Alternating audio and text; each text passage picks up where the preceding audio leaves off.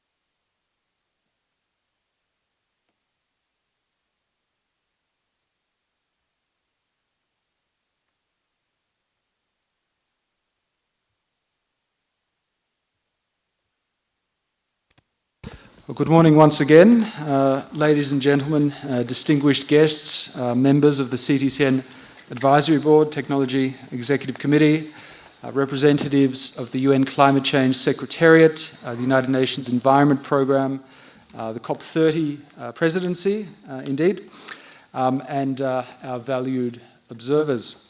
As chair of the CTCN Advisory Board, and together with the chair of the Technology Executive Committee, it is my privilege to welcome you to today's joint session of the TEC and the CTCN Advisory Board.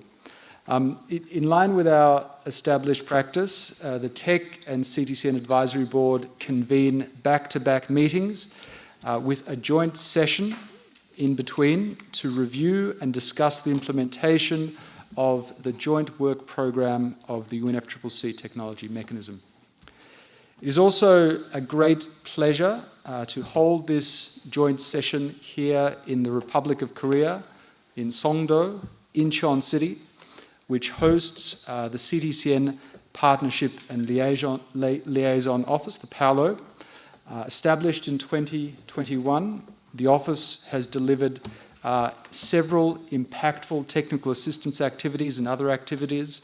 It serves as an important bridge of communication and dialogue between the CTCN and the Green Climate Fund, as well as with many regional centres and organisations across Asia and the Pacific, and we're deeply grateful and appreciative of this ability to host this office here. Before we begin with the agenda, let me briefly introduce the leadership of the technology mechanism. I am serving currently as the chair of the CTCN Advisory Board. We have with us Mr. Christian Lohberger, the vice chair of the CTCN Advisory Board, Mr. Pedro Ivo Ferraz de Silva, the chair of the Technology Executive Committee, and Ms. Celine Phillips, the Vice Chair of the TEC, as well as senior leadership from UNEP with us today, the CTCN Director and the UNFCCC Technology team.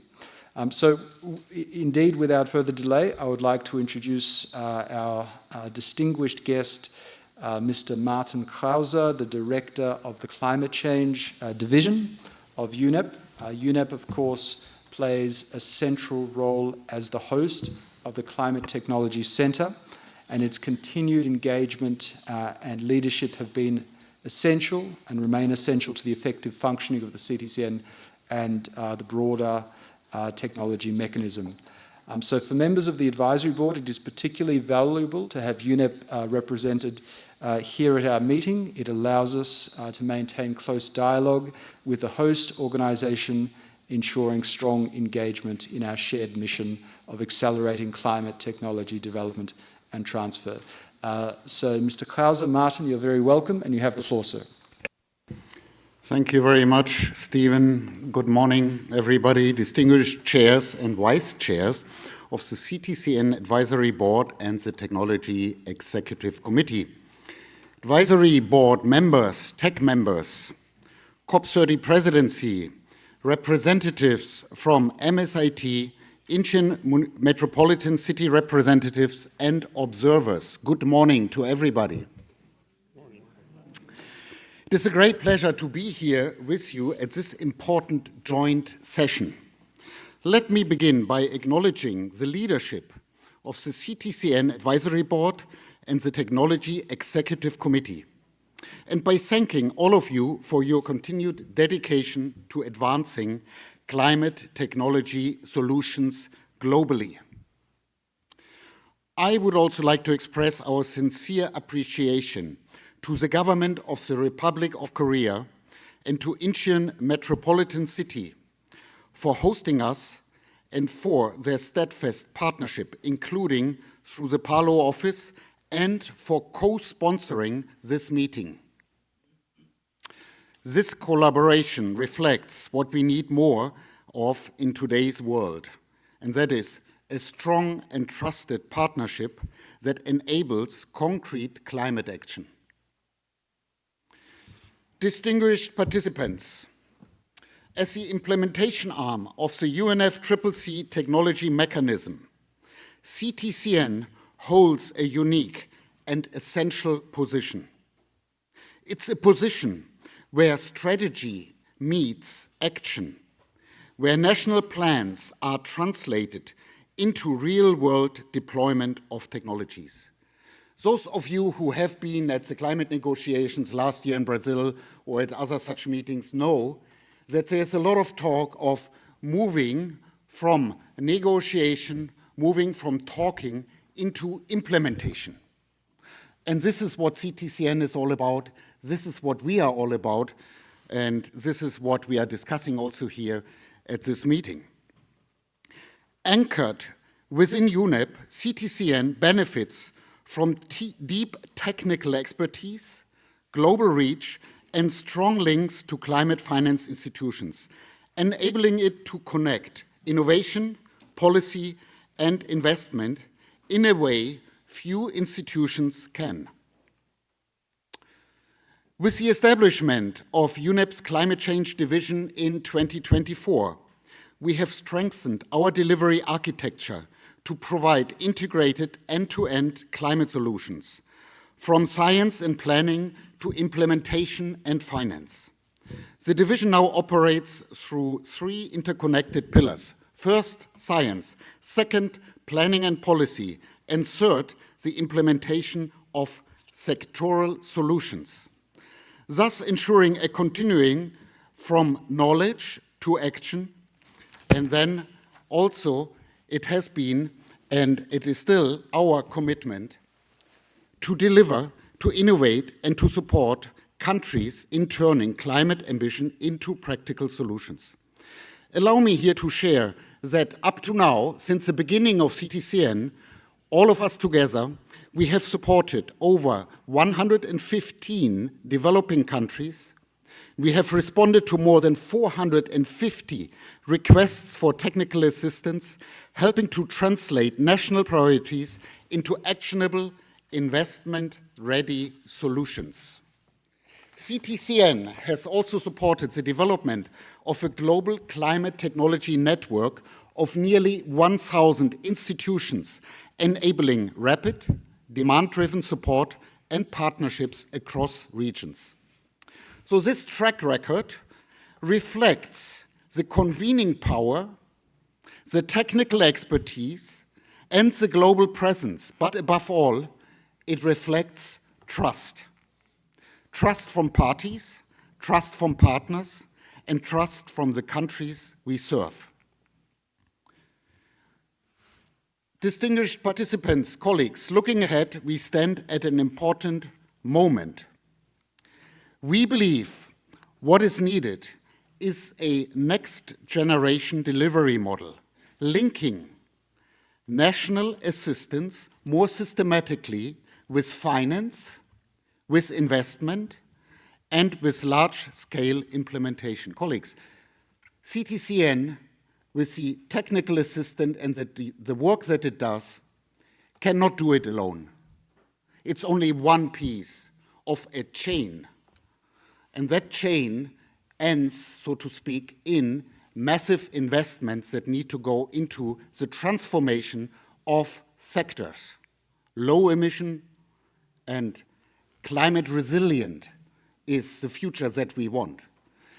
So we are a piece of a broader puzzle here, a piece of a chain, and we need to keep that in mind as a background for our discussions. So such an approach that I'm describing here would position CTCN as a catalytic global hub, bridging from research and innovation to capacity building and to financing and to deliver a system-level impact in developing countries. Distinguished participants, at this moment, we are entering a defining moment for climate technology and for CTCN, as we are moving, as you all know, through the hosting selection process. Priorities that I believe we all share are, first, to ensure that the climate technologies actually reach the communities that need them most. Second, to deepen the partnerships across governments, institutions, and the private sector. And last but not least, to also work hand in hand with the Technology Executive Committee to enhance delivery on the ground. Let me conclude. I would like to once again thank all of the Advisory Board and Technology Executive Committee members for your leadership, for your guidance, and for your unwavering commitment.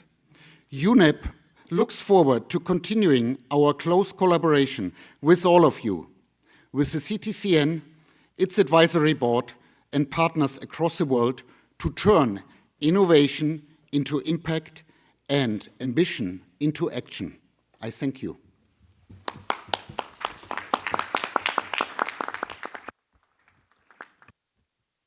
Well, thank you very much. Thank you very much, Martin, for these opening remarks, taking stock but also looking forward. And we appreciate greatly UNEP's engagement, commitment to CTCN and the broader technology mechanism. So colleagues, we now move on to agenda item 1.2, and it is my great pleasure to give the floor to Mr. Daniele Violetti, Senior Director of Programs Coordination at the UN Climate Change Secretariat. As Mr. Violetti is unable to join us in person, we are pleased to present his remarks through a recorded message. So please play the recording of Daniele Violetti's remarks, please.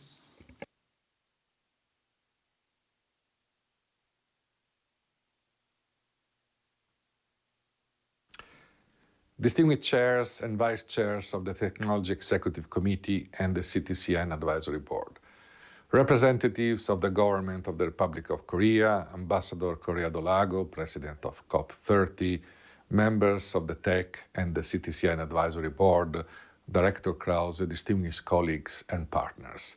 Good morning. On behalf of the UNCC Secretariat, it is my pleasure to welcome you to this joint session of the Technology Executive Committee and Advisory Board of the Climate Technology Center and Network. I would like to express our sincere appreciation to the government of the Republic of Korea and the city of Incheon for welcoming us and for their continued commitment to advancing climate technology cooperation. This meeting comes at an important moment for the technology mechanism. At the UN Climate Change Conference in Belém last November, parties adopted the Belém Technology Implementation Program, a significant step forward in strengthening support for the implementation of technology priorities identified by developing countries. As the UNCC Executive Secretary has underscored, this marks a clear shift towards better delivery of climate technologies to the benefit of developing countries in particular. It provides a clear signal from parties, We must scale up technology deployment and strengthen delivery on the ground.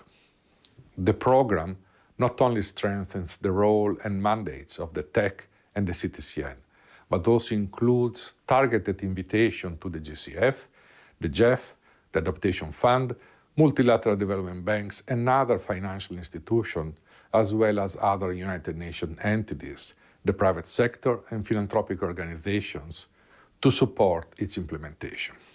I invite you to consider how to take this invitation forward to drive stronger collaboration and coherent delivery of the Belém Technology Implementation Program. As convener and catalyst for climate action, the UN Climate Change Secretariat stands ready to work with all actors to support the rollout of the program. In Belém, parties also agreed to extend the mandate of the Climate Technology Center until 2041, adopted the revised function for the center, and launched the process to select its next host. The revised functions enhance its ability to respond to country needs, strengthen implementation, and support scaled deployment of climate technologies. Together, these decisions reaffirm the central role of technology development and transfer in accelerating climate action and supporting implementation of the Paris Agreement.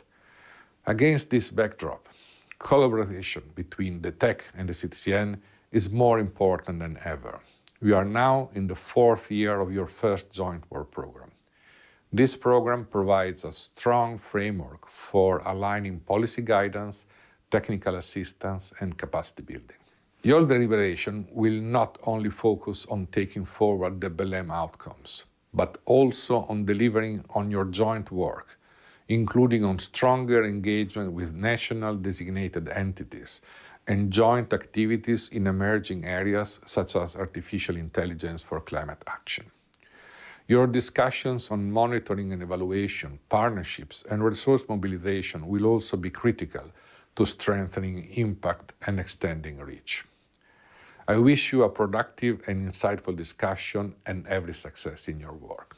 Thank you.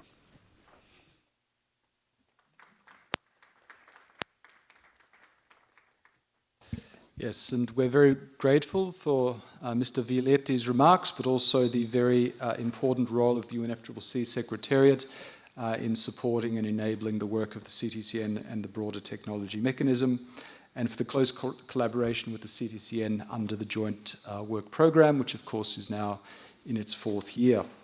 So turning to agenda item 1.3, colleagues, I would now like to warmly welcome our colleague and partners from the Ministry of Science and ICT of the Republic of Korea. It is a particular pleasure to acknowledge the Republic of Korea's strong partnership with the CTCN, including its generous support for hosting the Paulo here in Incheon. We are therefore honoured to have with us here today Mr. Ji Yoon-kwan, Director of the Strategic Technology Policy Bureau, Nuclear Fusion Energy and Environmental Technology Division, from the Ministry of Science and ICT, whose leadership continues to play an important role in promoting innovation and international cooperation on climate technologies. So, Mr. Ji, the floor is yours, sir.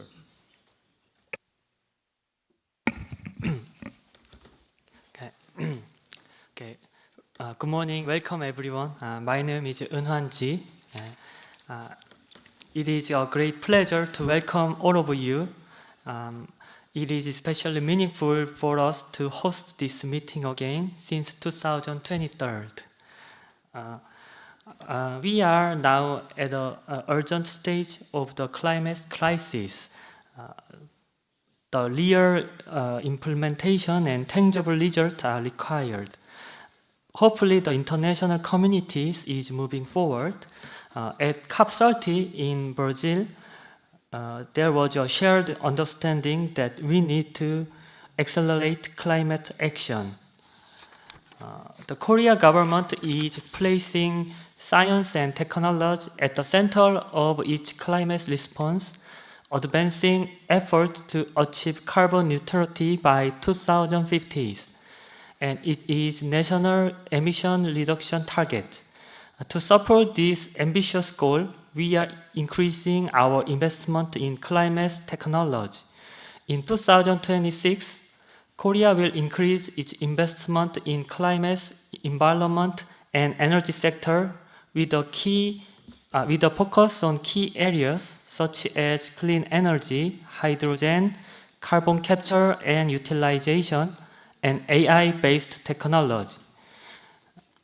Korea has been actively contributing to the UNFCCC TEC mechanism through cooperation and practical engagement. To date, Korea has implemented over 30 technical assistance projects across 20 countries, responding directly to their climate technology needs. We have also contributed to the technology mechanism by building one of the largest network of partner institutions and providing sustained financial support. The UNFCCC TEC mechanism plays a vital role in strengthening global climate action through technology development and transfer. Today's section offers valuable opportunities to find ways to strengthen our cooperation going forward. Korea will continue to expand its role by linking technology development, deployment, and international cooperation. Through these efforts, we aim to make a meaningful contribution to global climate action. I hope today's session will lead to practical cooperation and concrete steps forward. I also hope you have a good time and memory in Korea. Thank you.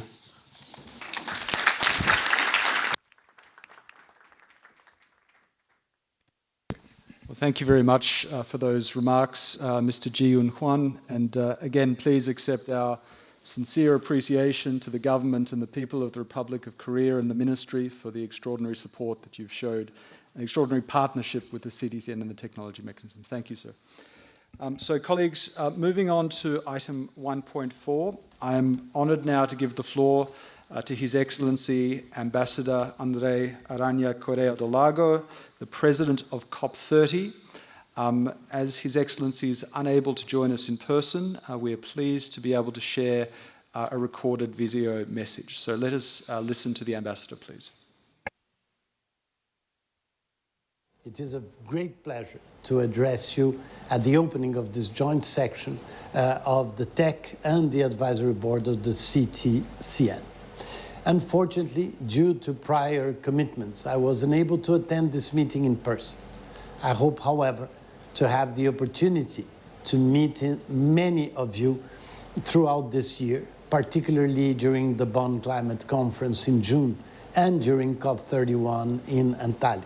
The 30th Conference of the Parties, COP30, marked an important milestone in the international climate regime. Together, in the collaborative spirit of the Mutirão, we succeeded in taking decisive and urgent steps toward implementation. The decisions adopted in Belém on technology development and transfer are a clear reflection of this new phase of the regime. The Belém Technology Implementation Program, the BTIP, adopted after intensive years of negotiations, informal consultations, and constructive dialogue, laid the foundation of a new era of climate technology deployment. This effort builds on priority already identified through technology needs assessments, nationally determined contributions, national adaptation plans, the technical assistance provided by the CTCN and other entities. As you know, several of the operational mandates contained in the BTIP will fall to the TEC and the CTCN, with the support, of course, of various mechanisms and institutions within and beyond the Convention. I hope this meeting provides a valuable opportunity for fruitful exchanges and for initiating deliberations on how best to set the BTIP in motion. Technology has always been one of the cornerstones of the climate regime. In the current context of climate urgency, it has become more essential than ever to ensure that technologies are developed, transferred, and deployed at scale in order to address the multiple challenges posed by global warming. Another important decision taken in Belém was the review of the functions of the CTCN, as well as the definition of the selection criteria for its host institution. With the CTCN strengthened and the BTIP set in motion, the conditions are now in place for technology to play an even more prominent role in climate action. Technology also featured prominently in the action agenda of COP30, as should rightly do so, given the central role of technological solutions in bridging the gap between commitments and tangible impact on the ground. For the first time, digital public infrastructure, DPI, became part of a COP action agenda.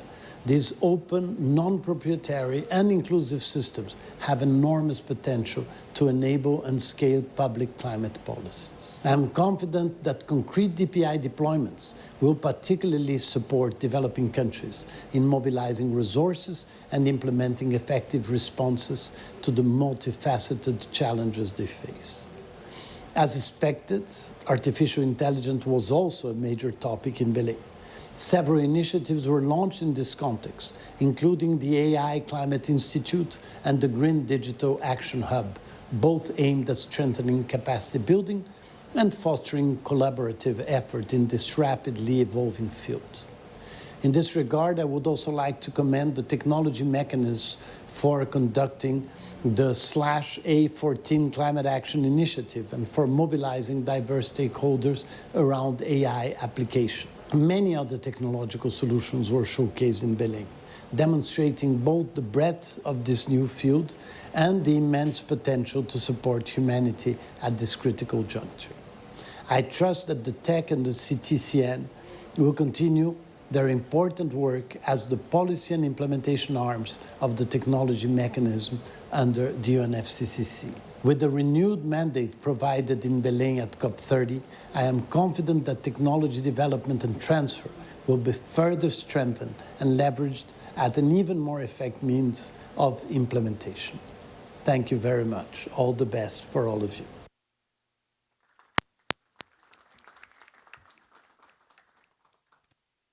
Well, thank you very much to His Excellency and to the COP30 team, through you also, Pedro. I think, as the President said, COP30 was a milestone for technology and also for the technology mechanism with the adoption of the Belém tip and also the revised functions of the CTC, and we greatly appreciate the leadership and the facilitation of the Presidency in enabling this work to progress. So, colleagues, we move now to Agenda Item 2, the opening of the 27th meeting of the CTCN AB and the TEC CTCN AB joint session. It is my pleasure, colleagues, to formally declare the 27th meeting of the CTCN Advisory Board open. Today's joint session between the TEC and the CTCN Advisory Board marks the first day of the AB's 27th meeting, as well as the final day of the 32nd meeting of the TEC. The purpose of the joint session is to exchange information, updates on the activities of both bodies, and also, importantly, to receive feedback on our respective work.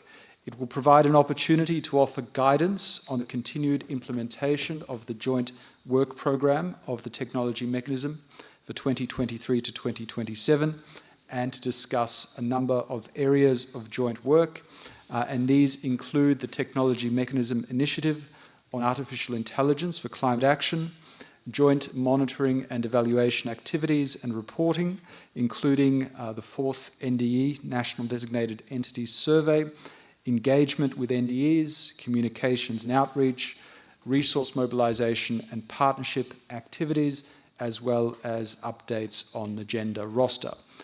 So with that, with the AB meeting open, we move to Agenda Item 3, Organisational Matters. So this is addressed in document AB 2026/27/3, which contains the provisional annotated agenda for this meeting. In accordance with Decision 25 CP19 Annex 2, which requires the CTCN Secretariat to make all meeting documents available at least 2 weeks prior to the AB meeting, the agenda and supporting documentation for the 27th AB meeting, including for this joint session, were circulated in advance and made available on the CTCN website. I would now like to invite members of the AB to adopt the agenda for this 27th meeting. Please raise your hand if you have any questions, comments, or observations. If there are no reflections, I will take it that the AB agrees to adopt the agenda as presented. Thank you, colleagues. So seeing no requests for the floor, the agenda is adopted. So we can now move to agenda item 4.1.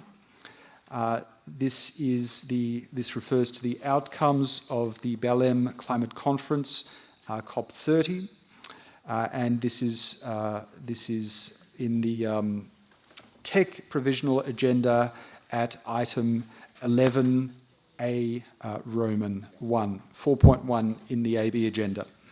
So for this item, I would like to invite Ms. Bava Dungana from the technology team of the UNFCCC Secretariat to provide an overview of the key technology-related outcomes of the Belém conference. So, Bava, you have the floor. Thank you very much. Good morning, everyone. I'll be presenting a brief overview of the key outcomes related to the technology mechanism. Okay. At the Belém Climate Change Conference, there were 4 agenda items related to the technology mechanism.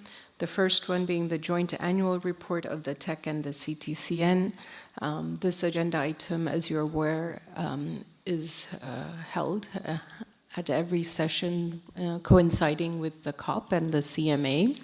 The COP and CMA usually provide guidance for further work of both bodies. At the SBI and Substa at the session was not able to complete its consideration of this agenda item, and at the SB 64 up ahead, that will be happening in June 2026, this agenda item will be considered, and it will be on the basis of a draft text that was already prepared at the Belém conference. On the review of the function of the CTC, there were 2 decisions. One is 10 CP30 and the other is 17 CMA7. I will speak to that in more detail briefly. And also we had the decision on the Belém Technology Implementation Program, which is contained in 18 CMA7. In addition, there was also an agenda item, linkages between the technology mechanism and the financial mechanism.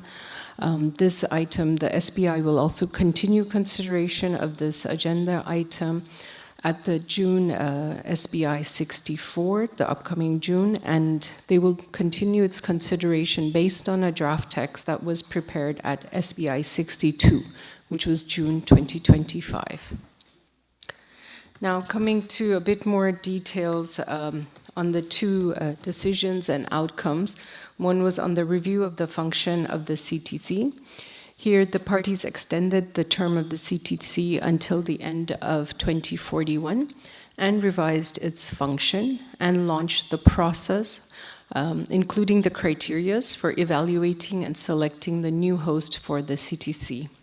A panel was also convened, and these consists of the members of both the TEC and the CTCN advisory board, and the Secretariat is supporting this work. So what is next for this agenda item? So by the 16th of March, proposals had to be submitted from interested parties, organization, entities. The evaluation panel is in the process of reviewing these proposals and preparing the evaluation report. This report will be considered at SBI 64, and parties are expected to make a recommendation on the new host of the CTCN Secretariat for a decision to be taken at COP 31. The second decision where there was an outcome was on the BELIM Technology Implementation Program, and this decision was adopted as part of the BELIM political package. The decision sets out, inter alia, the strategic direction, guiding principles, and the key elements for the implementation of the BELIM TIP. It will run at least until 2034 with the possibility of an extension. And this is the first implementation program under the Paris Agreement. So what is next? Implementation of the BELIM TIP is underway.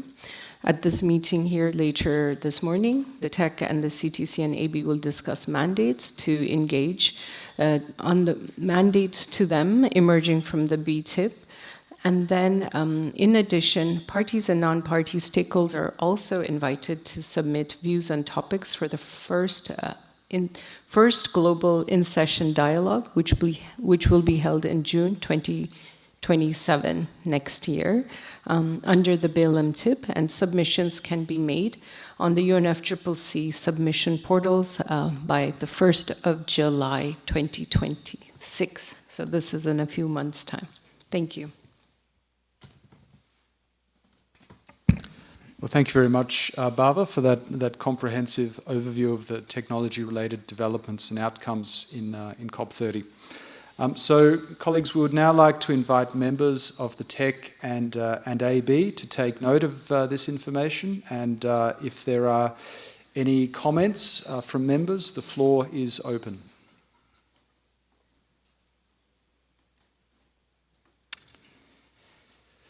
Okay, so seeing no requests for the floor, we do take note of the information provided by the Secretariat. Thank you, Bava, once again.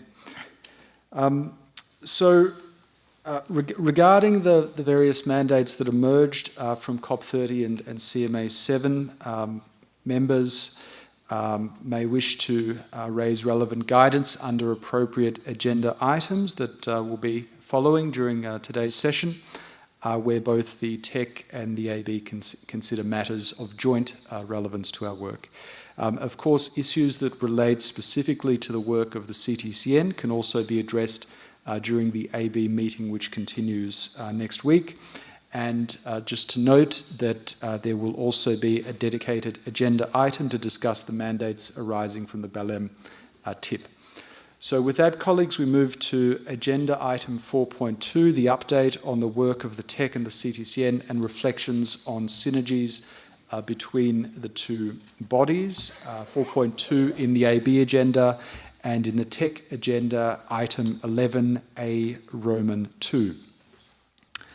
In line with our established practice during joint sessions and response to guidance from COP26 to further strengthen feedback mechanisms between our two bodies, the chairs of the AB and the TEC shall provide updates on developments within each body, and today we will focus on updates since the conclusion of TEC 30 and the 25th meeting of the CTCN Advisory Board, so 1 year ago.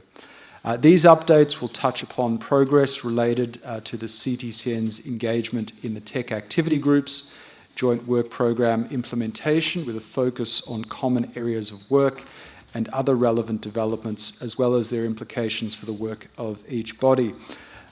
So this year we're doing something slightly different. We're having one presentation that the two chairs will contribute to, so some experimentation. But colleagues, Pedro and I will now present, and I believe, Pedro, you're beginning the discussion. Good morning, everyone. It's a pleasure to be here at this joint meeting of the CTCN Advisory Board and the TEC. Yes, we are trying something new. In football jargon, we say it's a 1-2. So let's see whether at the end we will win. So, what we will do here is a bit of an update of the work of both bodies and the joint work as well, highlighting the joint activities and also the common areas of work. To start with, bringing in some recent progress with regards to the work of the TEC. covering the reporting period Stephen referred to. So since TEC 30, what we've achieved was some publications on buildings and infrastructure and technology needs assessments and artificial intelligence. Several events were also organized, have also taken place throughout the reporting period, including COP30, so events on energy storage, AI, transformative industry, among others. Also important to highlight the TEC Forum on AI for Climate Action that took place in Tanzania in October last year, and I had the honor to participate, and also inputs to the GEF9 replenishment cycle together with the CTCN Advisory Board.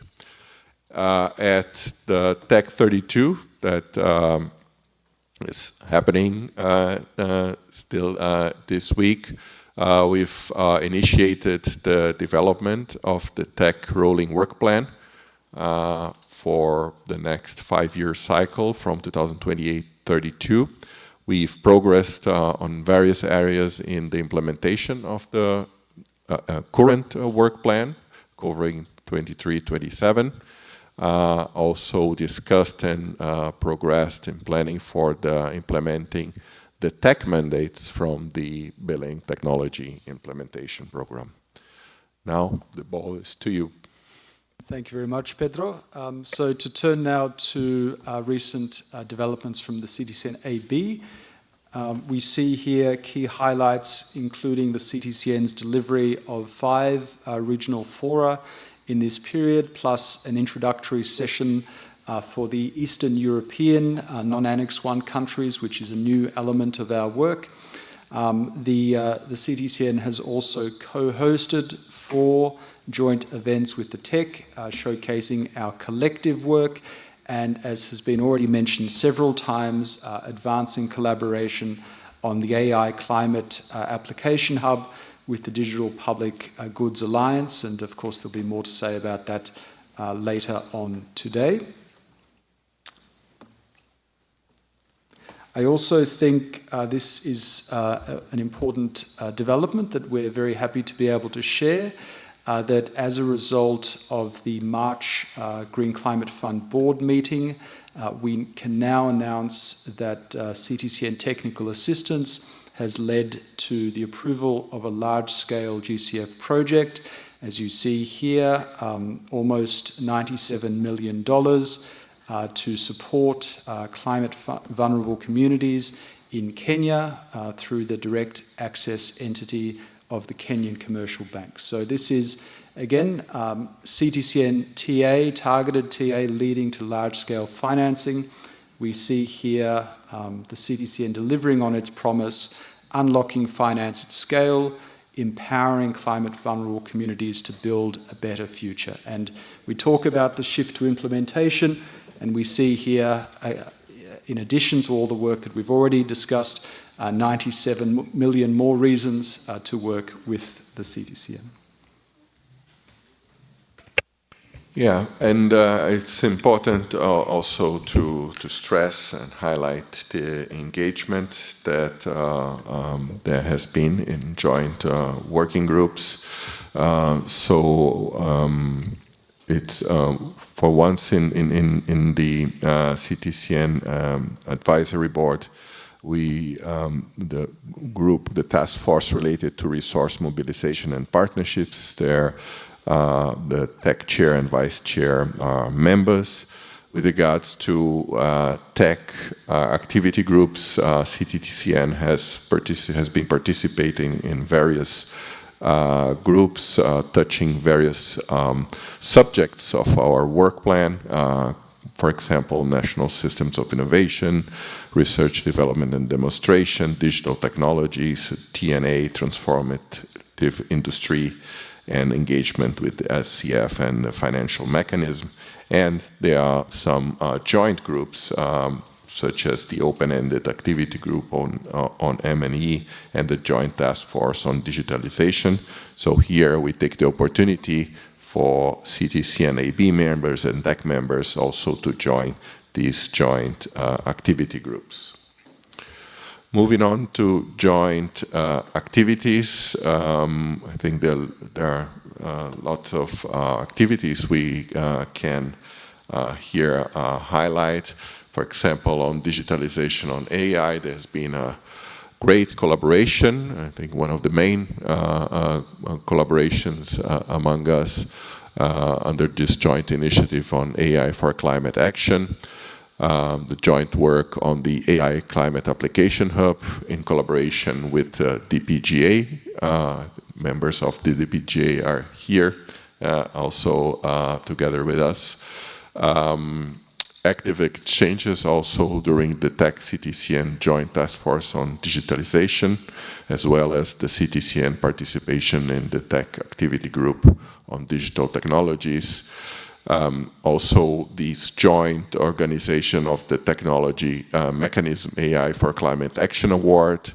And you see a picture on the right side here of the awardee of last year. With a smart agriculture application awardee from Lao Republic, and the contribution also to the TEC Forum on AI for Climate Action, as I referred, it happened in Tanzania in October last year. Thank you very much. And another important joint activity, of course, is joint monitoring and evaluation. And here the two bodies have responded to feedback, including from the periodic assessment of the technology mechanism, to identify the most appropriate indicators to monitor and evaluate joint work and to make those monitoring and evaluation efforts on a yearly basis. Also, the support for NDEs and some more details there on the 5 NDE fora during the period, which I have already mentioned, and having personally been at both the Asia Forum and the SIDS Forum, I can say that this is very much a joint activity with the vital involvement of both TEC members and indeed the UNFCCC Secretariat.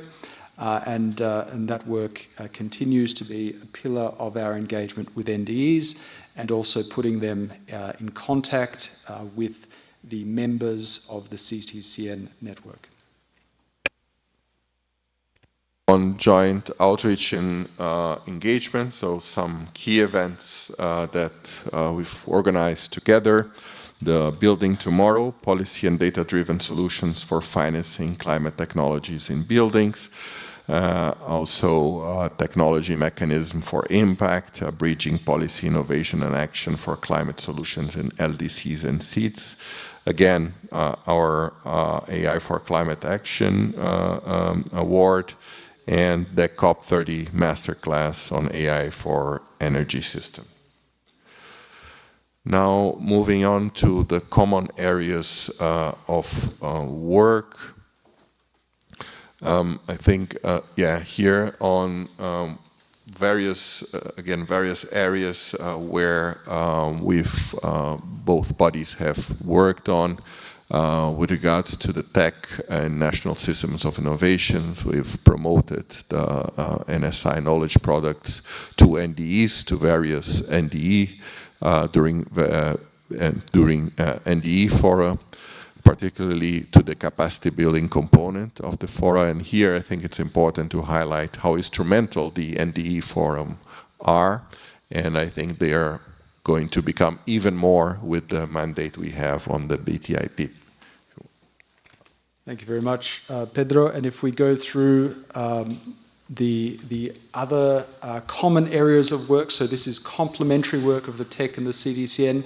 Water, energy, food is a very good example of that. On the TEC side, you see a very substantive publication in collaboration with the FAO on climate tech for agri-food system transformation, feeding into the NDE fora of the CTCN that was already mentioned. And then on the CTCN side, 15 technical assistance responses on water, energy and food systems completed.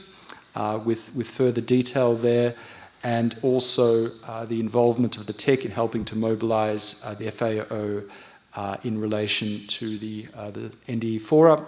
Future collaboration there also on the agenda in this space. Energy systems, the TEC working on a policy brief on accelerating the deployment of energy storage to advance clean energy transitions. This is work that has been ongoing here this week, and again, a number of relevant technical assistance responses completed from the side of the CTCN, and also the TEC contributing to a very significant collaborative RD&D workshop on energy storage organized by the CTCN right here in the Republic of Korea in Busan. Further work on the agenda as well. Buildings and resilient infrastructure. Again, this is TEC work that has been underway this week in Incheon, developing a very substantial policy brief here. On the CTCN side, a number of technical assistance responses completed, as well as events co-organized, a very significant panel at SB 62 in Bonn last year. Business and industry. The TEC ongoing work on climate technology incubators and accelerators, as well as other work, inputs to the CTCN's Youth Climate Innovation Program, which recently held a very well-attended and catalytic event in Paris. And on the CTCN side, in addition to that, a number of technical assistance responses. Again, the NDE Fora. So very much the two bodies contributing, each according to their mandate and functions to each other's work. TNAs, the TEC developed a practical guide on how developing countries can be supported in conducting and updating TNAs, preparing a knowledge product, drawing upon CTCN case studies, the CTCN completing a TNA through technical assistance in Côte d'Ivoire, as well as supporting promotion of the TNA guidebook with further collaboration on the agenda in this vital space. On the accomplishment of the joint work program, key achievements that we would like to here remind ourselves is, of course, the launch of the AI for Climate Action initiative, the improved coordination and preparation of NDE Fora, where the TEC has increased its presence, including through TEC members. The launch of an invitation to partner with the technology mechanism to accelerate technology development and transfer through the joint work program of the technology mechanism, and increased visibility and outreach for joint events at COPs and also SBs. Thank you, Pedro. So as we see over just a 12-month period, you colleagues, all of us together, have delivered a substantial amount of work for our stakeholders.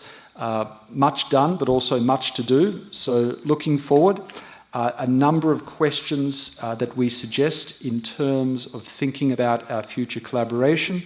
How can the TEC and CTCN further enhance complementarity beyond the current modalities to create greater impact? How can engagement with countries and other stakeholders be strengthened? What are the lessons learned from the implementation of the current joint work program? And what are the priorities for the next phase of our collaboration?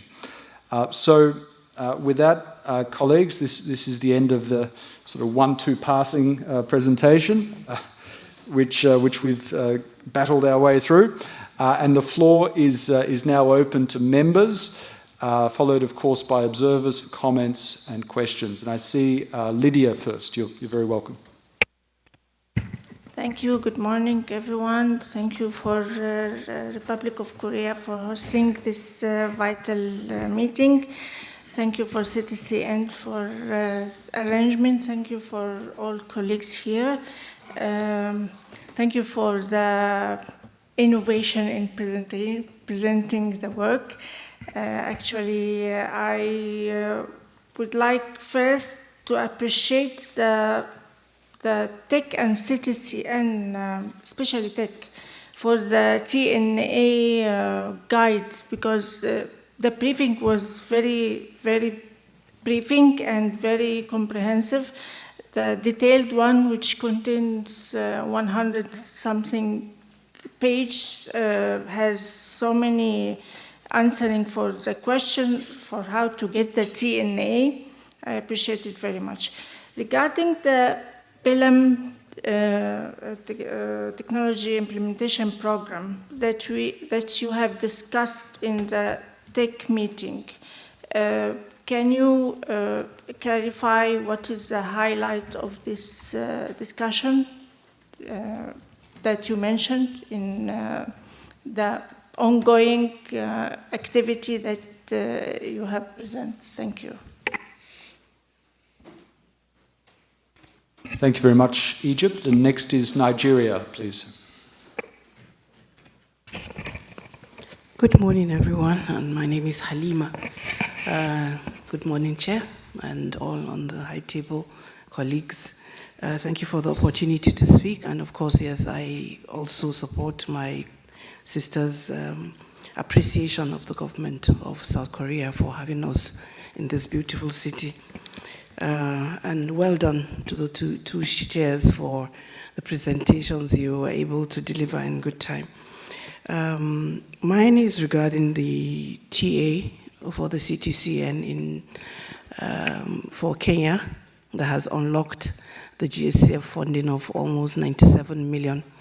We're very excited to hear that, but in our excitement, we also want to be Oliver Twisters, if you may, to see this exemplified, meaning Oliver Twisters, meaning we want more of this. We want to see more of this scale up in other countries that have also executed TAs that have been rated as highly successful. So I do not know whether the chairs would look at the possibility of having Kenya address other countries who have had TAs executed to see how they also can move from just scaling up but unlocking fantastic finance as they have been able to do. Thank you. Thank you very much. I see Egypt, please. There is another request that as we are very interested with the AI, we need to drop the local and indigenous people technology in our work for the next era, because AI is very important, but there is another technology also which is vital to so many people around the world. Thank you. Thank you very much. Next is Dietram, please. Thanks, and good morning to everyone from my side as well.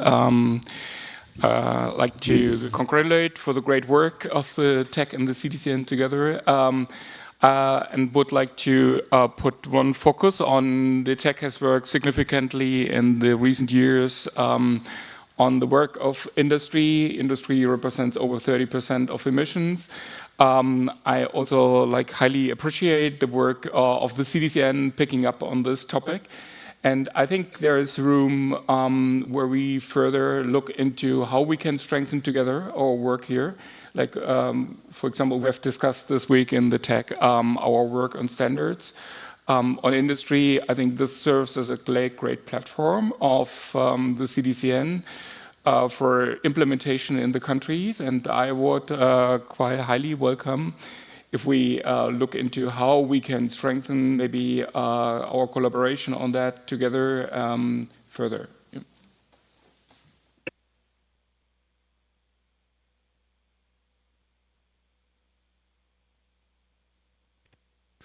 Thank you. I will address the topics, the questions raised by Lydia. So with regards to the BTIP, I think we've had a very good exchange within the TEC this week with regards to of trying to understand what it entails and what it is, let's say, what is up to the TEC to work on, given the mandate that emanated from COP30.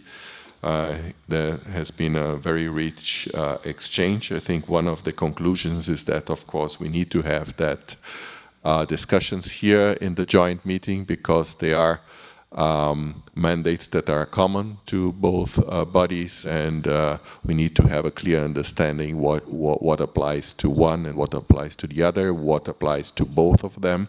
So this is, let's say, a kind of discussion we will need to have moving forward.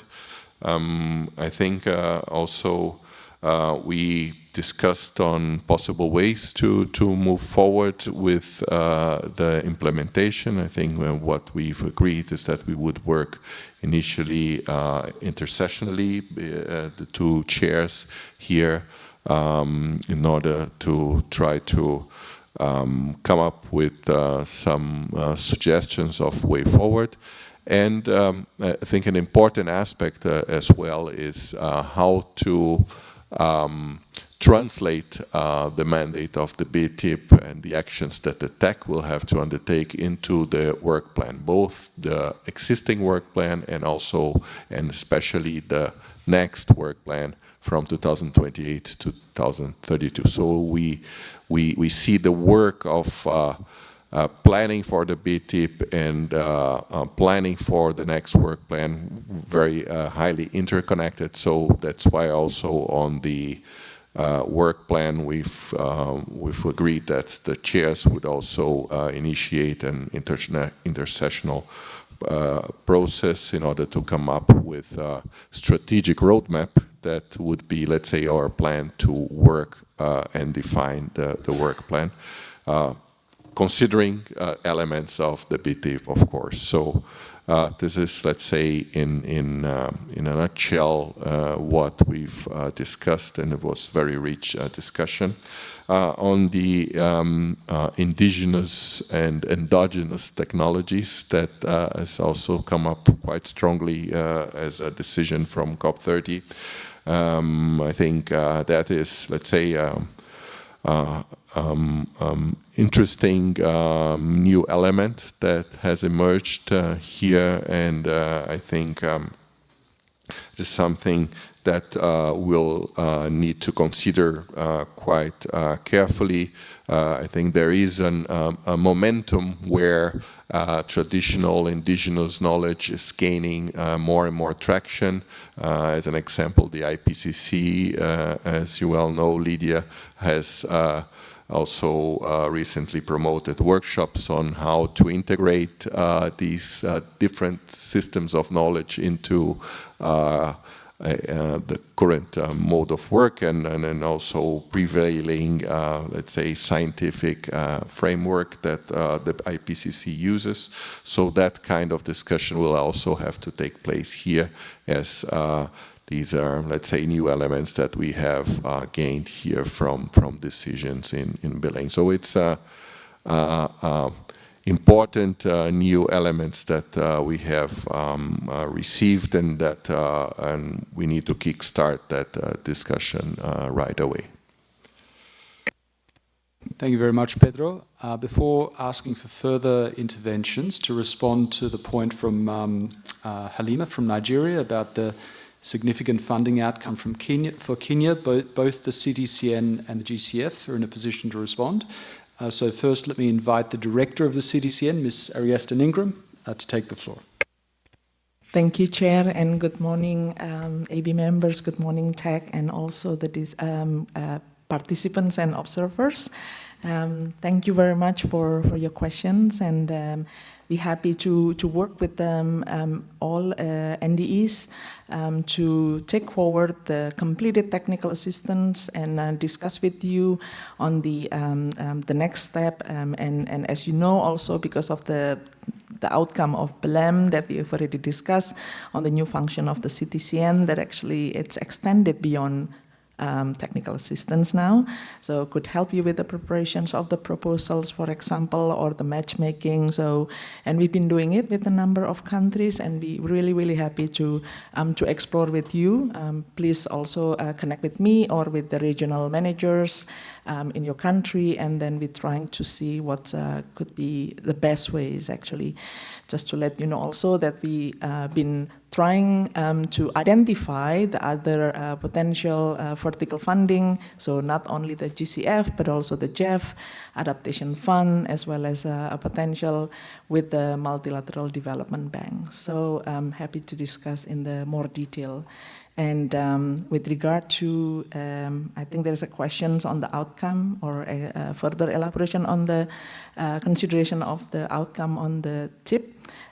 If this is meant to be for the Technology Executive Committee, which already deliberated a little bit on that, then I would perhaps like return back to Pedro to answer that. For the CTCN, then we can find a time next week, perhaps during the CTCN AB meeting to digest on this. Thank you, Chair. Thank you very much. And now for the GCF, Exley, sir. Thank you very much, Chair. And if I may also acknowledge the co-chairs for the joint meeting and vice chairs, the very important people that are at the front desk. I just wanted to start off by firstly introducing myself. This is the first time for me to engage in this important meeting. Previously, it's normally my colleague Hansol who is here that many of you may be familiar with. I work as the head of multilateral governance and observer engagement at the Green Climate Fund, and in that role, we coordinate GCF's engagement with the UNFCCC and also the collaboration with other multilateral climate funds on complementarity and coherence. If I may make a few comments, firstly, expressing our appreciation to CTCN and congratulating CTCN on the recent board outcome, the approval of FP 292, scaling climate smart solutions for hardest to reach MSMEs and farmers in Kenya, which benefited from CTCN support during the PPF stage. I also wanted to acknowledge the collaborative work between CTCN Secretariat and the GCF Secretariat in reaching this milestone in Kenya, particularly supporting a direct access entity in accessing PPF grant, which allowed the development of a strong technology-centric project. Also noting that the NDE's active engagement during the PPF stage with support from CTCN has really helped and contributed a lot towards the successful outcome of the specific project that we are profiling in this meeting. I think this also brings to the fore the importance of some lessons learned and the knowledge that's gained through such collaborations that we can build on. And at the moment, I believe there are many successes that we can work together to profile as we prepare towards COP31, including the KCB PPF case, where effective collaboration at the national level and the portfolio of our readiness grants has made it possible to reach the end of the project lifespan. I also wanted to mention that the GCF Secretariat will also deliver a presentation next week when you have the advisory board meeting of the CTCN, and in that we will share a bit more detail on the specific activities and the portfolio that the GCF is providing towards technology. Thank you very much. Thank you very much, both to Ariesta and to Exley, and thank you, Exley, for that additional context and information, including, of course, highlighting the close collaboration between the GCF and the CTCN secretariats, as well as the active role of the NDE in this case. So colleagues, we do have further time on this item, so if there are other members who wish to take the floor, please do so now. And of course, we will also entertain interventions from observers, but from members, I see the Ngo constituency. Victor, please.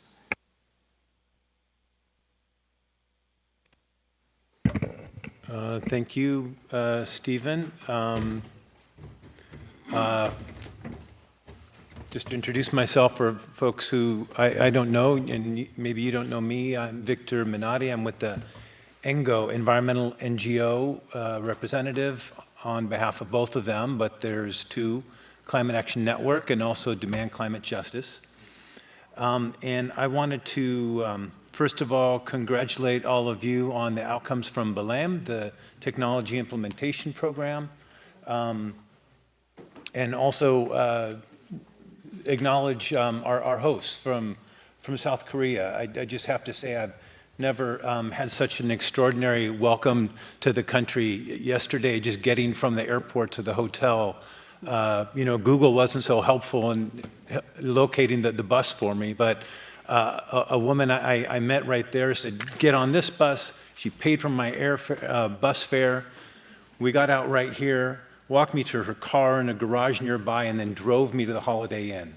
It's extraordinary. I really haven't seen that, even by California standards. So it's really nice to be here. In the spirit of the tip and the last point there about priority areas for next phases of collaboration, I wanted to propose a small number of concrete implementation-oriented work streams that we might consider.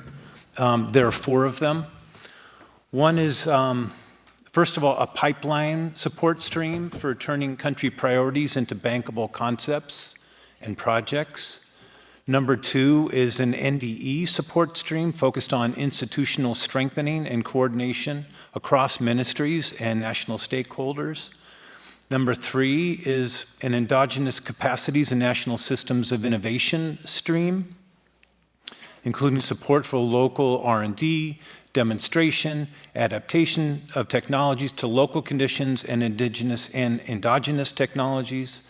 And number 4 is a systemic barriers stream that identifies recurring obstacles requiring party-level guidance or cooperation with other international bodies. Happy to provide these points. They might be more than high level at this point, but the key test is whether the TEC and the CTCN joint activities help developing countries deploy and diffuse prioritized technologies and innovate and develop their own endogenous technologies, rather than merely generating more additional reports and undertaking more talk shop type dialogues that we're used to. A results-oriented approach is central to the TIP and to developing countries' expectations of the technology mechanism, and just want to support the introductory point by Mr. Krauss about really moving into the implementation phase. Thank you. Thank you very much, Victor. And indeed, we'll be going into depth on the BELEM TIP in our next item, so thanks for beginning that discussion. The Ringo constituency, please. Okay, it's working now. Good morning, everyone. I would also like to introduce myself. My name is Emily. I am the Ringo representative for the advisory board of the CTCN, and I would also like to congratulate the work that the TEC and the CTCN has been done. The results are impressive. I'm very impressed with the special news that we had today. Going forward with the Victor's word related to the BELEM TIP, so in light with the outcomes of the COP30, the CGE, the organization, the think tank that I am part, we are pleased to share that we recently launched 2 analytical contributions to support the operationalization of the BELEM TIP. One is a position paper that is called Operationalizing the BELEM Technology Implementation Program from Mandate to Action. And the other one is a bigger one. It's a discussion paper called A New Architecture for Climate Technology Implementation, the BTIP in Practice. It's, both are available on the CGE's website. And I also can share it with the Secretariat. And one of the key reflections from the both documents is that emerging from this work and the importance of advancing a more integrated approach where the strategic guidance provided by the TEC and the implementation support delivered by the CTCN are closely aligned with the shared operational logic. And we believe that further strengthening of these complementaries, particularly around the priority setting, implementation support, and research mobilization can significantly enhance the effectiveness of the technology mechanism. I will share more reflections on the BELEN-TIP section after the break. And I would like to congratulate again for all the work that has been done. Thank you. Thank you very much. So let us now open the floor to any observers who wish to intervene. So floor is open. I can't necessarily see everyone, so please do assist if we see any flags raised.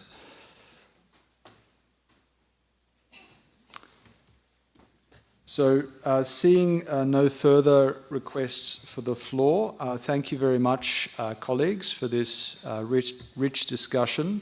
And indeed, this is an agenda item that we will return to at the first meeting of next year in the joint session then. So we have also earned with our efficiency a slightly longer coffee break of 20 minutes. But first we will have a group photo outside, just outside the room. So please join us for that. Thank you.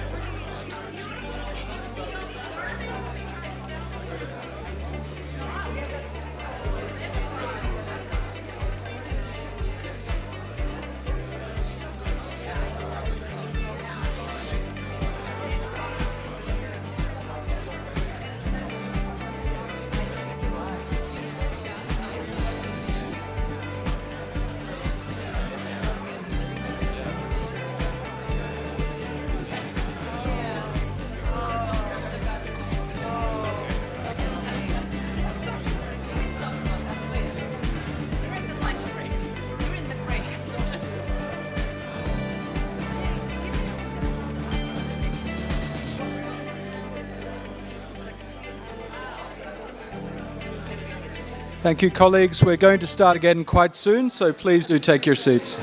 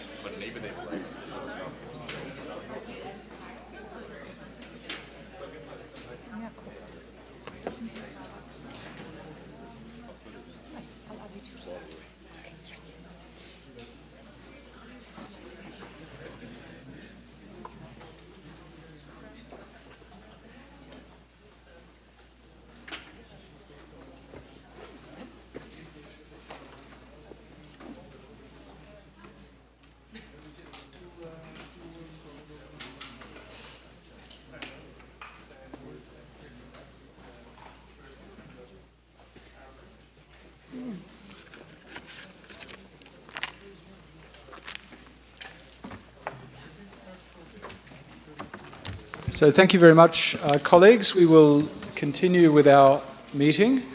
I've been advised to just let you know that the microphone devices here are quite sensitive and may be triggered with the slightest touch. So please do not touch the mic unless you wish to be both on the mic and on the screen, including, of course, the webcast.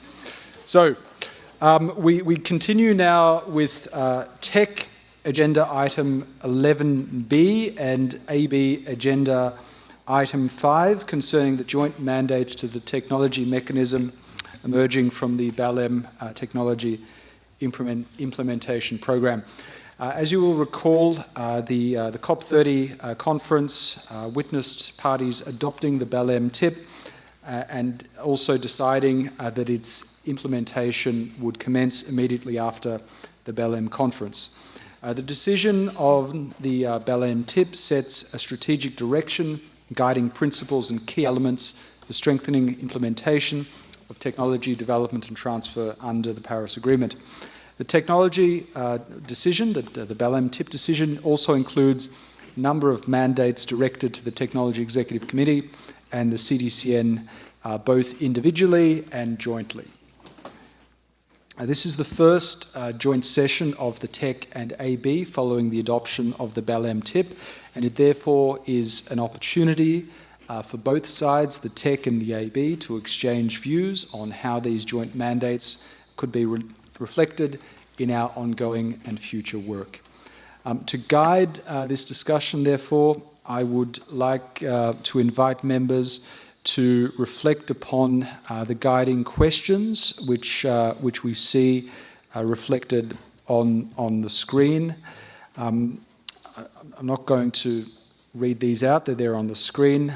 In the interests of efficiency and to help with the exchange of views, our proposed mode of work for this session is as follows: to split time between the three suggested questions, going through them one by one and giving reflections on each question about 15 minutes so that members are able to respond to one another and to explore specific ideas and topics. Noting that some of these questions may be relevant, or some aspects only relevant to the TEC or the CTCN. Detailed discussion, of course, is deferred to both of those bodies, and of course the TEC, as we've heard, has already had a very substantive discussion. After considering the three questions, time permitting, we can also tackle any additional questions that may come up in this discussion. Observers, of course, are also very welcome to engage, but as is the usual practice, we will begin by asking for reflections from the membership first. So, first to pause to see if there are any reflections on this proposed approach to our discussion. Thank you very much, colleagues. So, in that case, let us then open the floor to TEC and AB members. Please to address, first of all, the first question that we have on the screen. So the floor is open to members.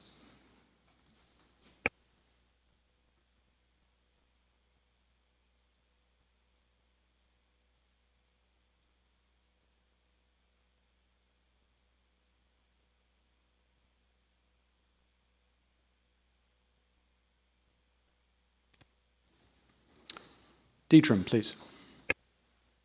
Yeah, so I think we also discussed in the TEC, and I would just also like to highlight one point. Now, if we look at technology, and technology is a key implementation lever for the Paris Agreement, if we look at especially clean tech on the mitigation side, but I think there are similar cases on adaptation side, but especially on clean tech, we have the comfortable situation now globally that most of the clean tech is already cost competitive or cheaper than fossil fuels. And I think the direction, especially in current, what we're seeing globally happening right now, I think it has never been more imminent.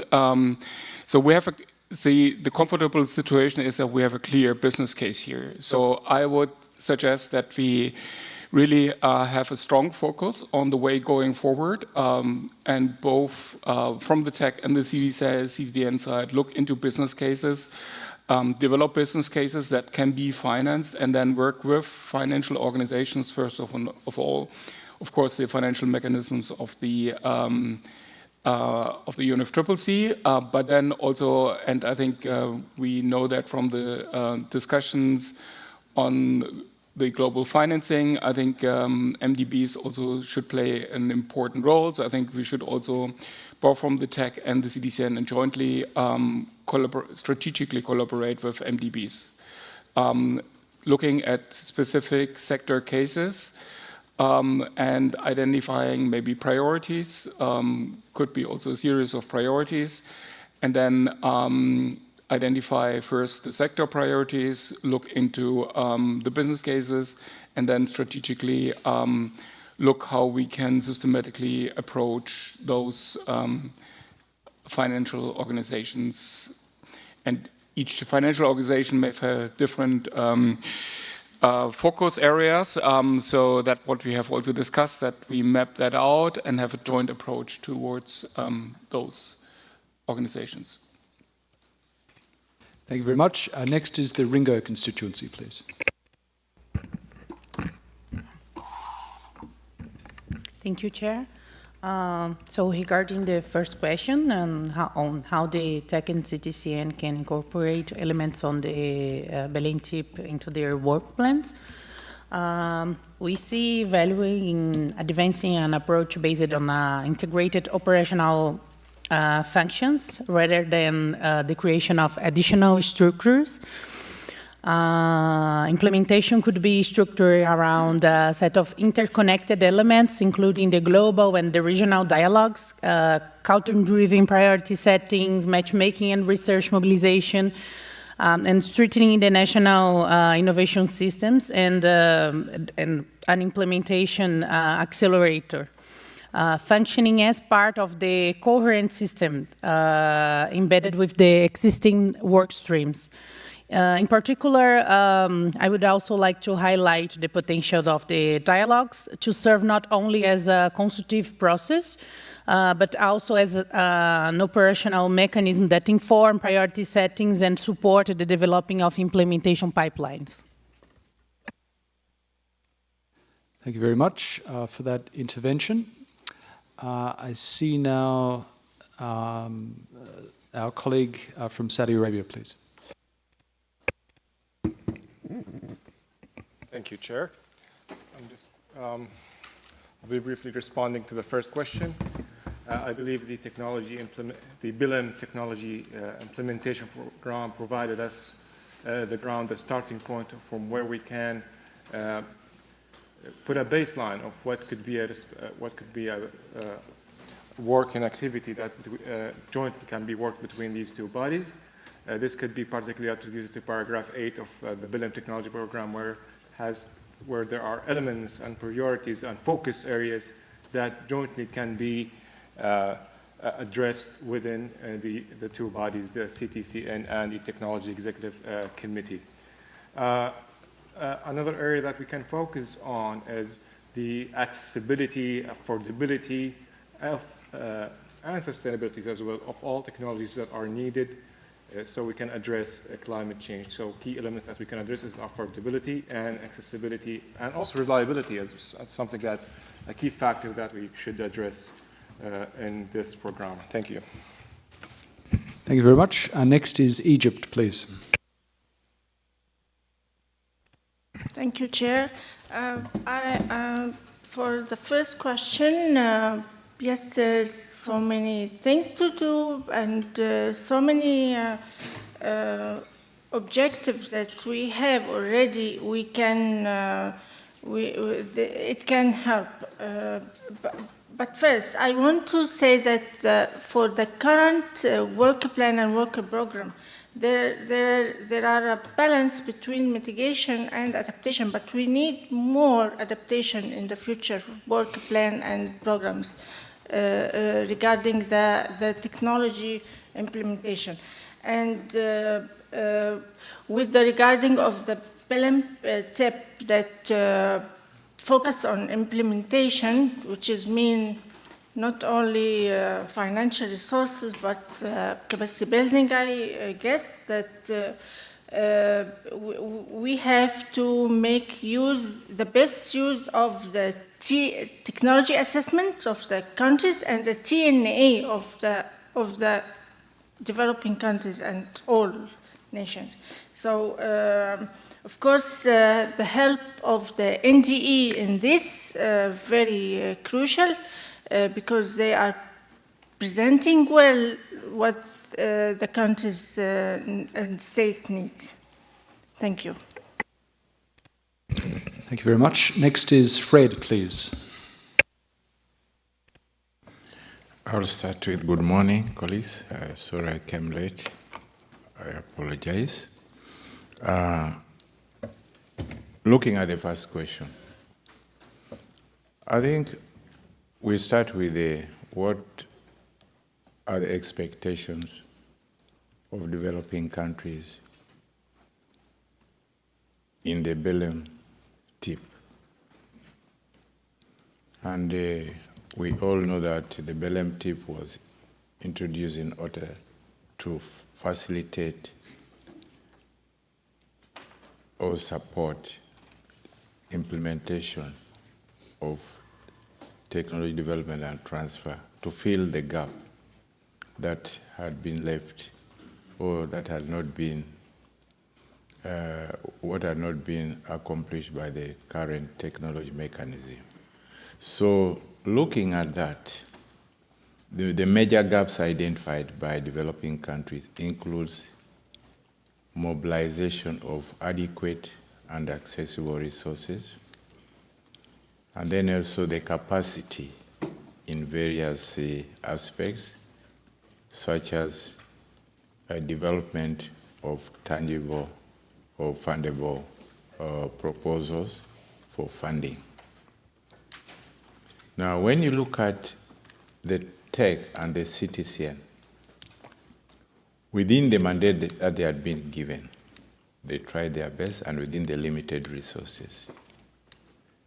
And then they were implementing programs like National Systems of Innovation, incubators, accelerators, and you find that most of these initiatives are on paper. So, and they are quite very useful. You look at the TEC has got so many knowledge products that it has produced. It has got information that would like to share with the countries in order to facilitate further implementation of climate technologies. But due to some constraints, the outreach has been limited. So with the Belém tip, there is high hope among developing countries that now the TEC and the CTCN will collaborate in mobilization of resources and building capacity of developing countries to enable them access the requisite climate technologies. So if the TEC and the CTCN in their work program, joint work program, can come up with modalities on how we can effectively mobilize resources to advance and support the technology needs of developing countries, that will at least moving from where we are now in resource mobilization. What strategies, what are innovative ways? And then also seeking partnership, because CTCN has got network members, has got partnership with other organizations. Similarly, the TEC also has a partnership with the other UN agencies and other civil society organizations. How can they now enhance this partnership to make sure we address the challenges faced by developing countries? Taking advantage of ongoing processes like the Regional ND Forum, enhancing participation in that is quite very important, because this is where we get further information and guidance from the NDEs telling us what are the actual demands for climate technologies in their respective countries. So I think in our work program, the TEC and the CTCN, we should look at what strategies we have in place for strengthening collaboration and seeking more partnership, because resources are becoming smaller and smaller. So in order to get adequate resources, there's that partnership and pooling the resources together. Then also, other institutions have got comparative advantage in knowledge and skills. So bringing on board those skills from those institutions through partnership and collaboration, and imparting the skills into the developing countries to enable them effectively address their concerns. I think that will be good. Then the resource mobilization has been a big headache, whereby most of the resources are within UN organizations. You find it TEC partnering with UNIDO, and then you find UNEP supporting CTCN and also looking for other partners and so on.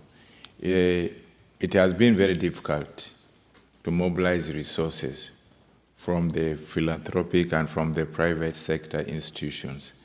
What other methods can we use to mobilize resources from? Because we are now talking about including private sector, involving the private sector in climate change. How can the TEC and the CTCN incentivize the private sector to contribute to their joint activities? And I think this is quite very important. But I think it brings more questions than answers. I don't know whether I'm answering or I'm asking more questions, but I think those are the challenges that we are faced with. So I just wanted to share that. Thank you. Thank you very much, Fred. Next we have the Dominican Republic, please. Please take the floor. Thank you, Chair. Since this is my first intervention, I would like to express my sincere appreciation to the government of the Republic of Korea for hosting us and for their warm hospitality. As also this is my first meeting as AV member, I would also like to say how pleased I am to join these important discussions on technology. I would also like to thank the TEC and CTCN chairs, the Secretariat, and all the colleagues for the very useful updates and reflections shared so far. I particularly appreciate the interventions made by previous speakers on this question and the past questions. For the perspective of a Latin American and Caribbean country such as the Dominican Republic, we believe this discussion is very timely following the decision adopted in Belém. First, on the practical steps to incorporate the Belém Technology Implementation Program into the work of the TEC and the CTCN, we will consider the TEC and the CTCN could identify a limited number of priority areas from the Belém TIP and integrate them directly into their current and further work plans. Also, joint work should focus on translating the broad objectives of the Belém TIP into practical country support, particularly through technical assistance, capacity building, and knowledge products. This integrated approach could also be piloted in developing countries that are particularly vulnerable to the adverse effects of climate change to demonstrate how the Belém TIP can support national priorities, such as the NDCs, SNAPs, and technology implementation plans. In line with the Belém TIP, the joint work of the TEC and the CTCN should also seek to mobilize both financial and non-financial resources, including technical expertise, knowledge sharing, capacity building, and partnership to strengthen the implementation, not only from the public sector, but also the private sector. Thank you. I submit. Thank you very much. Thank you, Pedro. You're very welcome indeed. And next, Dietram, are you asking for the floor again? Apologies for coming back. I just realized that my first intervention was actually to the second question, so I will not come back in the second question. So, but now I have an idea for the first question. Yeah, so on the first question, I think so far, if we look at, so the CTCN has its program of work and the TEC has its program of work, and we were looking at like where we have complementary overlaps between two programs. So I think we could maybe evolve with the, and that's my suggestion, with the BTIP to maybe a joint product. Yeah? So that would be still like everybody could have its separate own products, but that we move one step beyond and having like a joint flagship product per year where we focus on one sector, 1 year, and one policy brief. And the background is also that, collaborating on the NDE forums is great, but they are just convening modalities. So they have not decisions by themselves.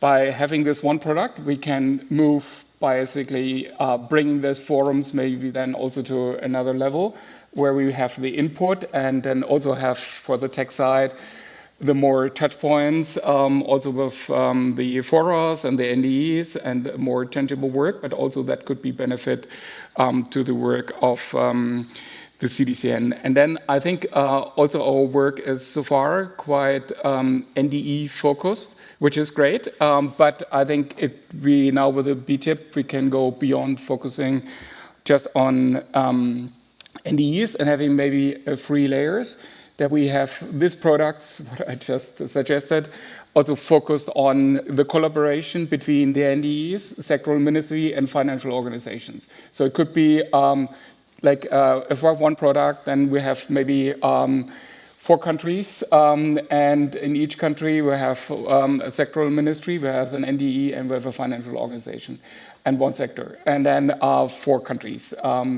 And that could be one theme 1 year, next theme. Yeah.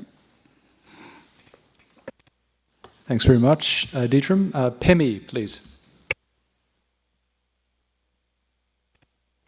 Thank you, Chair, and good morning, colleagues. In answering the first question, I think, in agreement with what has already been said in the meeting, what could happen is that the first thing would be for translating the TIP priorities into joint thematic work streams, I think in alignment with what Dietram is talking about, having one annual joint work. The TEC and the CTCN could jointly map the TIP elements, for example, scaling up implementation, enabling environment against the existing work program. And this would allow them to integrate the TIP priorities into joint annual themes, align the technical briefs of the TEC with the technical assistance that the CTCN is providing. And this is to ensure continuity rather than creating parallel processes. The other thing that could happen is that we strengthen country-driven implementation pathways. The TEC could develop policy guidance or embedding the TIP elements into national planning instrument, for example, including them into the the NDC, the NEP processes. The CTCN could prioritize technical assistance requests that explicitly reflects TIP-related needs. And then jointly they could promote a programmatic approach instead of a once-off intervention. And I also agree with the enhancing the linkages to finance. Chair, the core of the TIP would be the implementation gap of the finance, and TEC could expand its analytical work on barriers and enablers for technology finance. The CTCN could scale up support for bankable project development, including the readiness support and matchmaking with financiers. And we could also scale up regional collaborative approaches. Both bodies could use the joint work to promote regional programs rather than isolated country support. We could also leverage the CTCN network to implement tech policy recommendation at scale. Thank you. Thank you very much. So on the first question, we have Kaya, followed by the Engo constituency, and we would propose to close the list for members for the first item after that. So Kaya, please. Thank you very much, Chair Stephen.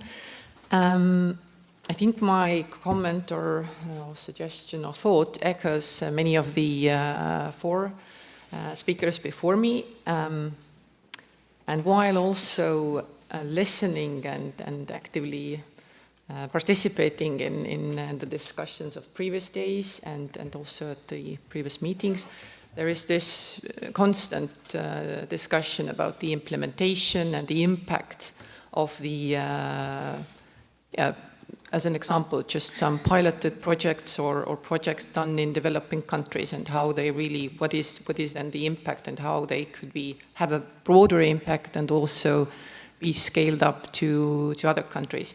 So maybe as a recommendation, there could be a joint collaboration between CTCN and TEC in terms of the somehow studying better or trying, or who can do what. So just to discuss through how to increase the impact and implementation part. And just to be more specific, I think we could make use of the networks that we have in terms of the exploitation of the tech knowledge products a bit better while using both of our networks and the networks of our partners.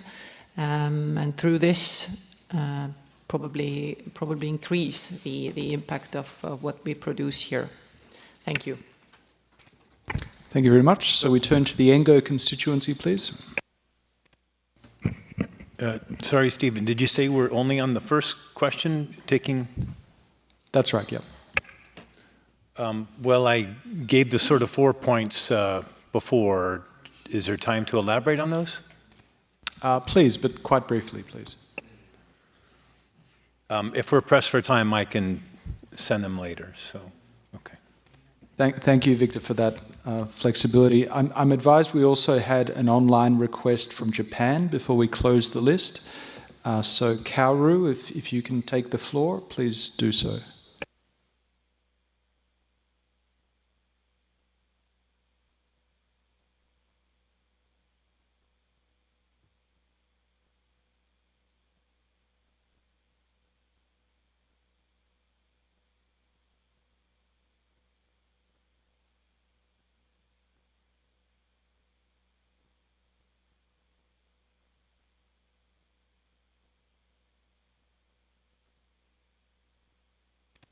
Thank you. Just as we're working this out, we would also like to open the floor to any observers who wish to briefly reflect on the first question. So if so, please do raise your flag.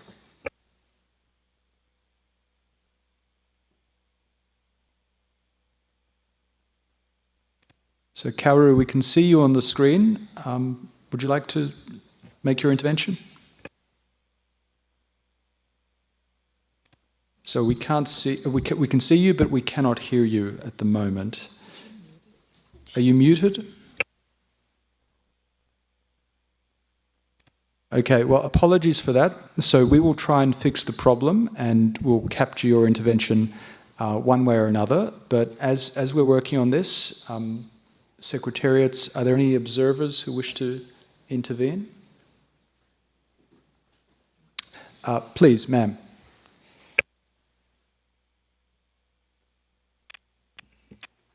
Thank you, Chair, and thank you for the opportunity. For me, I think TEC and CTCN should reorient their work plans. TEC and CTCN should reorient their work plans and focus them towards implementation and scale up as well as country impact. With that, you need to introduce a joint TIP implementation track in the work plan such that it is not lost, and then this track should mainly focus on accelerating deployment of priority technologies in developing countries. But I also think that as you introduce this track, progress should be measured through result-based indicators. For example, you can look at technologies deployed, finance mobilized, and country impact achieved, not just looking at the knowledge and dialogues. Thank you. Thank you. Thank you very much for that. So seeing no other requests from observers, my suggestion is we move to the second question, and we will certainly try and capture Japan's intervention before the end of this session. So to members, the floor is now opened on the second question for any member who wishes to intervene.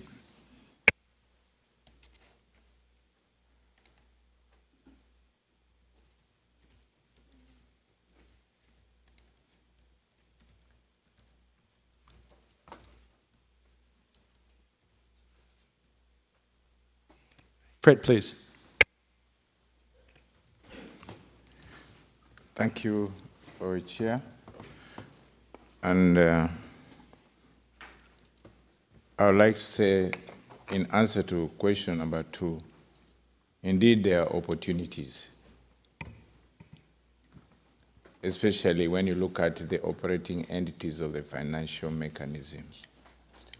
We have in each of the developing countries the focal points for the GCF, the focal points for the GF, the Adaptation Fund, and all other UNFCCC managed funding institutions in our countries.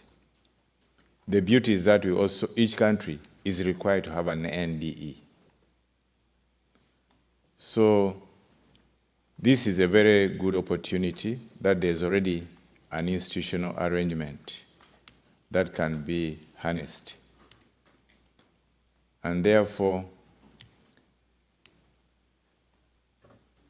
the TEC and the CTCN, through the NDEs, and in collaboration, consultation with the financial mechanism, they can strengthen the collaboration at national level. And this collaboration can help support and promote the implementation of technology development and transfer. So there's need to harness already this existing institutional arrangement in our countries. When you come to the multilateral banks, some of these banks exist at regional level. I know the African Development Bank is in Africa. We have the Asian Development Bank. And we also have in Latin America some bank. I'm not very sure Asia Pacific, but I want to believe that these banks already exist. Now, it's also evident that these banks have been engaged to a certain extent in climate change-related issues.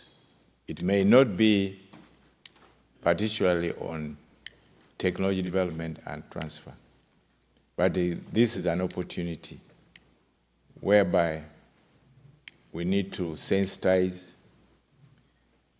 cause awareness these banks about the interests of the TEC and the CTCN regarding technology development and transfer. And he also requests them to jointly develop products that can meet the interests. Because you know the banks are profit-minded. They want to maximize profits. So when we talk of technology development and transfer, the expectation of developing countries is either grants or concessional loans. So all these require talking to the banks and convincing them to come up with special programs, special products that can meet the interests of the TEC and the CTCN regarding the implementation of their mandates. This does not come easy because in Uganda we once introduced a certain program and we put the money and we told the banks to use this money to give support to the youth all over the country. Some banks returned the money and say we cannot manage these products. It will interfere with our already existing products because the conditions we're giving them that we should provide these resources at lower interest rate. And they said, the 2 banks rejected and said, please give it to other banks that are willing to take it up.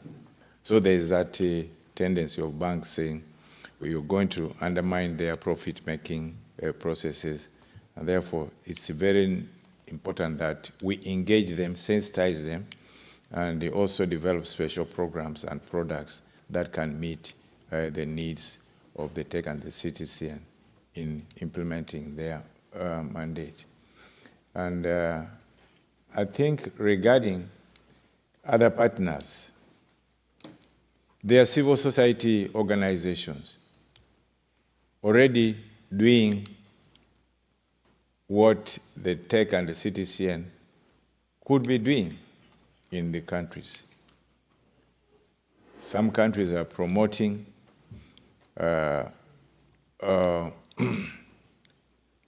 energy saving cooking facilities. They are promoting issues to do with research in drought-resistant and disease-resistant crops and so on. So those are technologies that, of course, the TEC and the CTCN would like to engage in. So it is important to find out what the activities of these partners are and see how we can build on these activities to meet our objective in taking technology and causing impacts. And they are well placed to cause impacts because they already have the experience. Here we are talking of impacts and transformation always on paper and in theory. But partnering with those other civil societies, research institutions, universities, and other institutions of higher learning, even those institutions that are in the communities, the civil society organization in the communities, they know the needs of the communities in terms of technology. So we could extend our outreach. We could also enhance the impact by collaborating and partnering with those institutions. And I think that is, in essence, we have to build on what is already existing before we think of introducing new things. Things are already being done. We are not the beginners of everything. So we need to explore what is going on in each of these countries, in each of these regions, and see how we can top up on their efforts and also introduce our new efforts in order to enhance the partnership, collaboration in the delivery of our mandate. Thank you. Thank you very much, Fred. I'm advised that the technical difficulties have been resolved for online interventions, so perhaps we could try again with Japan. If you have an intervention, Kaoru, for both the first and the second questions, you're welcome to take the floor.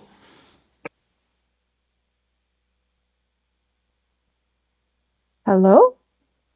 Yes, we can hear you. Please go ahead. Oh, okay. Sorry. Thank you. Thank you very much. So if you allow me to go back to the first question, I just wanted to say that the CTCN, in our view, is addressing many of the elements of the Para 8 of the TIP decision. One example includes the great news that the EU chair shared this morning of Kenya's TA leading to a GCF project. And I was reading the annual operation plan report for CTCN and thinking about the Para 8 of the TIP decision, I was thinking many elements are actually worked on by CTC, and I was quite impressed by that. So my intervention would be I would like to see a little bit of exercise to sort of stock take what, at least for CTCN and also for TEC, how the activities and programs address the Belém TIP. Before we discuss introducing new elements or new activities or new programs, I think that'll be a very effective and efficient way to go forward, to really know how TEC and CTCN are addressing these elements. Perhaps they're called different things, different names, but I believe a lot of essence already there.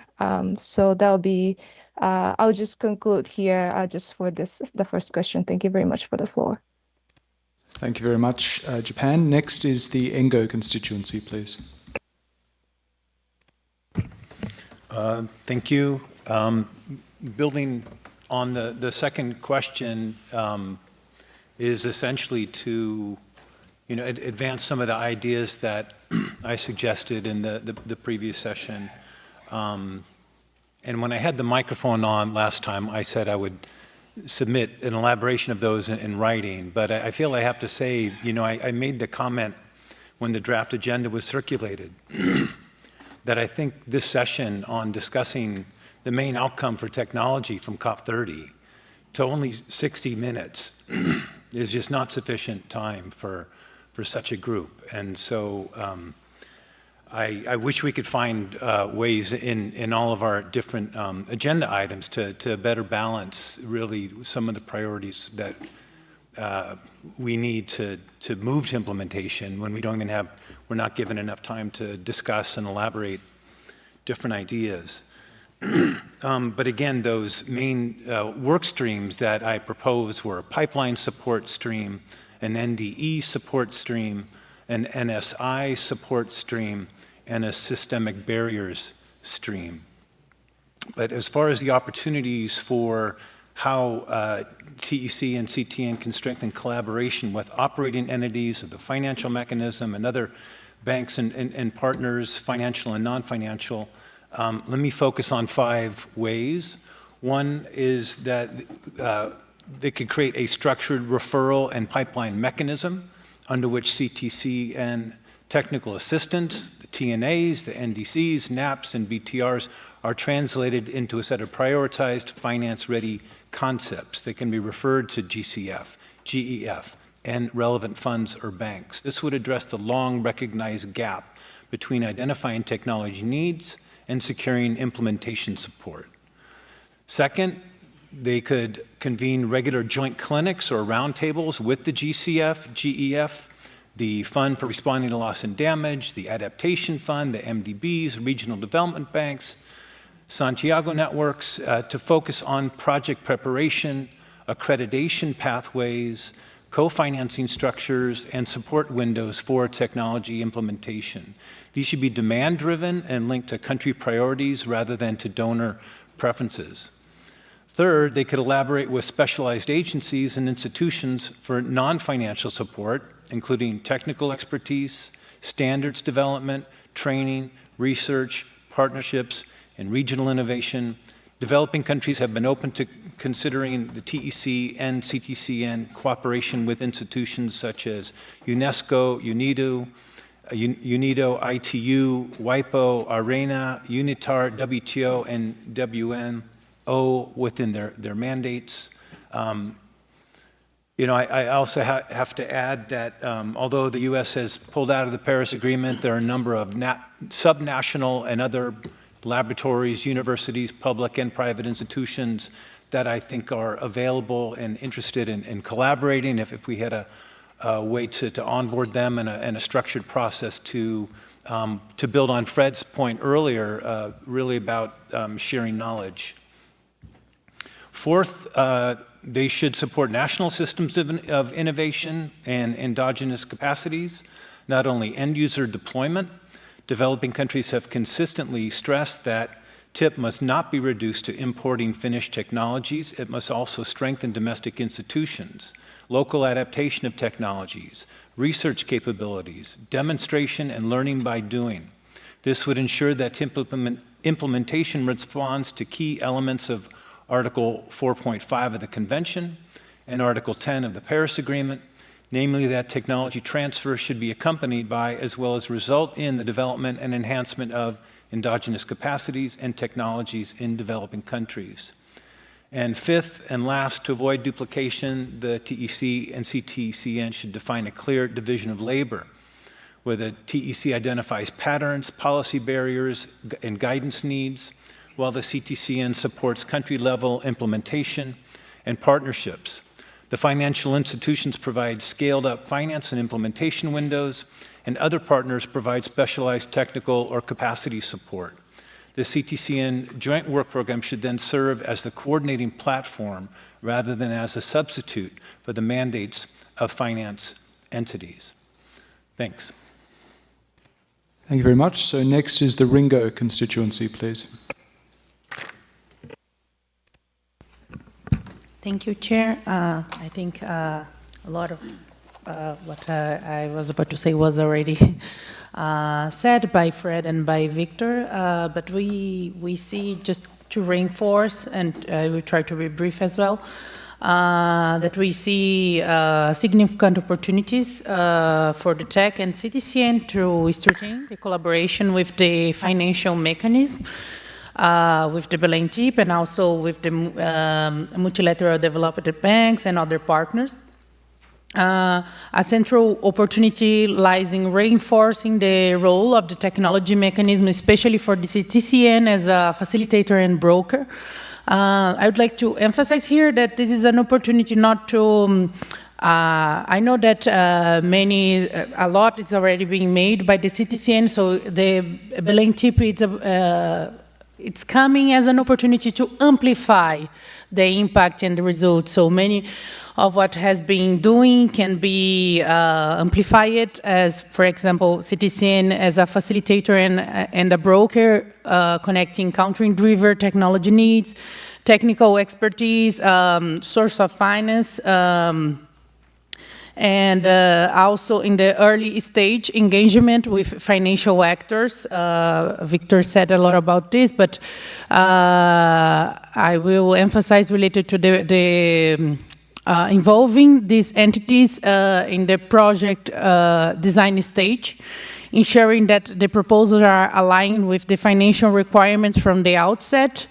Also, a development of programmatic approaches, moving beyond the fragmented project-by-project intervention and toward technology portfolios or multi-country programs, which aggregate demand and increase scale and bankability of the project, structured matchmaking mechanism, expanding platforms, forums, and process that systematically connecting countries, technology providers, and financiers, including through regional and thematic engagement.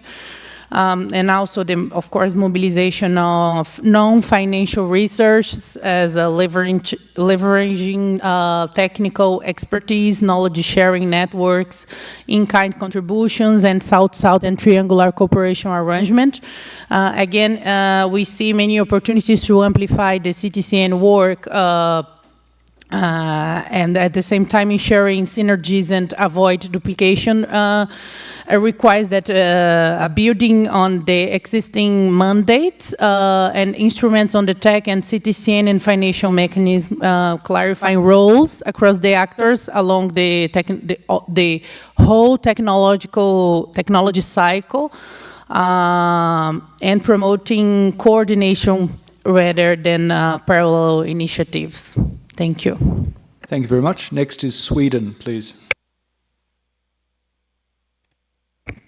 Thank you, Chair, and good morning to everyone. Since this is my first intervention, I would just like to say that it's good to see both familiar faces and new faces, and thank you to the government of South Korea for hosting us here for this meeting.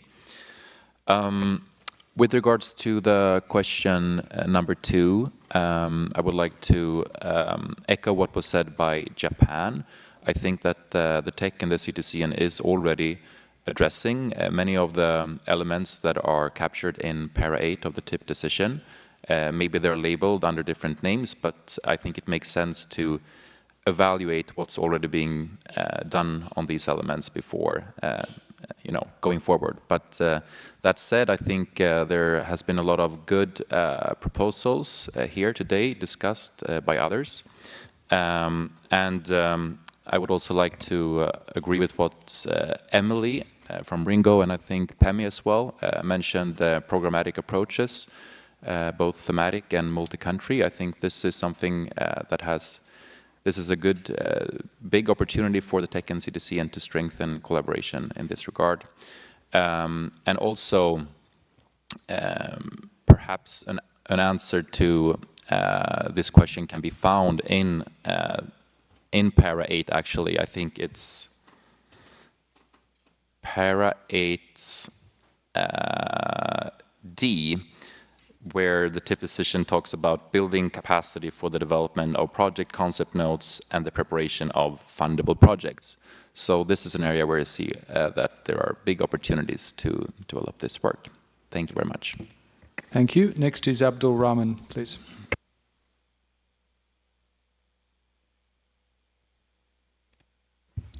Thank you, Chair.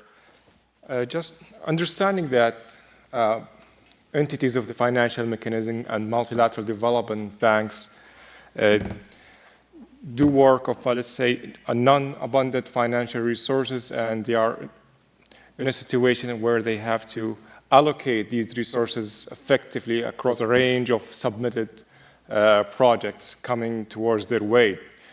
And one role that we can have as the CTCN, also jointly with the Technology Executive Committee, is to facilitate for the financial mechanism and the multilateral development banks how they can increase their coverage towards all the requests that they receive and that they are deemed eligible for funding. What happens in the entities of the financial mechanism and some multilateral development banks, they have a long pipeline of projects that are deemed fundable, that are deemed also eligible for funding as well, that they pass certain criteria, but given the limited resources that they have, they would have to allocate and reprioritize these projects for them. And so how can we participate and effectively and indirectly help them to allocate these resources? One way is to utilize the knowledge and the expertise in both the CTCN and TEC, and optimizing the cost of many technological items within these projects. For example, if there is a early warning system project, and there are a range of available technologies in deploying early warning system, we will look at what cost item in that specific technology that is increasing the investment size of that project. It could be including looking into innovative approaches. It could be looking into what can we uptake in very specific niche technologies within each project. With that, we could ease it for the financial entities and multilateral developing banks to increase the range and coverage of all the projects that are coming towards them. Thank you. Thank you. And Kaya, please. Thank you, Chair. I just wanted to raise your attention towards that it's not only about mobilizing more funding, it's about trying to be more effective and efficient in what is already there. And in this direction, sorry if I'm a bit too practical maybe for this level, but maybe we would benefit from actually studying what the climate funds, different financial institutions at the moment are doing in terms of evaluating their impact and also monitoring the scale-up of the different technologies that are being implemented. Because just while discussing with the different funds, they all have some kind of models at place, how they evaluate their impact and how they evaluate I'm specifically interested in the upscaling, because this can really help to broaden the implementation of the technology in one country to the other. So I would be really interested, and I would really recommend CTCN and TEC to work on these streams together and work more closely with the funds and the financial institutions that we already have, and specifically studying their models for implementation and upscaling, what they're doing. And this could actually also fit into the work that we do under TEC in terms of the national systems of innovation, because this is a very important part there as well. Thank you. Thank you. Benjamin, please. Thank you, Chair. I'm looking at the platform. I see the CTC and the TEC and the UNFCCC. It tells me that these three major bodies have decided to work together in addressing the climate technology with the order of goal in solving the climate crisis.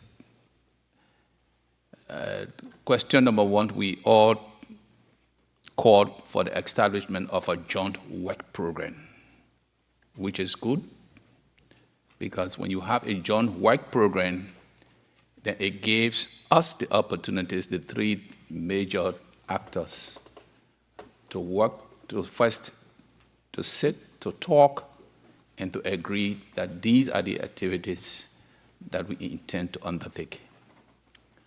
Now, in terms of the collaboration is good,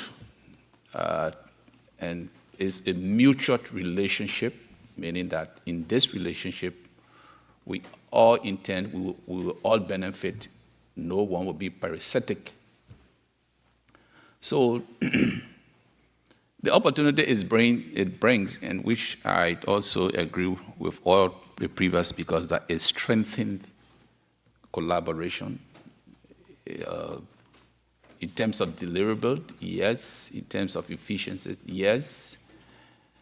And we find ourselves more often talking about limited resources.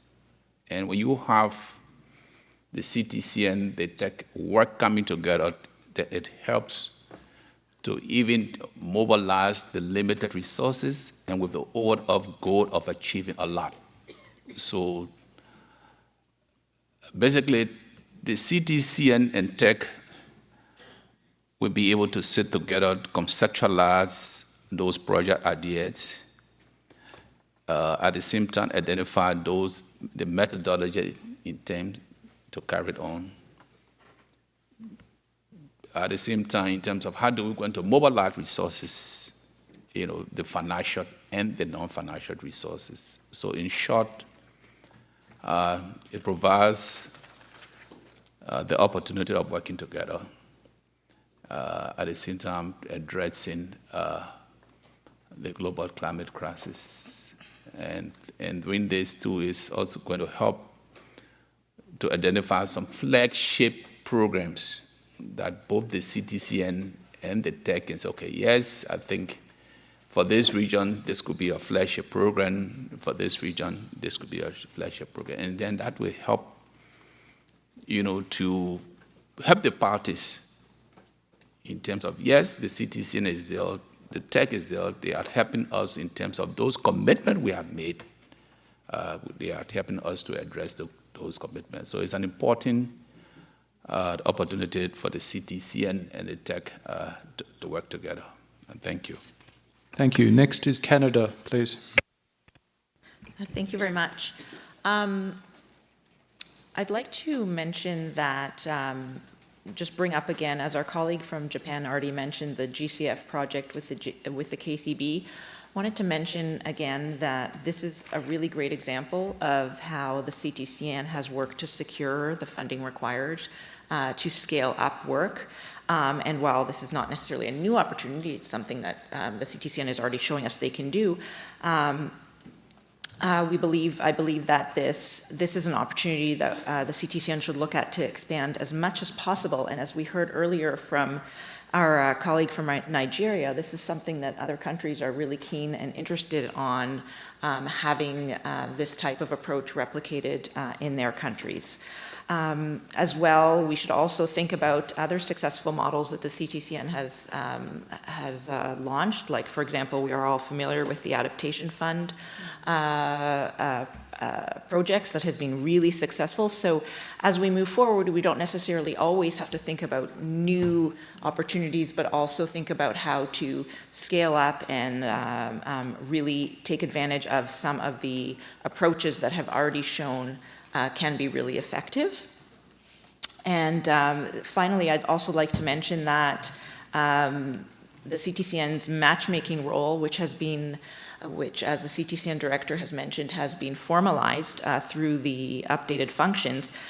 This could really provide some new avenues into mobilizing resources from non-traditional sources of funds, for example, the private sector and financial partners. So this matchmaking could really go a long way to opening up some opportunities as under number 2. And finally, if I may just go quickly make a note about number 1, just to mention that, as our colleague from Japan was saying, it could be useful to have some kind of joint exercise just to map out where the two bodies are doing things that are aligned with the elements under the TIP, especially number 8. Some baseline information on that could be useful just to see where the two bodies are at with respect to the new implementation program. Thank you. Thank you very much. So we move now to the third question, and we open the floor first to members. I see Fred, please. To come back on the second question, I feel there's something that is quite important that I could raise here. We were talking yesterday, I think, within the TEC about the Poznan strategic program and then the evaluation of the program. We have learned from the Poznan program the role of regional banks. I think CTCN is quite well versed with how the regional banks have performed, especially in the implementation of the Poznan strategic program. So it is important to build on the lessons learned from that and the challenges they face so that we minimize the risks when we want to engage with them. And I think this is quite important. I also want to raise issues that there have been many assessments, many evaluations, providing recommendations. This is an opportunity of partnering with the other organizations to try to respond, implement those recommendations, including COP decisions. I think it is not cast on stone that the COP decision should only be implemented by maybe the TEC, the CTCN, and so on. There could be an opening for the multilateral banks, the civil society organizations to jointly work with the TEC and the CTCN in implementing the recommendations in the various evaluations, assessments, and research, and then also in the recommendation, decision of the COP. So I feel that there's a lot of opportunities, and it's the only thing is that the TEC and the CTCN should place or position themselves adequately to make sure that they seek partnership, they seek collaboration, and sometimes it's a matter of topping up the resources, not bringing in a lot of resources, but topping up the resources that are already being used by those institutions. May not be enough.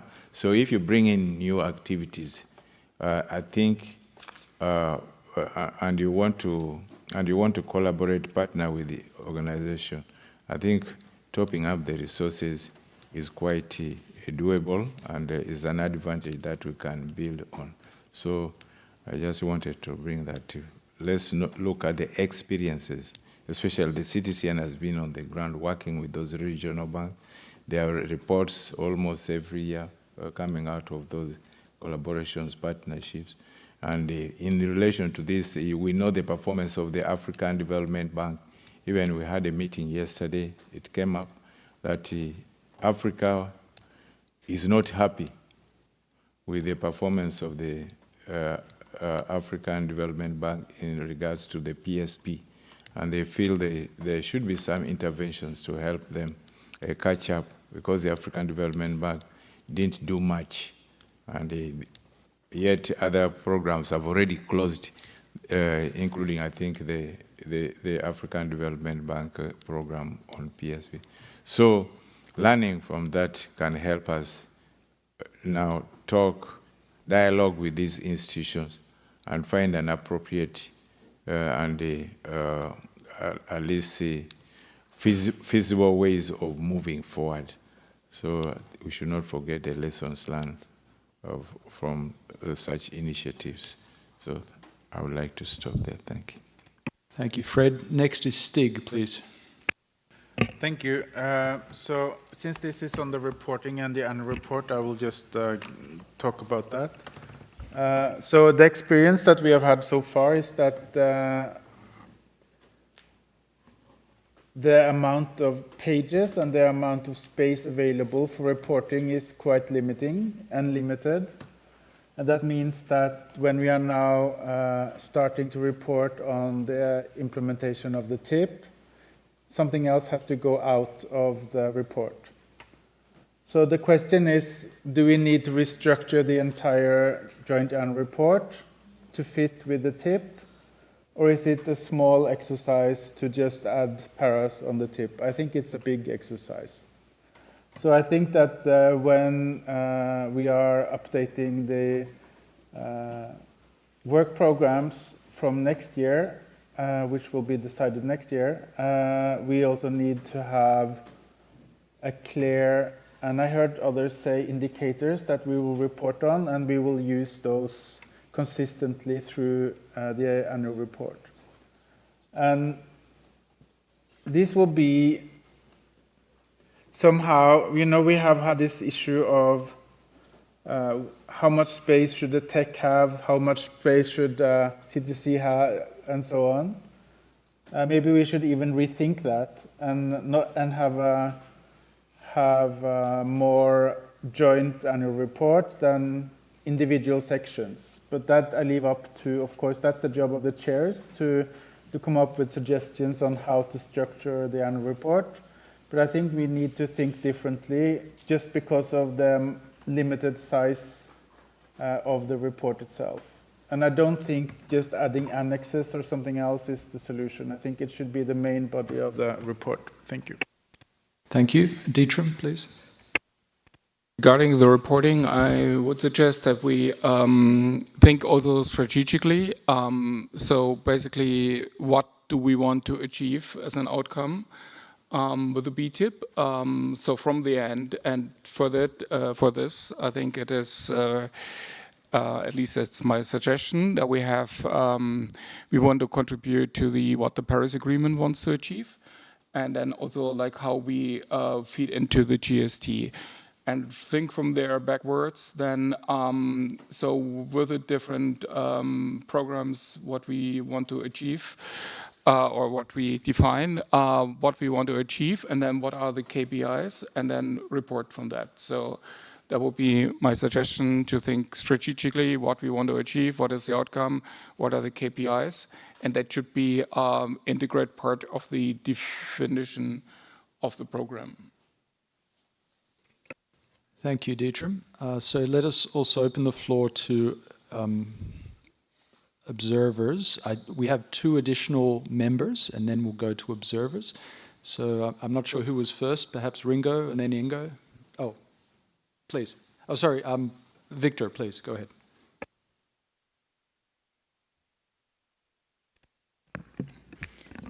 So regarding the question 3, on the outcomes, we see that the focus on the outcomes is better than the activities for the joint annual report, including, for example, the level of the technology implementation achieved, progress in developing bankable projects, the volume and effectiveness of financial and non-financial research mobilized, and improvements in national innovation systems and enable environmentals. And second, assessment methods could build on existing frameworks by aligning indicators with the full technological cycle, ensuring the paragraph 8 of the decision, ensuring consistency with the current TEC and CTCN practice, and incorporating both qualitative and quantitative indicators for the report. And the monitoring systems could function as a continuous feedback mechanism, enabling early identification of the bottlenecks, adaptive management, and learning across activity and regions. And finally, The transparency could be strengthening through the clear methodologies for data collection and reporting with regular updates through the joint report processes, and also align with a broader UNFCCC reporting and review process. Thank you. Thank you. Ingo, please. Thank you. Yeah, in terms of monitoring and evaluation, I mean, so far, this is my fourth meeting, and from what I've heard in my experience and read following the reporting, that it's been insufficiently focused on some of the outputs, reports that are published, numbers of workshops, technical assistance projects. These are all really important outputs from the Secretariat and from the network and CTCN. But I think the opportunity here is to focus more on actual access for developing countries to technologies, to implementation, to transfer and deployment and development of endogenous capacities in developing countries. So transparent monitoring and evaluation under TIP should try to address three main questions. One, are developing countries receiving support for the priorities they themselves identified? Two, is that support adequate and helping to translate those priorities into actual implementation in country? And three, are the recurring systemic barriers being sufficiently surfaced clearly enough where the parties and the TEC can adequately address those barriers? So I think, yeah, again, just to part of the point is that to expand the monitoring and evaluation so that it's not just about compliance and what developing countries are doing, but actually develop country accountability as well in the process. So I think a broader look at M&E would be appropriate going forward. Thanks. Thank you. Fred, please. Sir, I had not given my view on this third question, and I was thinking that the question is very obvious, but the more I think that is obvious, then it becomes more complicated. Because looking at the JA, Joint Annual Report, this is a vehicle through which the TEC and the CTCN communicate their outcomes in supporting or in addressing the technology needs of developing countries. Then we look at the BELEM tip. The BELEM tip is an intervention to strengthen and enhance delivery of climate technologies to developing countries. Now, you ask yourself, what is the role of the TEC and the CTCN in the BELEM tip? So each one may have a respective role. But when you say how should progress and outcomes of the BELEM, first of all, we should not take BELEM as an independent program, because it's important to know that the coordination of implementation of BELEM will be between the TEC and the CTCN, and therefore they are in charge.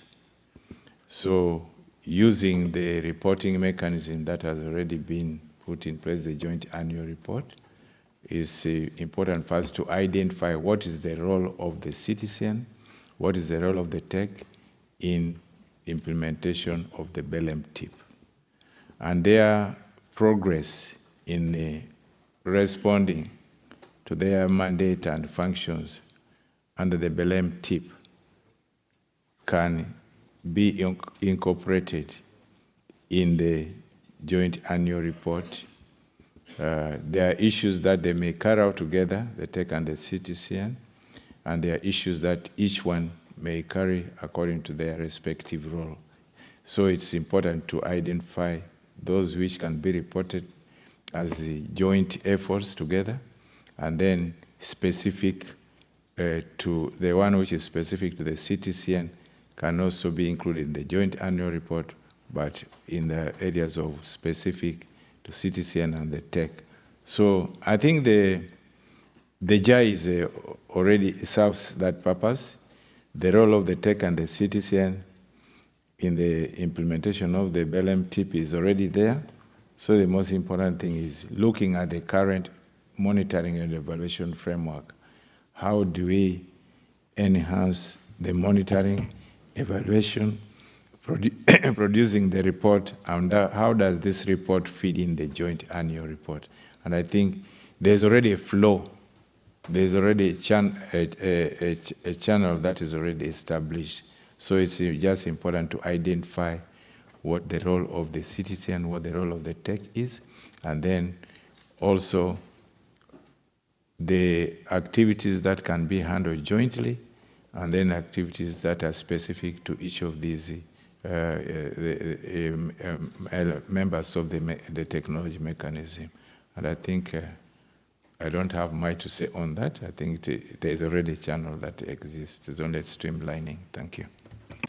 Thank you, Fred. So we do open the floor to observers, and first I believe was Yango to intervene, please. Thank you, Chair. On monitoring and evaluation, Yongo wishes to flag a gap that's been present in the TEC M&E frameworks throughout the current work plan cycle, and that the BLM TIP implementation offers an opportunity to address this. The current M&E framework tracks progress against agreed targets, but it does not include indicators disaggregated by age or type of actor benefiting from TEC and CTCN activities. This means there's no current systematic way to address whether BLM TIP implementation is reaching youth-led actors, community-based organizations, or non-state innovators, or whether it's concentrated among formal institutional partners. We encourage both bodies to integrate disaggregated indicators into the BLM TIP reporting framework from the outset rather than retrofitting them later. On transparency, we note that observer engagement in the M&E activity group has been very limited. If the BLM TIP is to be reported on credibly and accountably, the process by which its progress is assessed should be more open to observer input, and Yongo would welcome a more structured role for observer constituencies in informing and reviewing M&E findings, including on BLM TIP outcomes. And finally, echoing on what my colleague at Ringo said, Yongo encourages the joint annual report to be moved beyond qualitative output counts and to include qualitative assessments of who is benefiting from BLM TIP linked activities and at what scale. This is particularly important to BLM TIP elements relating to capacity building, enabling environments, and the mobilization of support for NDEs, which are areas where quality and reach of outcomes matter as much as the number of activities completed. And Yongo looks forward to engaging with both bodies on these questions as BLM TIP implementation gets underway and remains committed to contributing constructively to this process. Thank you. Thank you very much. So there is an online intervention, I'm advised, by Chile. So Chile, please take the floor.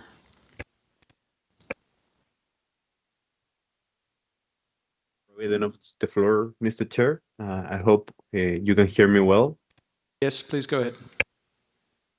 Thank you very much. Very pleased to join you online. First, Chile wants to congratulate the efforts by the TEC and the CTCN, in particular on this very important topic, this new decision, the BLM Technology Implementation Program that came out of the Global Stocktake.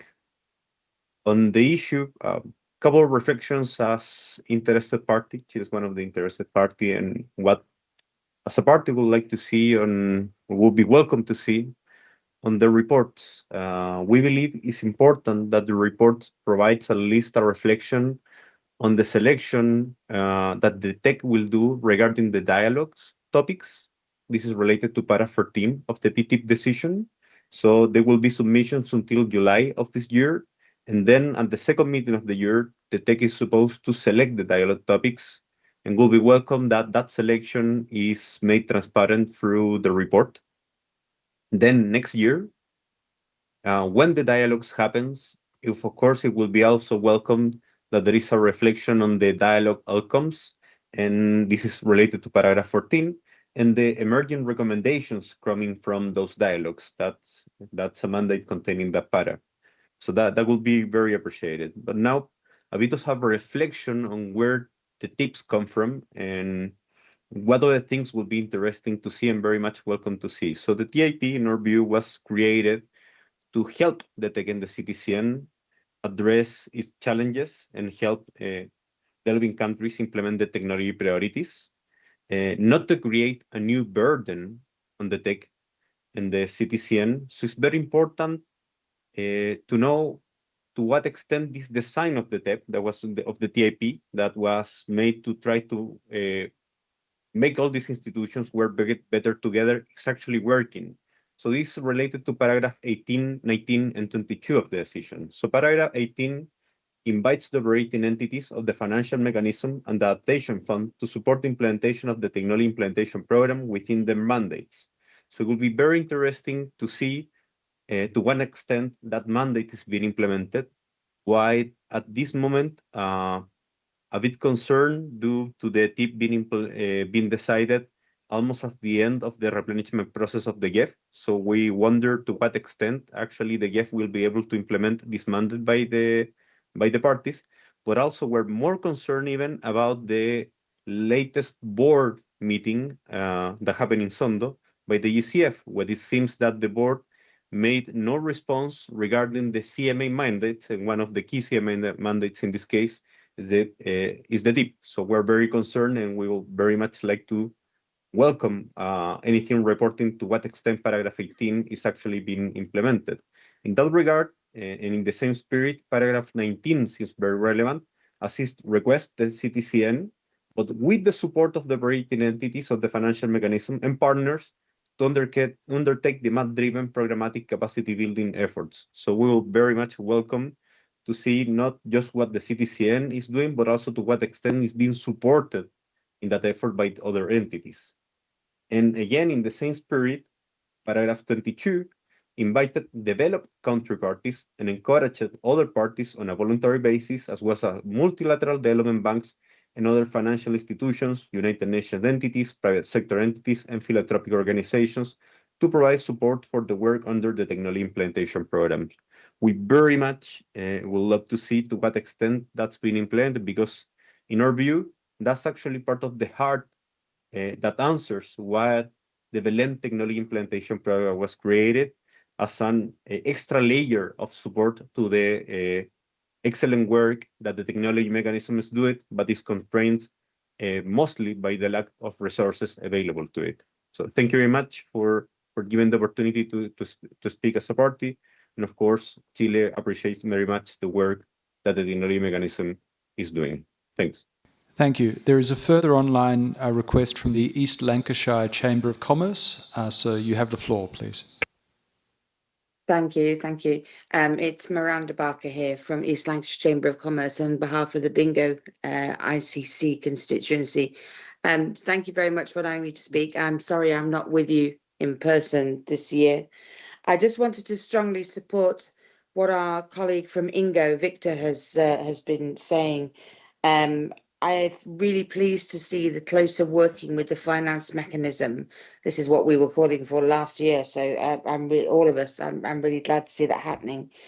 But I would focus the outcome monitoring on the implementation outcomes, ensuring that we can really see mitigation and adaptation, and especially from a business's point of view, with our business hat on, the stimulation of the endogenous technology production for economic gains in every country, so we can see this encouraging the facilitating and technology development in country, so that it's really supporting that technology to be taken up and expanded. And I think that's where the closer connection with the financial mechanism is vital, is it takes it beyond the work that CTCN can start and into the permanent and proactive financial benefit for the local countries to be able to continue the technology uptake. I hope I'm making sense. It's the middle of the night. I don't think I'm making sense. Thank you. Thank you very much, Miranda. So with that, I believe there are no further requests for the floor. So thank you very much, dear colleagues, members and observers. All of your remarks have been very carefully captured and will inform the joint work of the two bodies. So we are now breaking for lunch. We have gone slightly over time, so let's try and be back by 1:15, so 1:15, and we'll continue with our very full agenda at that time. So thank you very much. Enjoy your lunch.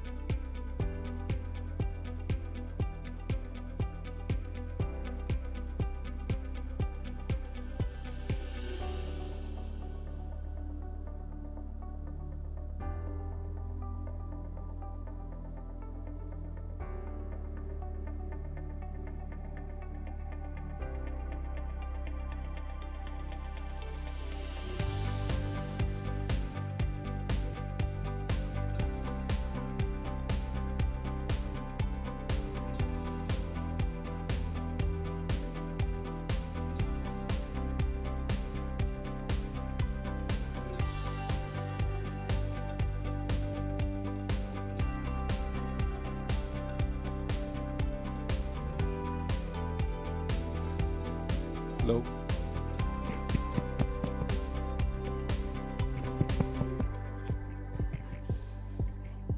Yeah.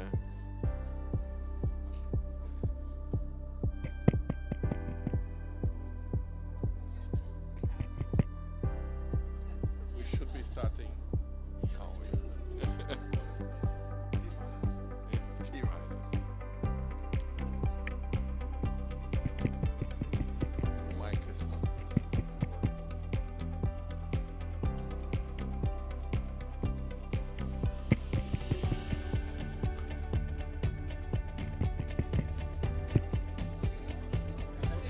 Hello, hello.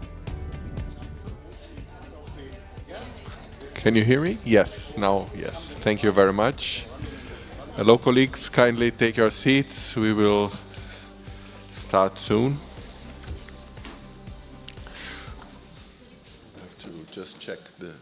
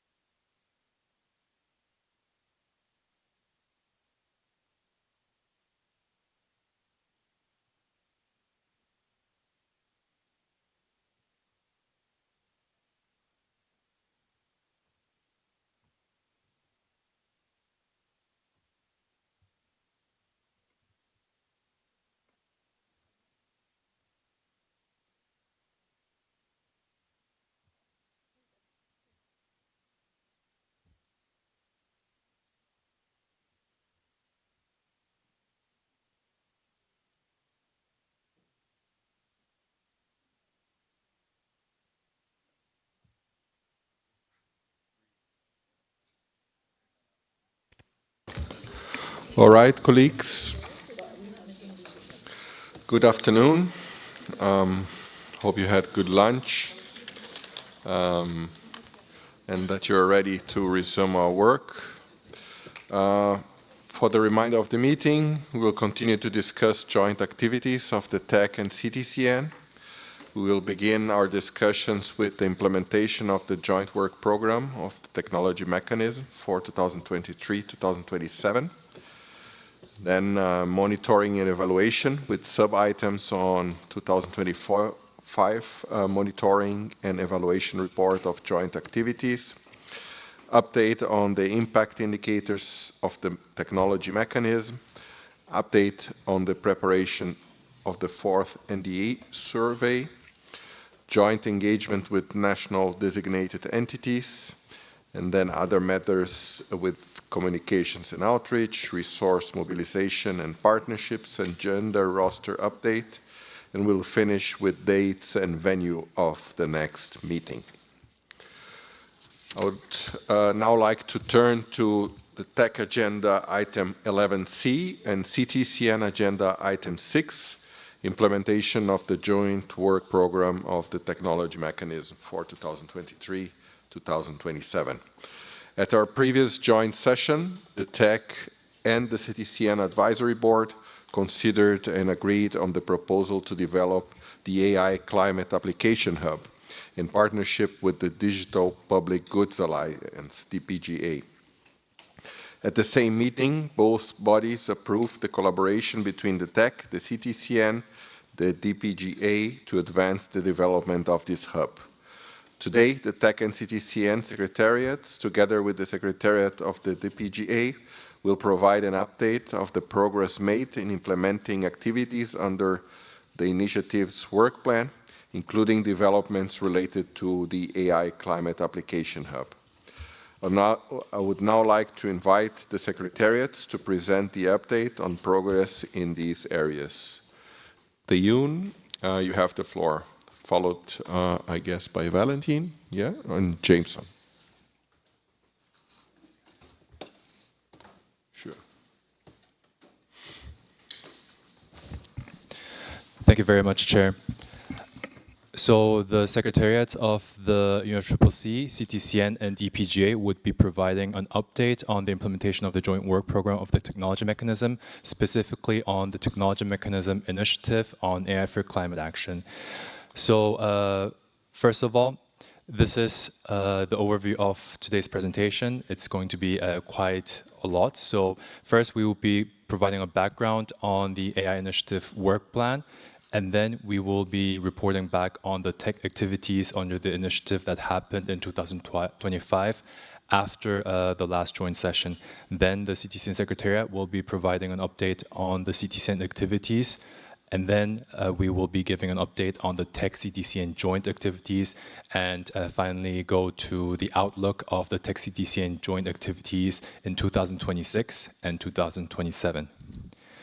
So just to give you a brief overview of this work plan, is in 2024, April, the TEC and the CTCN Advisory Board agreed on this climate action initiative work plan, which is consisted of 3 work streams. First one is to support the implementation of technology priorities of developing countries and other work of the TEC and CTCN.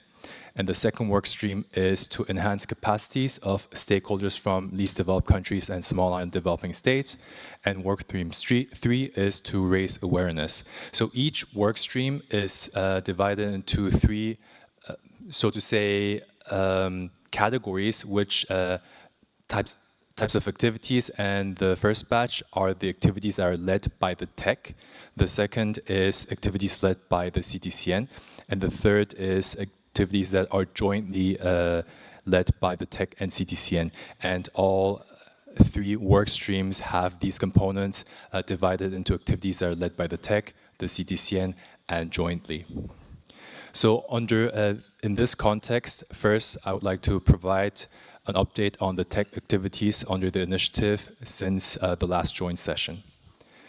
So first of all, as the TEC chair mentioned briefly in the morning, we had the TEC AI for Climate Action Forum 2025, which was held in Tanzania.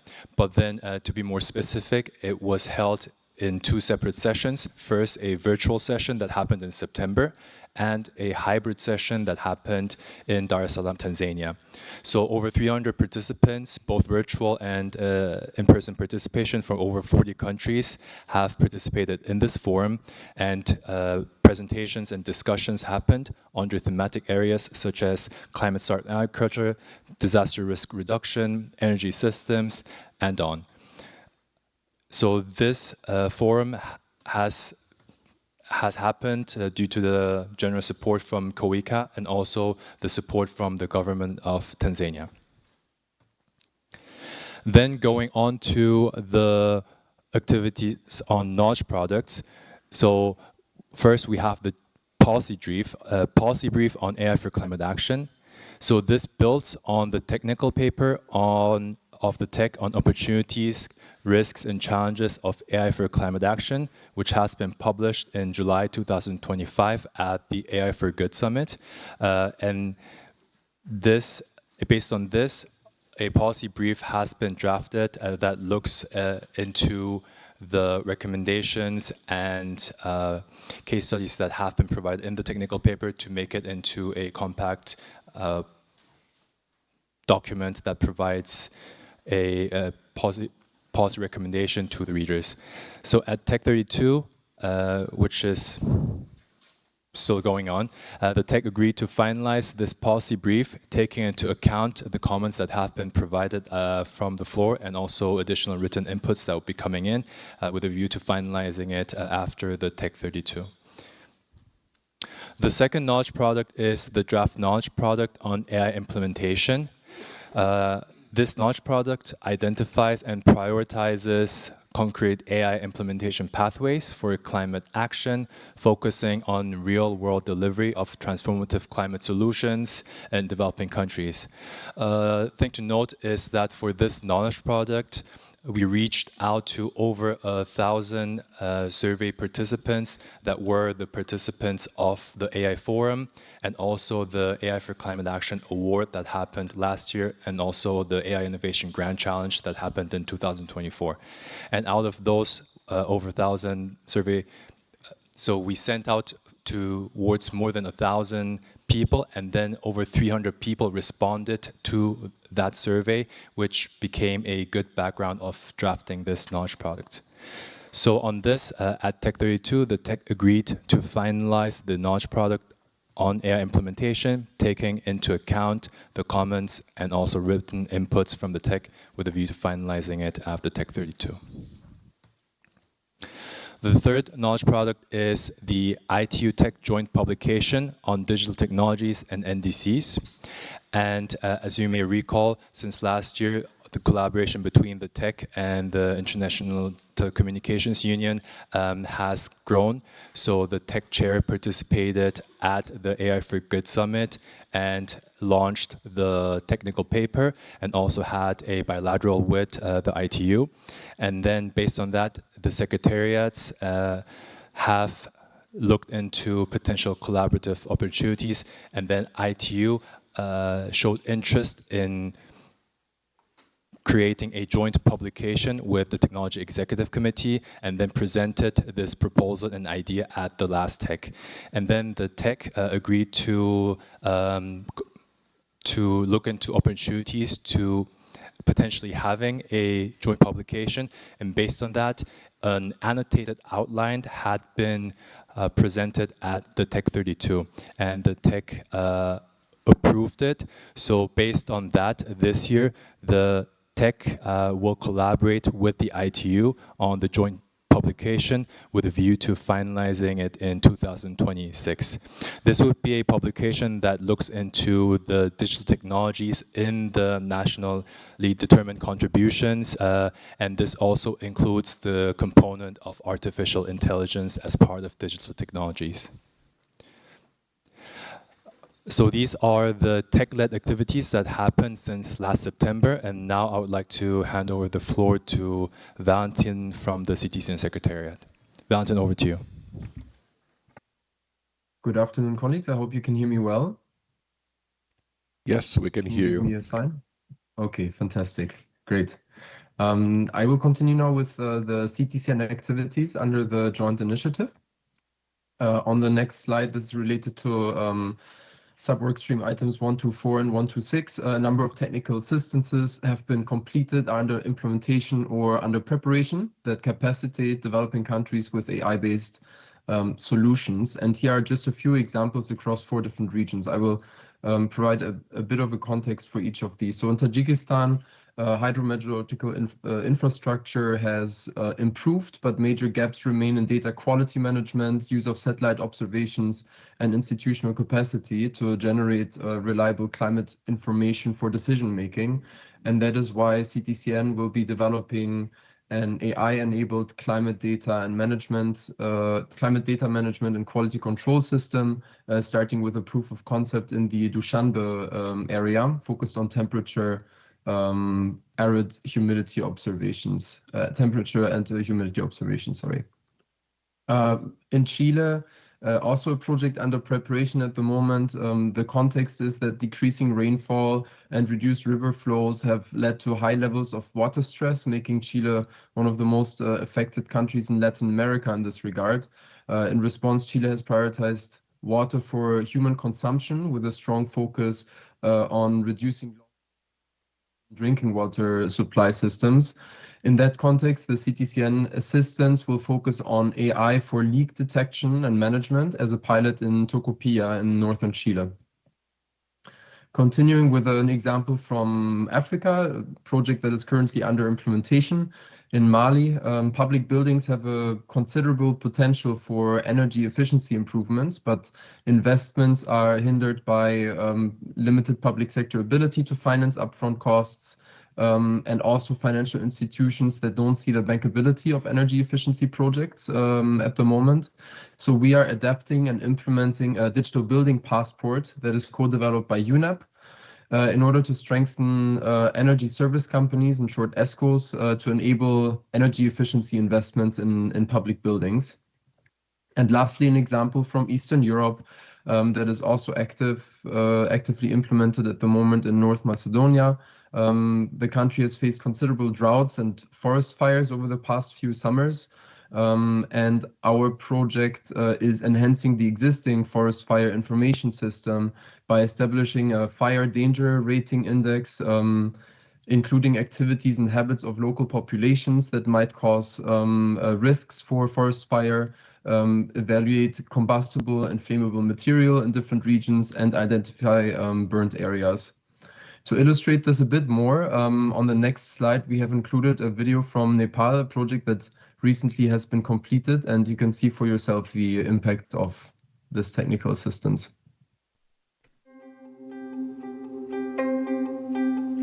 आकाशबाट 3-4 दिनसम्म लगातार पानी परेको परे गरेर यो ठुलो पहिरो गयो मान्छेको घर भित्र जम्मै पानी पसेर यो खराब भयो घर खराब भयो. In Nepal, farming families live at the mercy of an unpredictable sky. 80% of the population lives in hazard-prone areas, facing floods, landslides, droughts, and storms. अरूबाट बाढी आयो हाम्रो खेतबारीमा यस्तै धानमा बाढी पस्यो सबै पुर्यो घरभित्र हिलो पस्यो. There are lots of bad effects of climate change. There are many landslides. Nepal has some of the world's most extreme landscapes. From subtropical plains to icy peaks, the weather shifts as fast as the land changes. Over 80% of disasters here are driven by extreme rainfall and temperature swings, and climate-driven flood risk is set to nearly double by 2030. अब भर्खर आज रोपेर आयो आजै बाढीले बगाएछ खेत बगाएपछि त अब बालीको त कुरै छोडम खेतै बगाए. As the Himalayas warm almost twice as fast as the global average, the erratic weather is outpacing farmers' ability to adapt. In response, a new AI-powered technology providing weather alerts is bringing insight across rural communities to give farmers time to prepare. Nepal is full of microclimatic regions. You cannot send a single advisory from there and there. Na? So that's why the motivation is that why don't we create a platform for the farmers where they get the advisory at a village level. They can customize the advisory according to them. These 3-day forecasts are tailored to each farmer's field location and delivered straight to their phones, unprecedented in reliability and accuracy. This application is using the machine learning and artificial intelligence. We predict the weather using the last 30 years Nepal weather data for that particular date.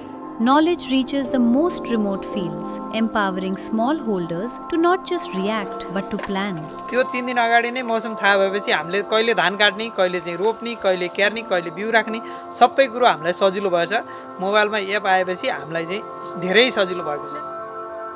सबैलाई सन्देश अब जम्मै कसैको पनि खेतीबाली खराब हुन पाएन बाढीले बिगार्न पाउँदैन डुबाउन पाउँदैन धेरै फाइदा हुन्छ फाइदाजनक हुन्छ.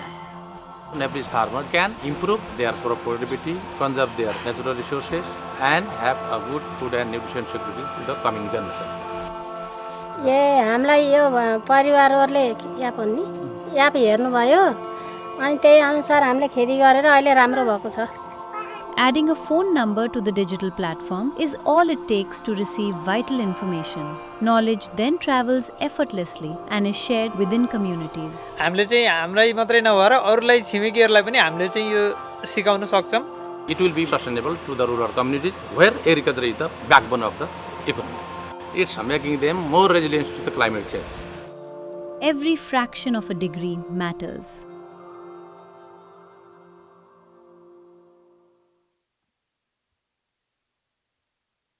Besides technical assistances, CTCN is also providing capacity building to enhance NDE's knowledge on AI under sub-work streams 123 and 125.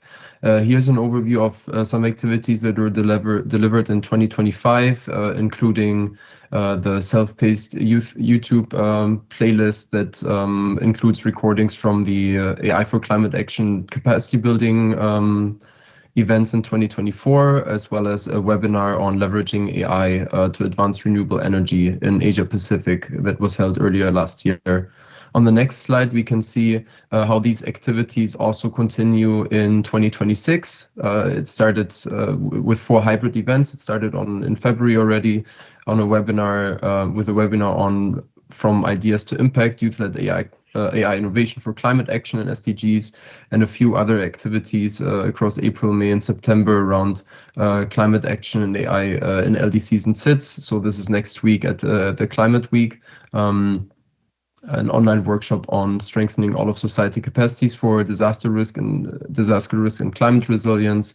And finally, in September, also a session on AI and energy efficiency and supply chain, co-hosted with different partners, other UN organizations, but also private sector institutions like Google, Standard Chartered. Now, coming to knowledge products that also are complementing the workstream 1.2. We've co-developed a knowledge product with our network member NIGT, compiling AI-based climate project cases in LAC. You can see the publication here and scan the QR code as well if you want to discover more.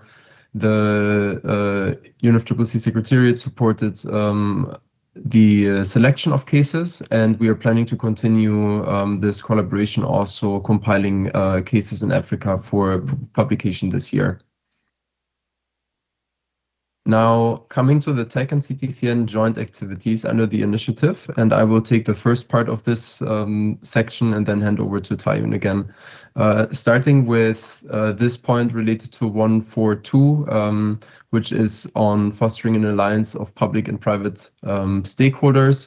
Our approach here is to increase the awareness and visibility of the AI for Climate Action initiative at all levels to the public and private sector stakeholders through, for example, the organization and participation in key events. And this looked as follows in 2025. You can see some of the events that were already mentioned here, mentioned previously, the International AI and Climate Change Conference in the Republic of Korea in July 2025, the AI for Climate Action Forum 2025 that was co-organized in Tanzania in October, and also the 2025 KOICA Climate AI Forum in November 2025. We dive a bit deeper on what is related to activity 221 on the online platform for regional AI for climate action networks. Can you go to the next slide, please? Fantastic, thank you.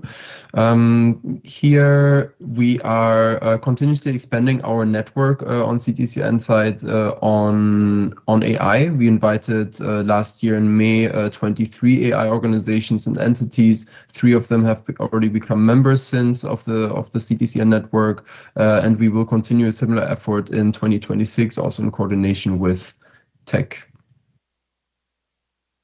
Now coming to the star of the show, related to the AI Climate Application Hub.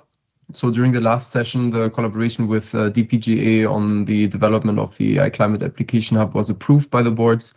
Since then, the TEC, CTCN, and DPGA secretariats have made quite significant progress on this, including jointly developing a methodology for assessing climate DPGs, so digital public goods.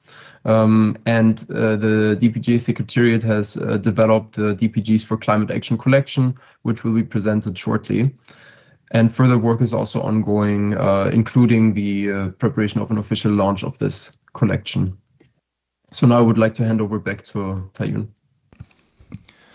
Thank you very much, Valentin. To move on to the next joint activity, which is the AI for Climate Action Award 2025. So this was an open source AI competition that happened last year. It was co-hosted by the TEC and the CTCN in partnership with the Korea International Cooperation Agency, KOICA, in collaboration with the COP30 presidency and Enterprise Neuro System, and identified and promoted impactful solutions that use the power of AI for effective adaptation and mitigation actions in LDCs and SIDS. We received over 600 submissions from over 110 countries, and it went through multiple rounds, so 634 applicants, to be more precise, have been narrowed down to 10 semifinalists. Then they have been narrowed down to 4 finalists. And then in the end, Alisa Longrath from Lao PDR was awarded for her winning solution on smart AI-based farming and irrigation for climate resilience. And she was invited to COP30 and received the award at the award ceremony. Another joint activity is the COP30 Masterclass on AI for Energy Systems. So this also was organized by the TEC CTCN and the Paris Committee on Capacity Building in partnership with COICA. It happened during COP30, and the masterclass demonstrated how AI can be used for advancing low-emission, climate-resilient energy systems. So it was consisted of fireside chat and also in-depth discussions on this thematic topic. So this concludes on the joint activities that happened since the last joint session. And as mentioned, now I would like to provide an outlook on the TEC CTCN joint activities in 2026 and 2027. So first of all, it's the COP31 Masterclass on AI for Water, Energy, Food Systems. The work plan for the Technology Mechanism Initiative on AI for Climate Action includes a joint TEC CTCN deliverable for this year on a knowledge product/event on the use of AI for the Water, Energy, Food Nexus. And building on the successful COP30 Masterclass on energy systems and interest expressed by the PCCB and COICA to continue this collaboration with the TEC and the CTCN this year, we propose to organize a COP31 Masterclass on AI-powered solutions for water, energy, food systems at COP31. The second joint activity is the AI for Climate Action Award 2026 and 2027. So also this, building upon the successful AI for Climate Action Award 2025 and interest expressed by COICA to continue supporting the organization of this award, it is proposed to continue organizing the award in 2026 and 2007 accordingly. At TEC 32, the TEC agreed to continue organizing the award and propose the CTCN Advisory Board to continue this activity as Technology Mechanism AI for Climate Action Award. So here our presentation ends, but then now I would like to hand over the floor to the DPGA Secretariat so that they can provide a presentation on the DPGs for climate action. Over to you, Jameson.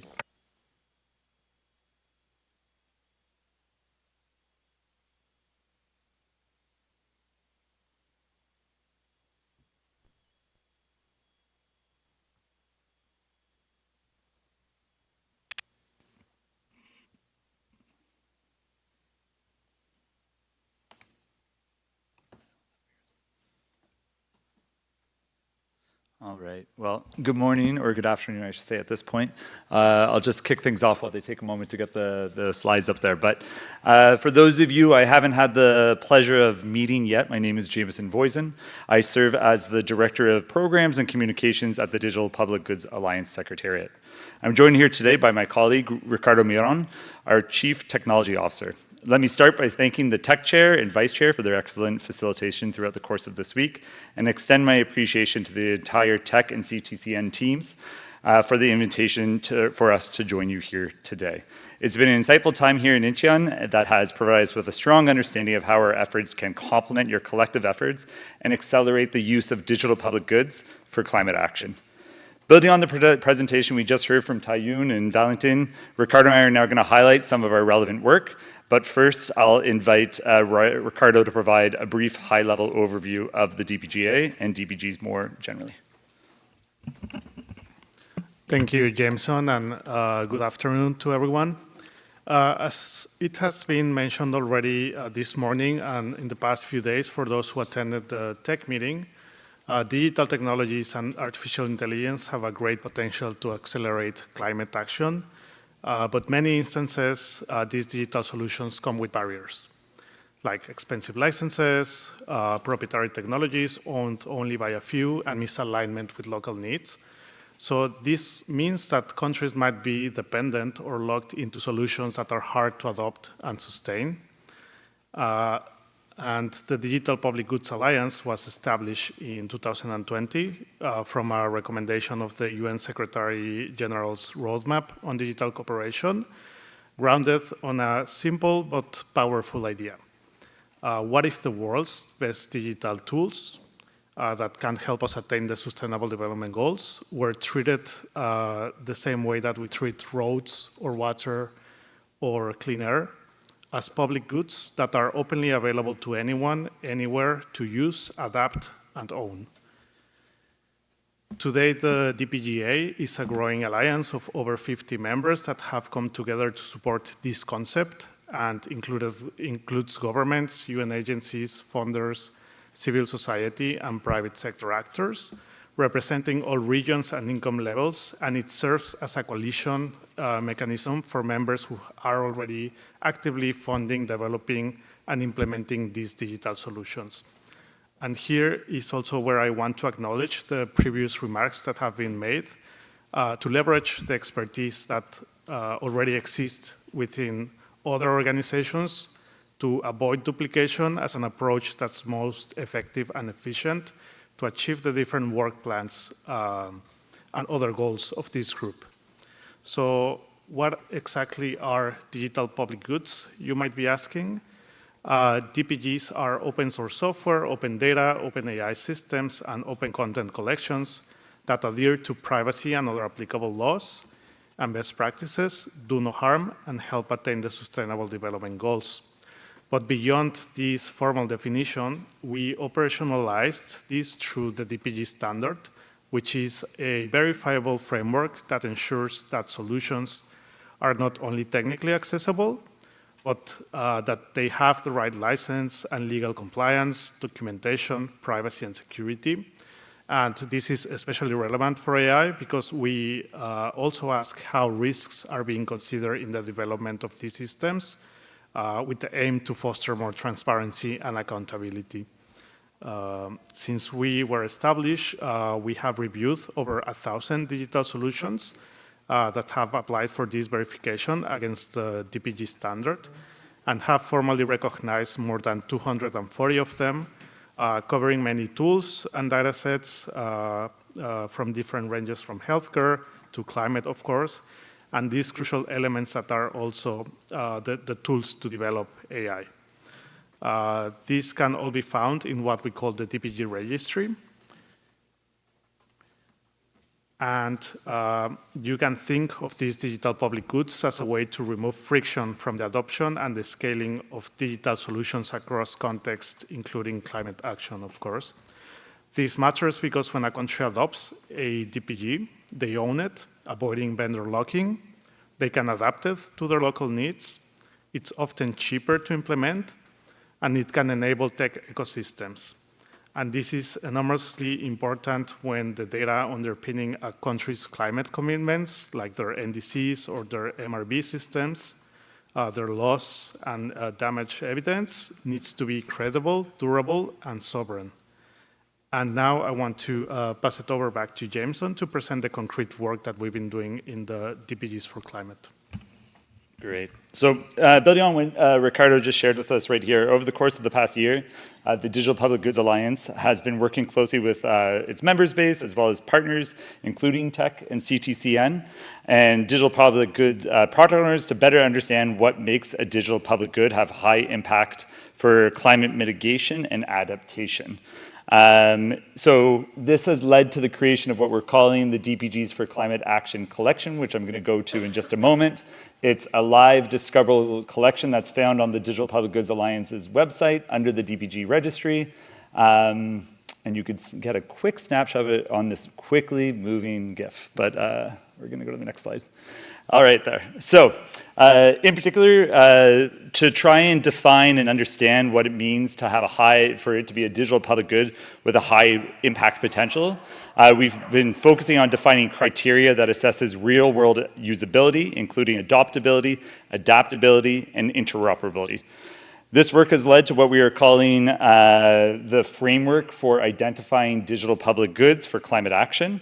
And it builds on the model that we've previously applied for digital public goods used for digital public infrastructure use cases.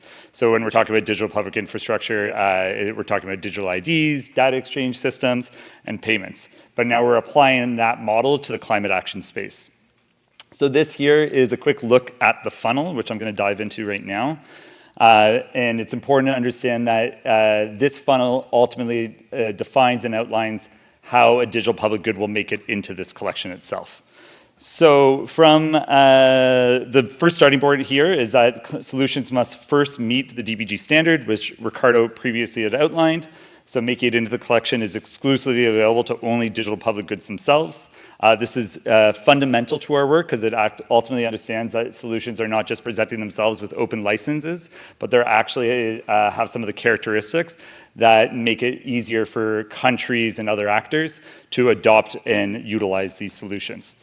So from the DPG standard, we move first to alignment with climate use cases in international frameworks, such as UNFCCC guidelines, IPCC methodological guidance, and TNAs, amongst others. Then we move down to the fact that they need to have demonstrated real-world climate outcomes, ensuring that we are prioritizing proven impact over aspirational ideas or intent. And importantly, we want to make sure that they design to take an infrastructural approach. So this last point is worth emphasizing and strongly reflects what we've heard over the past few days. We don't just need solutions that are accessible, but we need solutions that are effective, efficient, and designed to scale. So by taking an infrastructural approach, we mean solutions that are built to integrate, interoperate, and adapt, moving beyond siloed systems and enabling broader ecosystems of tools to work together. Solutions are assessed through the structured process by product owners having to apply and identify that they meet the framework, and those that meet the criteria will be included within the collection. So we know that a collection on its own is not a silver bullet, but it's an important starting point and a foundation for further work, including increasing the discoverability of vetted tools and proven outcomes, helping funders and implementers identify solutions to support and scale, highlighting gaps where open solutions do not yet exist, incentivizing more projects to become digital public goods, and broadening the understanding of how open source can support climate action. So, as I briefly had shown you on the DPGs for Climate Action page, today I'm pleased to present what are the first 4 solutions that have been admitted to the collection. The first is Prospect. It's a platform implemented in countries including Kenya, Liberia, and Nigeria, enabling the collection, harmonization, and analysis of energy data to support planning and decision-making. The next is Energy Access Explorer, an interactive geospatial platform stewarded by the World Resources Institute that helps identify high-priority areas for energy interventions with demonstrated use in countries such as Ethiopia and Zambia. The Rural Environmental Registry Registration Module, which was developed by the government of Brazil. This system manages geospatial environmental data on rural properties, supporting monitoring, compliance, and environmental planning. And then finally, GeoPrism Registry, a platform addressing fragmented and non-interoperable geospatial data, enabling integration across sectors such as environment, health, and infrastructure, and has been implemented in countries including Laos, PDR, and Mozambique. So these 4 solutions represent only an initial cohort. They were part of a pilot that we did to assess our own framework and our questionnaire process and to validate our framework itself. Looking ahead, we aim to expand the collection to include solutions aligned with technology needs assessments and other priority areas discussed, as well as emerging solution types, including AI systems.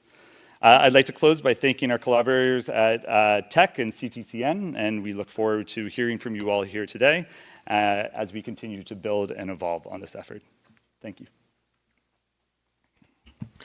Thank you. Thank you very much to Tayun, Valentin, Jameson, and Ricardo for the presentations and this comprehensive update on the progress of various elements of the AI Climate Action Initiative. I would now like to open the floor for comments or questions from members of the TEC and CTCN Advisory Board, reminding ourselves that specifically we are the TEC and CTCN AB are invited to consider information provided and also to provide guidance on further implementation of the joint activities of the AI for climate action, specifically guidance related to the organization of the COP31 masterclass on water, energy, food systems, and also with regards to agreeing to jointly host the AI for Climate Action Award in 2026 and 27. The floor is open.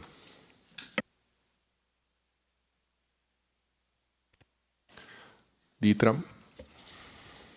Many thanks, Chair. So first of all, I would like to thank all the partners also, I think, for the great work, and I think the work of the collaboration between the TEC and the CTCN, and I think it's a great example, and I think the work we're doing as a technology mechanism here on AI as one of our most fast-growing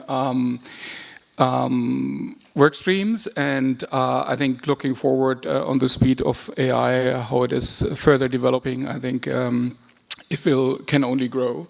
And I would encourage everybody that we increase our efforts to be present there and take a clear position. I think that's the first part.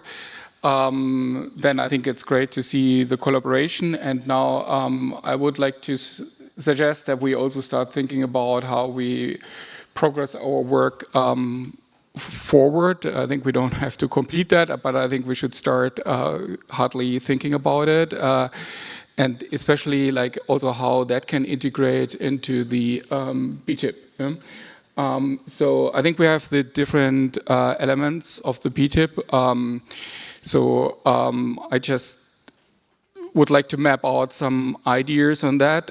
And the first one is like the 8A is identifying challenges. And we just heard from the Digital Public Good Alliance that they would be happy or prepared to collaborate. And I think it's great to see partners collaborating with us on that. And I think that could include, for example, a systematic AI scan on NDCs, TNAs, and also identifying gaps on AI. I think that would be great. And then on 8B, we have this week also greatly discussed about strengthening NSIs, and we're building tools here from the tech side. So also I think here the floor is open from the activity group of the tech to collaborate with partners on building AI systems. And we are building a tool and collaborating with us on building this tool forward.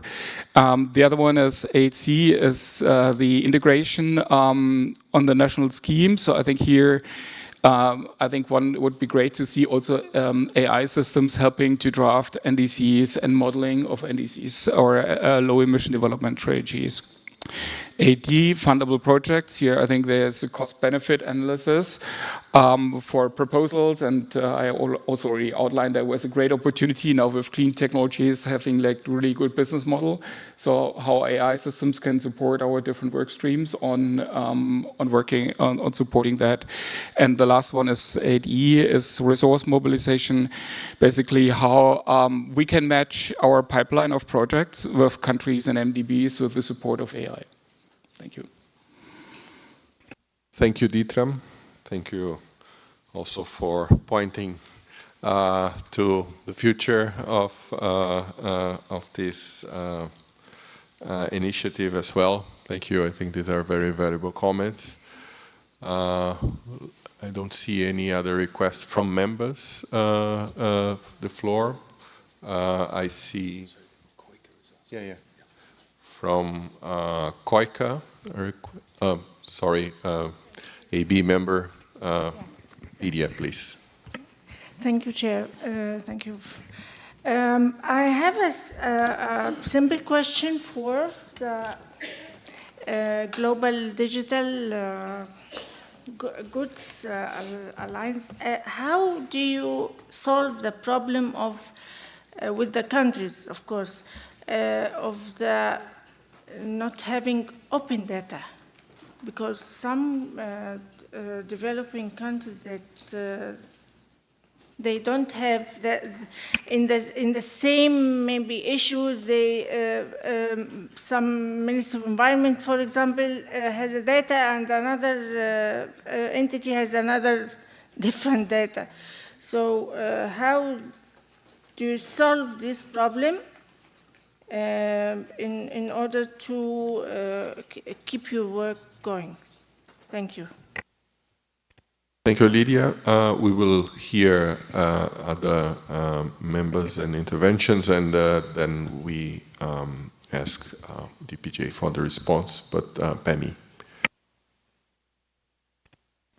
Thank you very much, Chair, and just to thank the presenters for their presentation and the work that has gone into, the AI and all the other stuff.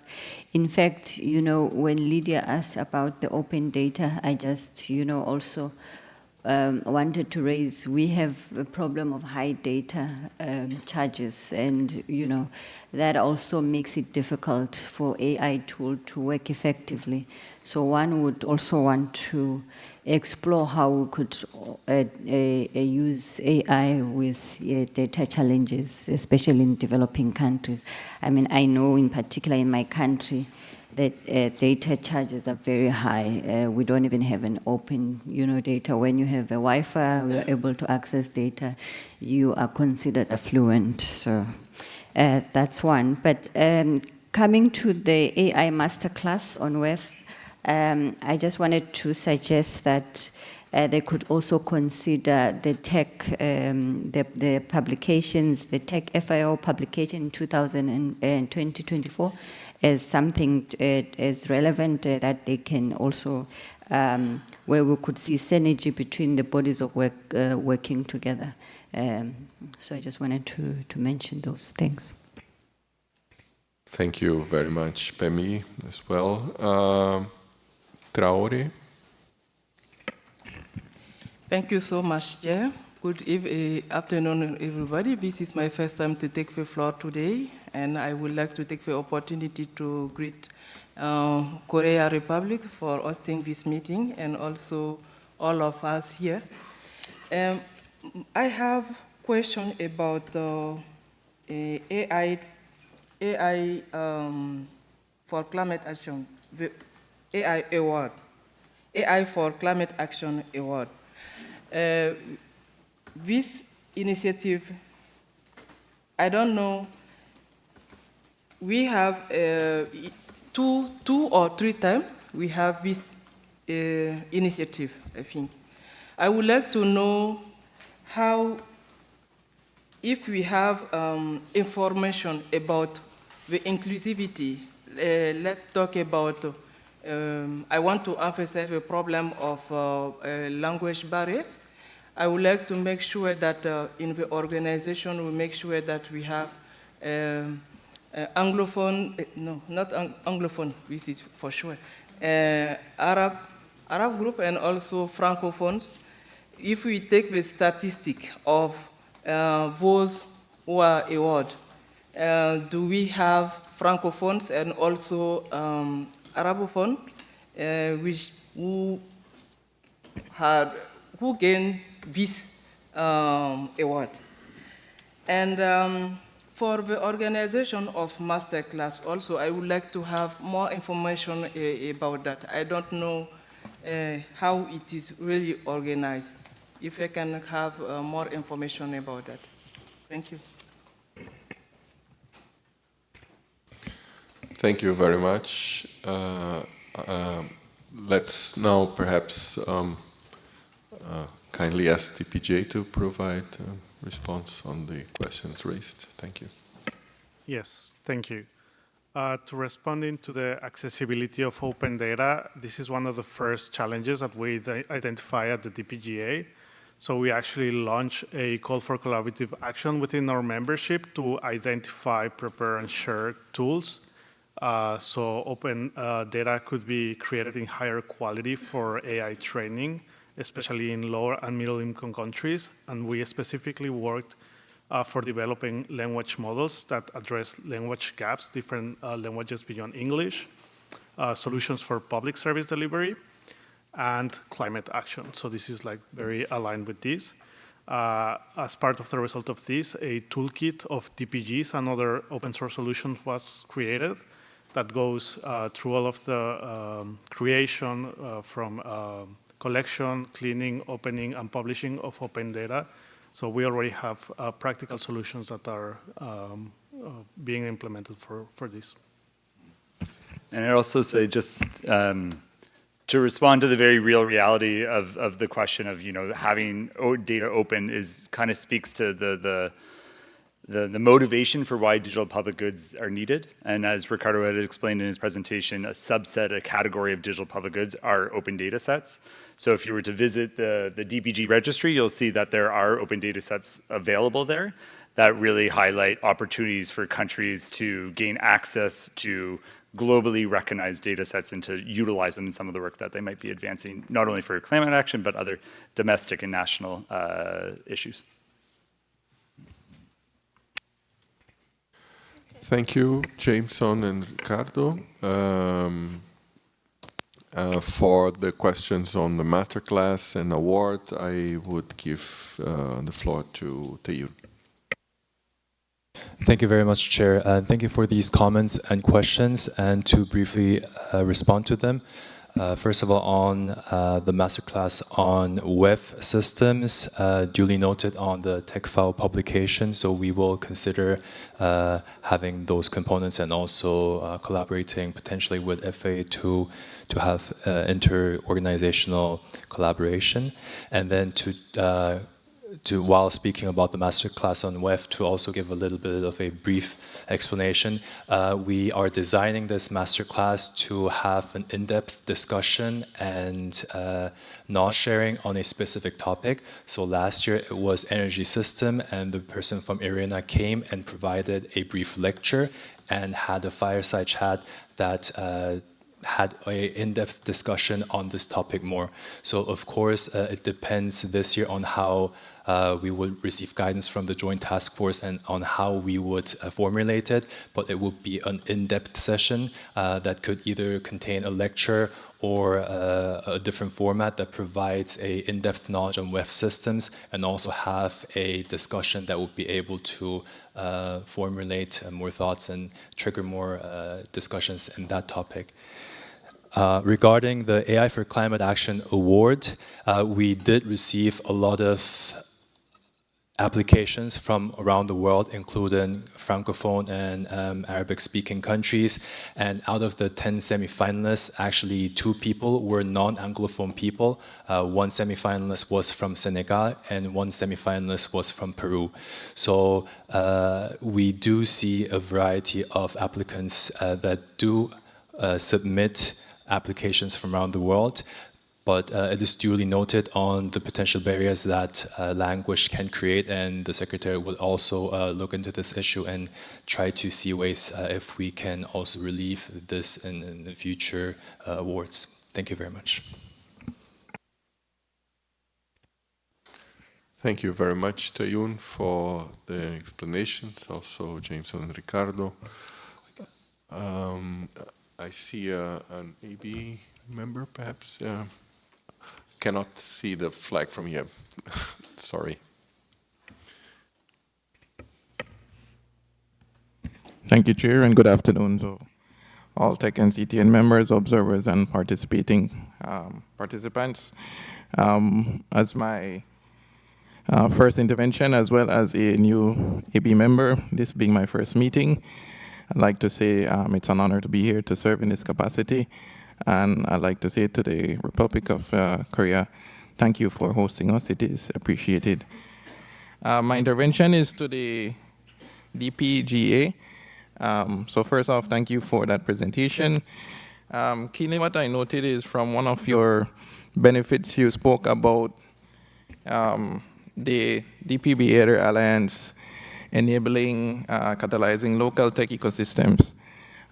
This is a major challenge, as we know, as it relates for small and developing economies. So we would like to know, or I would like to know, sorry, what modalities or activities are in place at the DPGA as it relates to how do you accomplish this.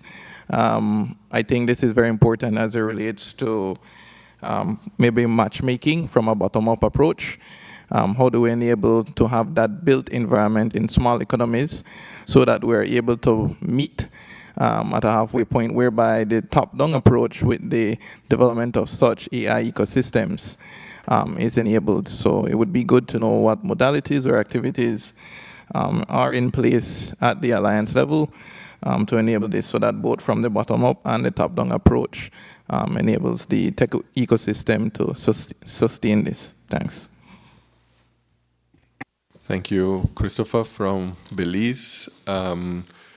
We are running a bit out of time, so I would suggest we take interventions from Kaya and from Koika, and then we move to possible comments from the presenters. Kaya? Thank you. Yeah, would be helpful to have a bit more information on when this application hub will be made available.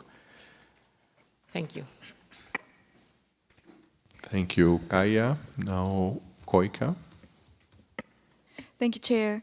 I'd just like to take this opportunity to express the KOICA's sincere appreciation to the TEC and the CTCN members for welcoming KOICA's participation in the AI for Climate Action Initiative activities as a partner. I strongly believe that the outcomes we have achieved together in 2025, which was also mentioned in the presentation before, from the capacity building workshops for the NDEs, AI forum at Dar es Salaam, COP30 masterclass to the AI Action Awards, have been truly fruitful. So I believe these results are meeting the ultimate goal of this initiative, assisting the developing country partners in adapting to and mitigating climate change through the power of AI technology. And I would like also highlight that this objective is also closely aligned with the Republic of Korea's new government strategy, which envisions a global AI basic society, a world in which the benefits of AI are shared universally, not concentrated among a few. So KOICA looks forward to further strengthening the cooperation in the years ahead. Thank you. Thank you very much, Koika. I'll now give the floor to DPJ for the response. Thank you for all those questions. Much appreciated. And the idea of catalyzing local ecosystems is something that's quite close to our heart. A lot of DPGs have official partnership or certification programs for system integrators and independent system vendors. It's also something that a lot of our membership base are thinking about. We have partners at UNDP as well as UNICEF that have local capacity building programs in place that are built around digital public goods specifically.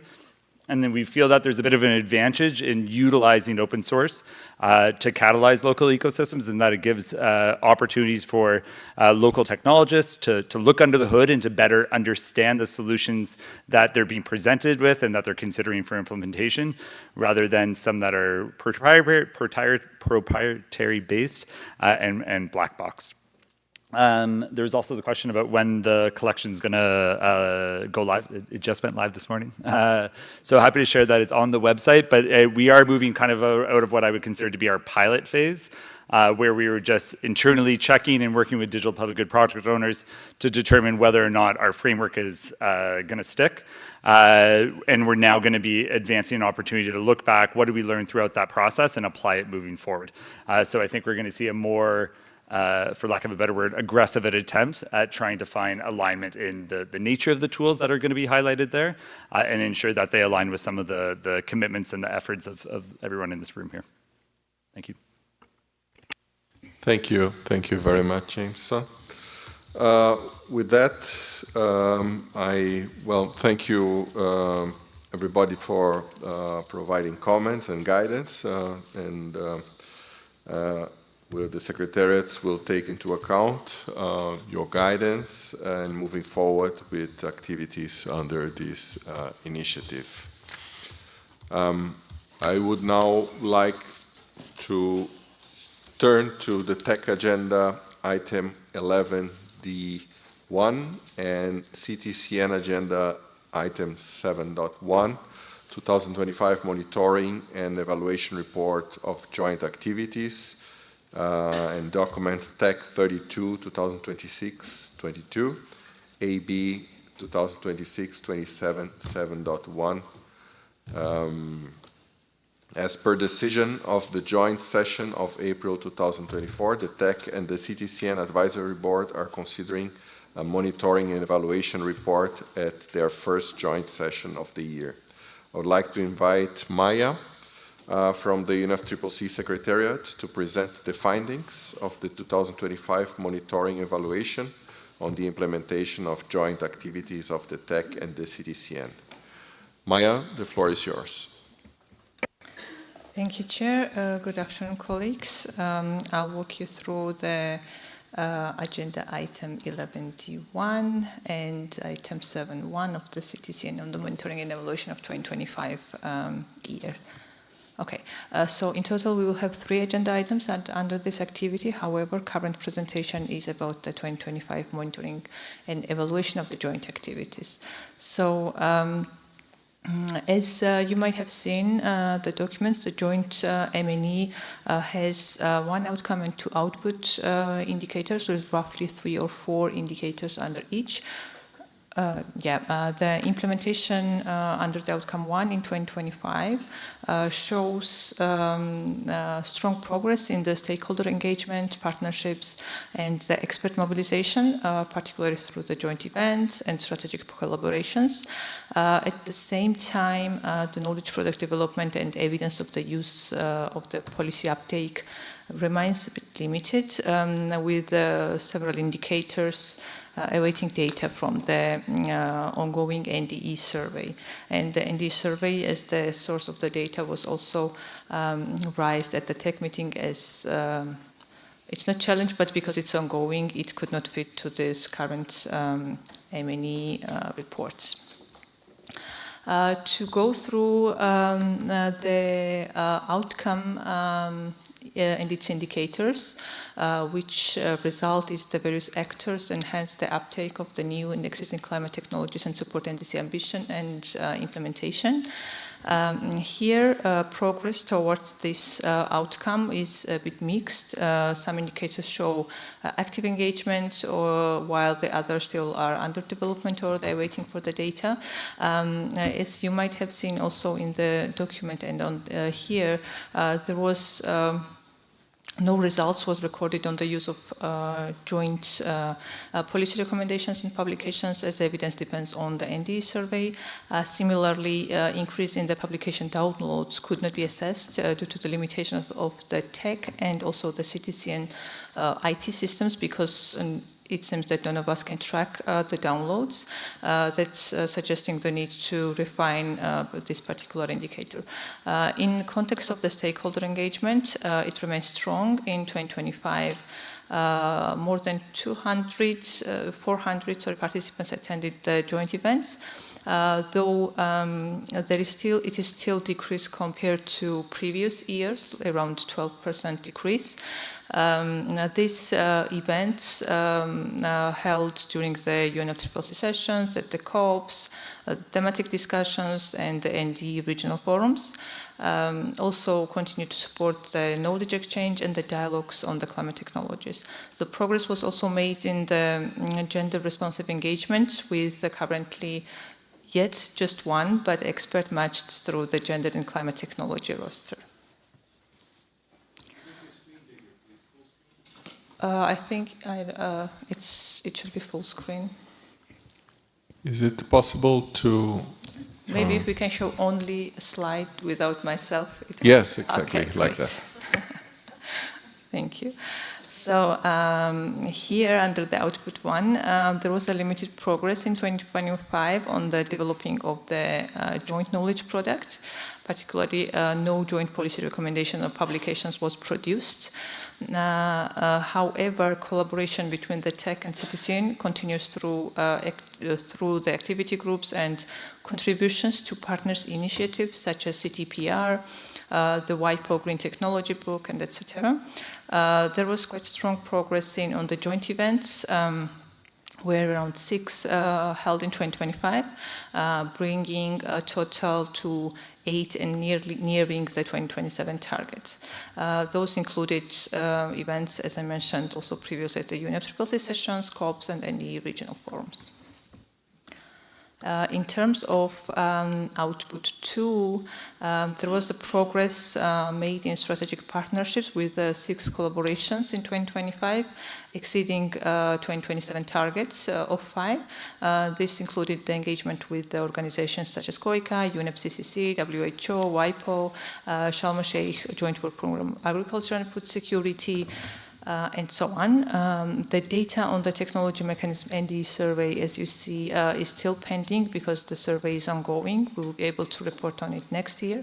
Meanwhile, gender responsive capacity building advanced significantly with 152 new experts joining the gender and climate technology roster. And I believe we will hear also today about update on the roster. And as I mentioned in the previous slides, because there is the technical challenge in collecting the data of particular indicator on the number of downloads for the joint publications. During the joint activity group on the monitoring and evaluation, there was a suggestion that TEC and CTCN AB might be willing to discuss and provide guidance on potentially changing that indicators, because if we cannot track it, doesn't make sense to have it. So, and there was 2 alternatives that were thought, but that would make us technically to track those are number of percentage increase on the views of the publications or number of citations or references of the joint publications. Thank you very much. Thank you very much, Maya. So the TEC and CTCN Advisory Board is invited to take note of information and to provide guidance. And there is a specific suggestion here related to the change of this indicator. So I now open the floor for comments.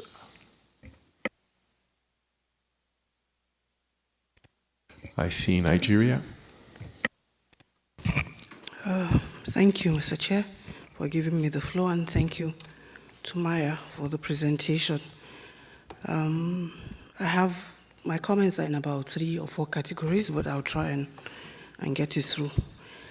From what she has said, the role of the NDE is very crucial, obviously, in assessing progress through the M&E.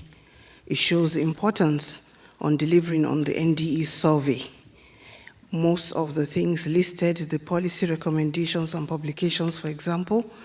Another example is indicator for monitoring TEC and TECMEC. They're all waiting for the NDE surveys to come in. That shows that there is a need to ensure that there are more and more responses from the NDE surveys. I would suggest that I know the Secretariat is overloaded with work, but there may be a need to do a framework where you keep sending in reminders that these responses are due, and this is why these responses are due. Perhaps we would see more responses and would have more assessments from the surveys. The second one is on the categorization of progress.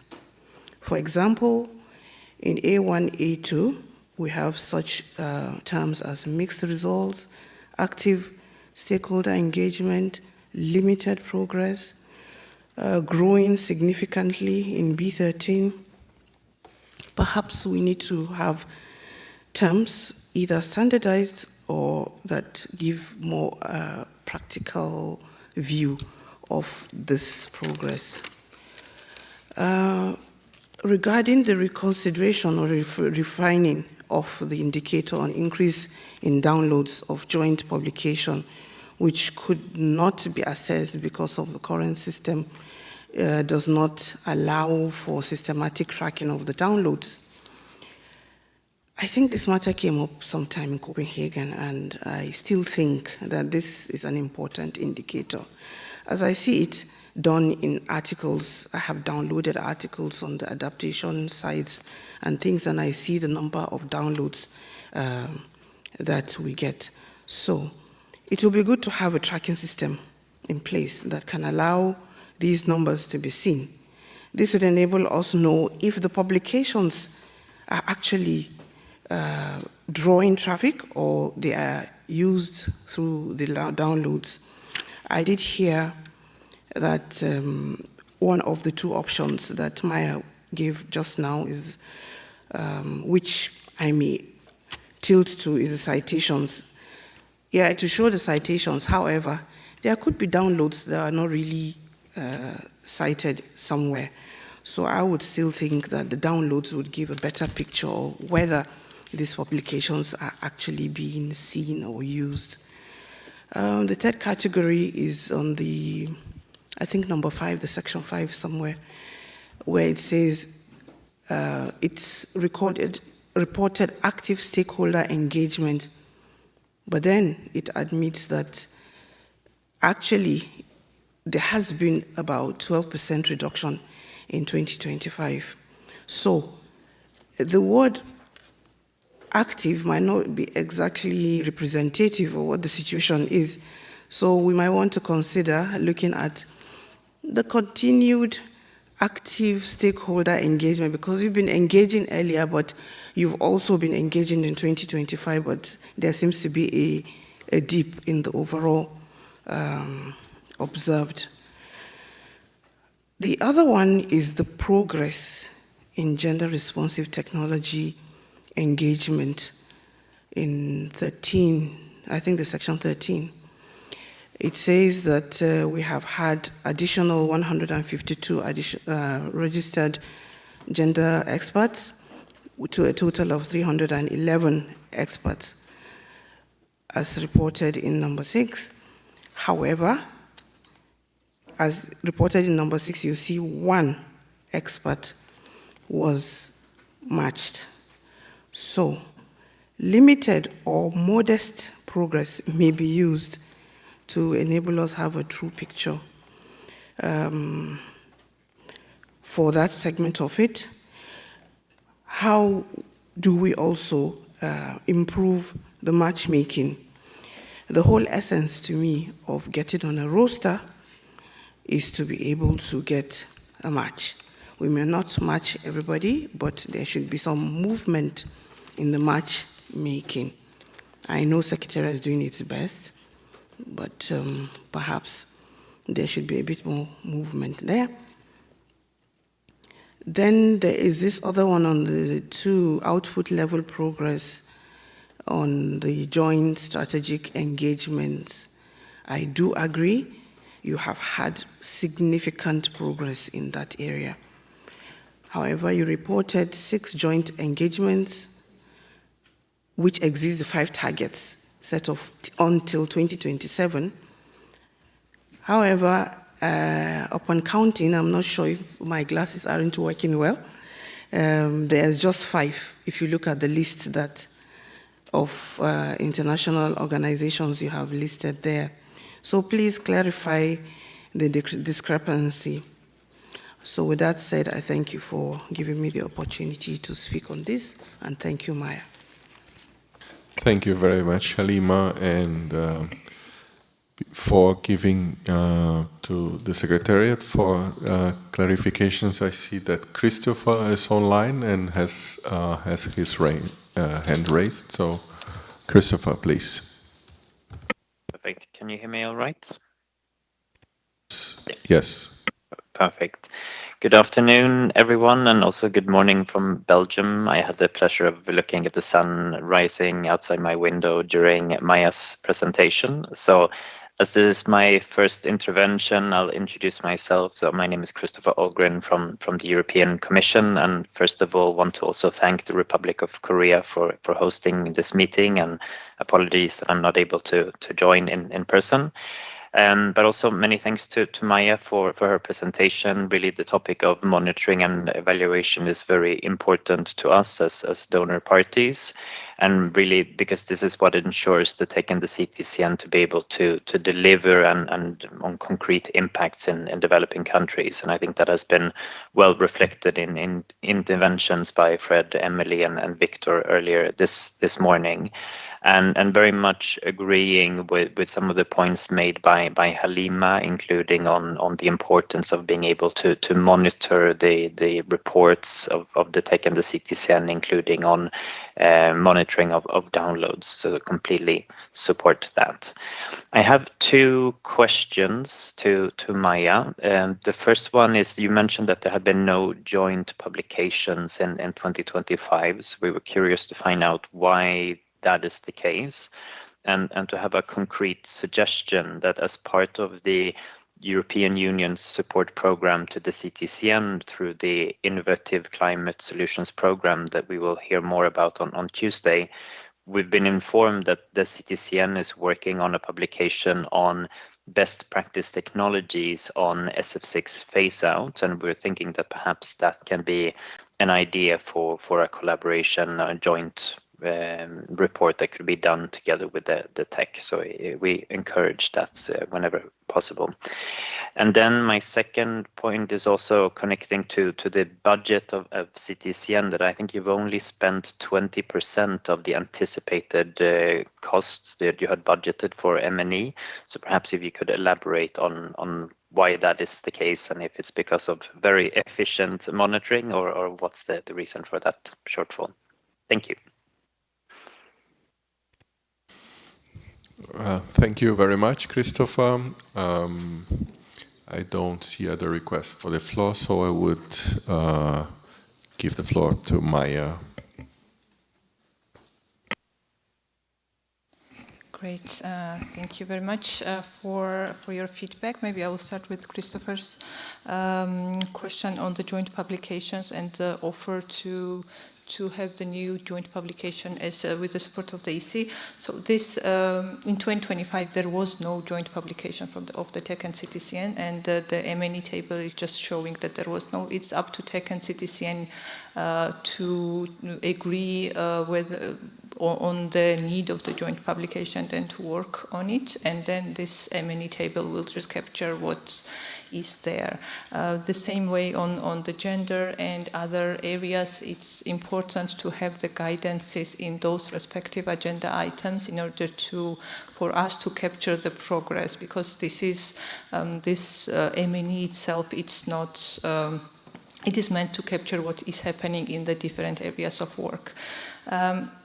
Maybe regarding the downloads, yes, it is important to track the progress. However, because it was technically challenging, nor UNEP, not the TEC is at this stage able to track them technically. However, we can go back and see how it is possible to improve that progress. The alternatives that was shown was relatively similar. However, it would still be we would still be able to track those ones.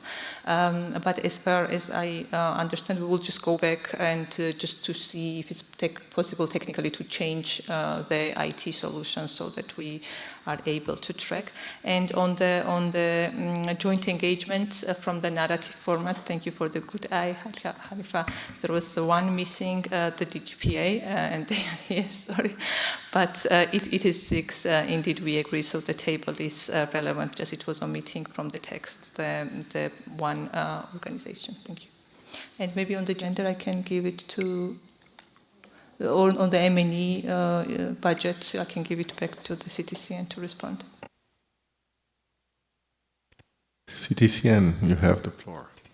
Thank you, Chair, and thank you, Christopher, for the question. And we can elaborate further on Monday if necessary. But basically, on the monitoring and evaluation, at the same time last year, in the preparations of the the kickoff or the launch of the AFCIA 2 program, as well as the coordination service that also look into the monitoring and evaluation framework of all technical assistance that are being funded by AFCIA. We have internal discussions, and we thought that it would be good that in hiring a consultant to look into different monitoring and evaluations elements of both existing one, but as well as for the future one for the AFCIA, and to ensure there is a coherence and complementarity there. So basically, this is one of the reasons why the low budget or the lower expenditure than expected, because we sort of like putting it together with the budget from AFCIA to get like a two or a comprehensive, I would say a more comprehensive product. In addition to that, we're procuring a collection tool, some sort of a dashboard that it is currently under procurement, but this is also something that will be procured at a lower value than expected. So, plus we also now having an intern that helping us with the monitoring and evaluation and collection of data. And again, like this is a different ways of the CTCN trying to make sure that we're doing things in a cost-effective manner. Thank you. Thank you very much, Ariesta.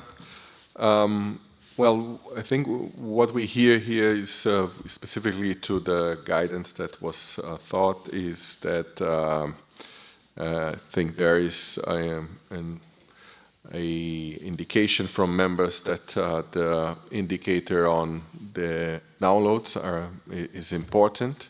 So the suggestion is that a joint open-ended activity group with the support of the Secretariat revise the indicator to ensure that it is measurable, as was suggested also by Maya. So that's the proposed way forward on this. If that is agreeable, we would move to the next agenda item, which is the item 11D2 and CTCN on the TEC agenda, and item 7.2 on the CTCN agenda, update on the impact indicators of the technology mechanism. At the joint session in April 2025, the TEC and CTCN Advisory Board considered presentation by the Secretariats on the monitoring and evaluation of joint activities, as well as updates on the implementation of the recommendations from the periodic assessment of the effectiveness and adequacy of the support provided to the technology mechanism, particularly regarding the monitoring and evaluation of impact of the technology mechanism, and requested the TEC and the CTCN to continue working on the impact indicators of the CTCN. I would like to invite Julia from the CTCN Secretariat to present the results of the work related to the impact indicator. Julia, the floor is yours. Thank you so much.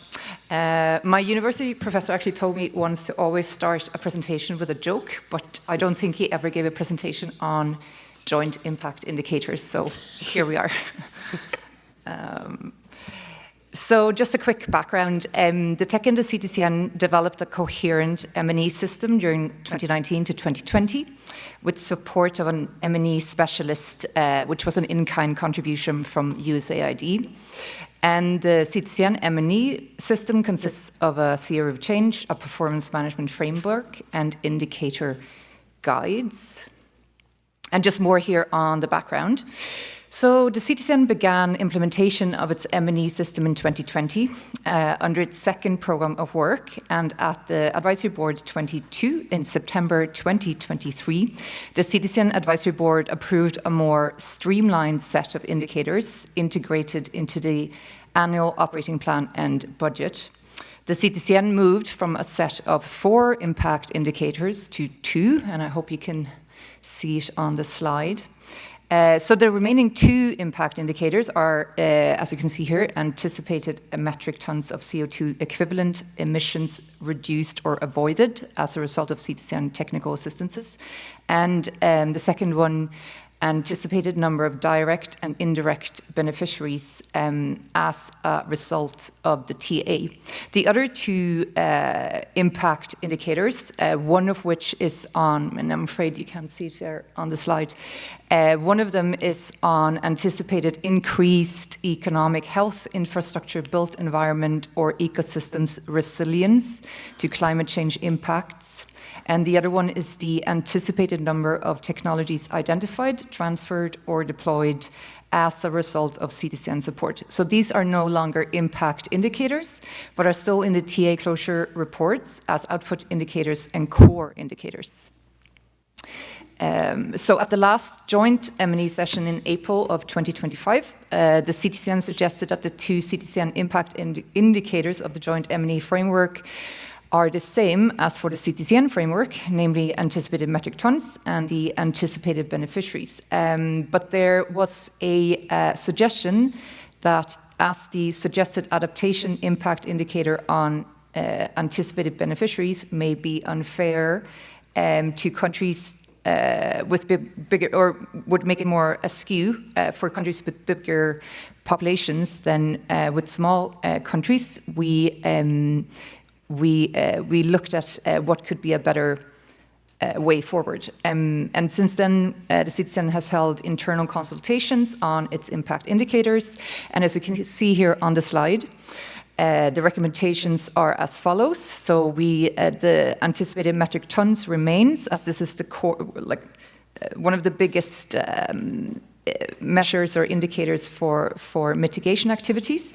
And for adaptation, we have here anticipated increased economic health, infrastructure, built environment, or ecosystems resilience to climate change impacts reported by CTCN participant countries as the adaptation indicator. It should be noted here as well that the adaptation indicator, this would be a qualitative description of the impact of technical assistances rather than quantitative.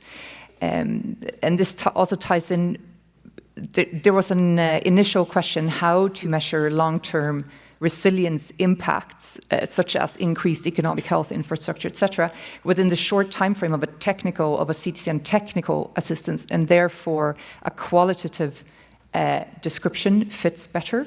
And here also policies and laws that CTCN TAs will enable can adequately be reflected here.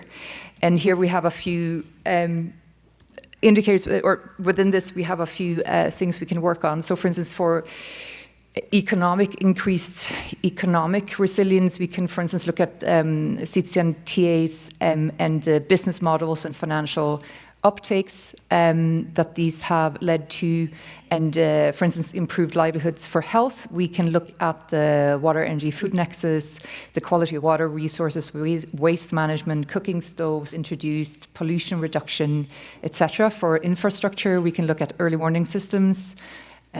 For built environments, green building standards, nature-based solutions in urban areas, cement decarbonization, and the national policies.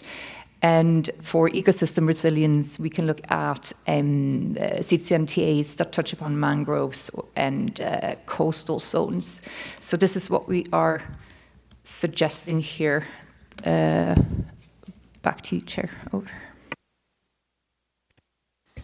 Thank you, Julia.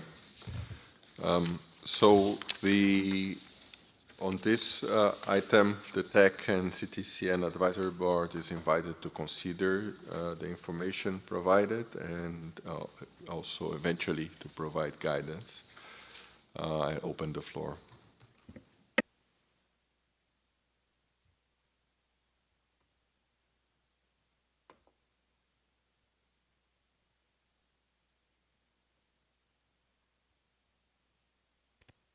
I see Abdul Rahman.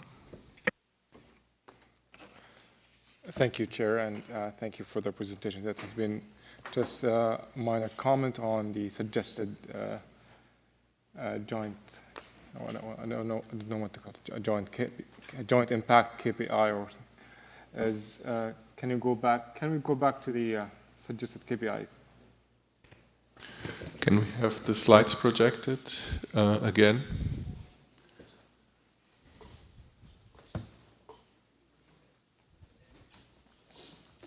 I think it's, yeah. Yes, so on the first indicator, I would suggest that we replace avoided with abated, as avoided projects some hypothetical reduction, while abated covers the emissions that are under the control of the entity that is emitting or that is producing those emissions. Thank you. I see Lydia.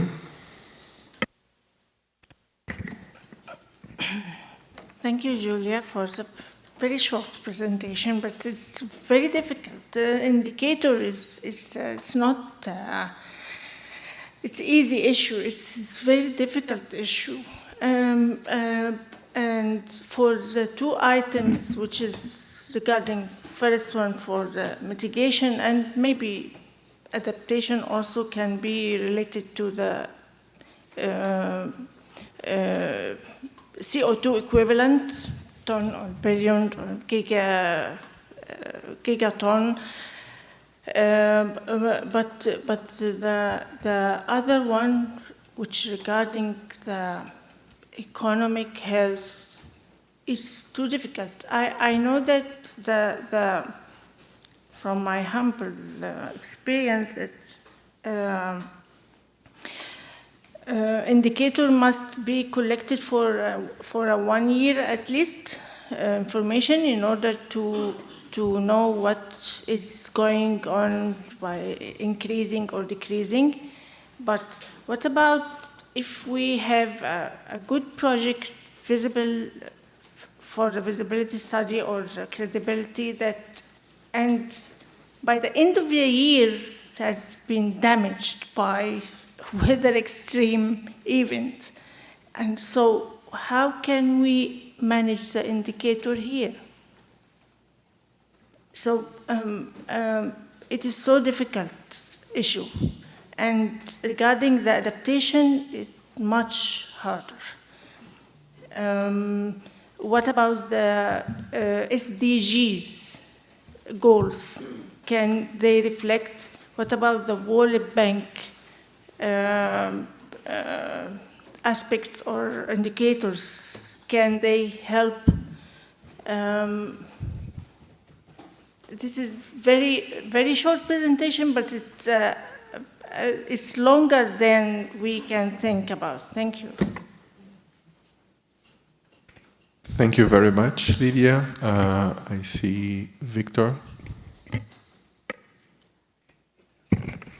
Thank you. Yeah, we've all heard that, you can't manage what you can't measure. So it's important we get right what we want to measure here. And all of these are difficult, and I appreciate the thought put into the suggested indicators here. I guess I'm trying to think backwards about what it is we want to measure. And the mandate of the mechanism, right, is about access to technology, transfer of technology, implementation of technology. And measuring metric tons is always difficult. And then is that really the right thing? Reduced or avoided reminds me of the whole RED plus controversy.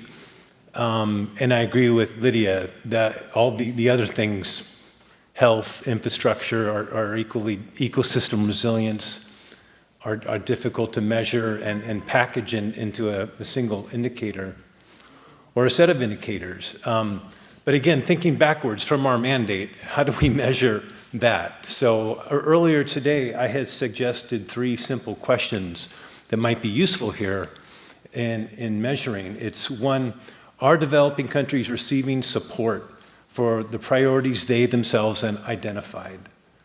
2, is that support adequate and helping to translate priorities into implementation? And 3, are the recurring systemic barriers being sufficiently surfaced, and are parties acting on those barriers? So I suggest I read them more slowly, I repeated them, I hope they can be considered, and maybe there's discussion about considering something simpler. I don't know if it's more difficult to measure things like that, but I could imagine in a forum such as this, when in an evaluation setting, developing countries themselves would be able to articulate how they see the work here is being achieved or not. Are we meeting those, are those indicators being fulfilled? Thanks.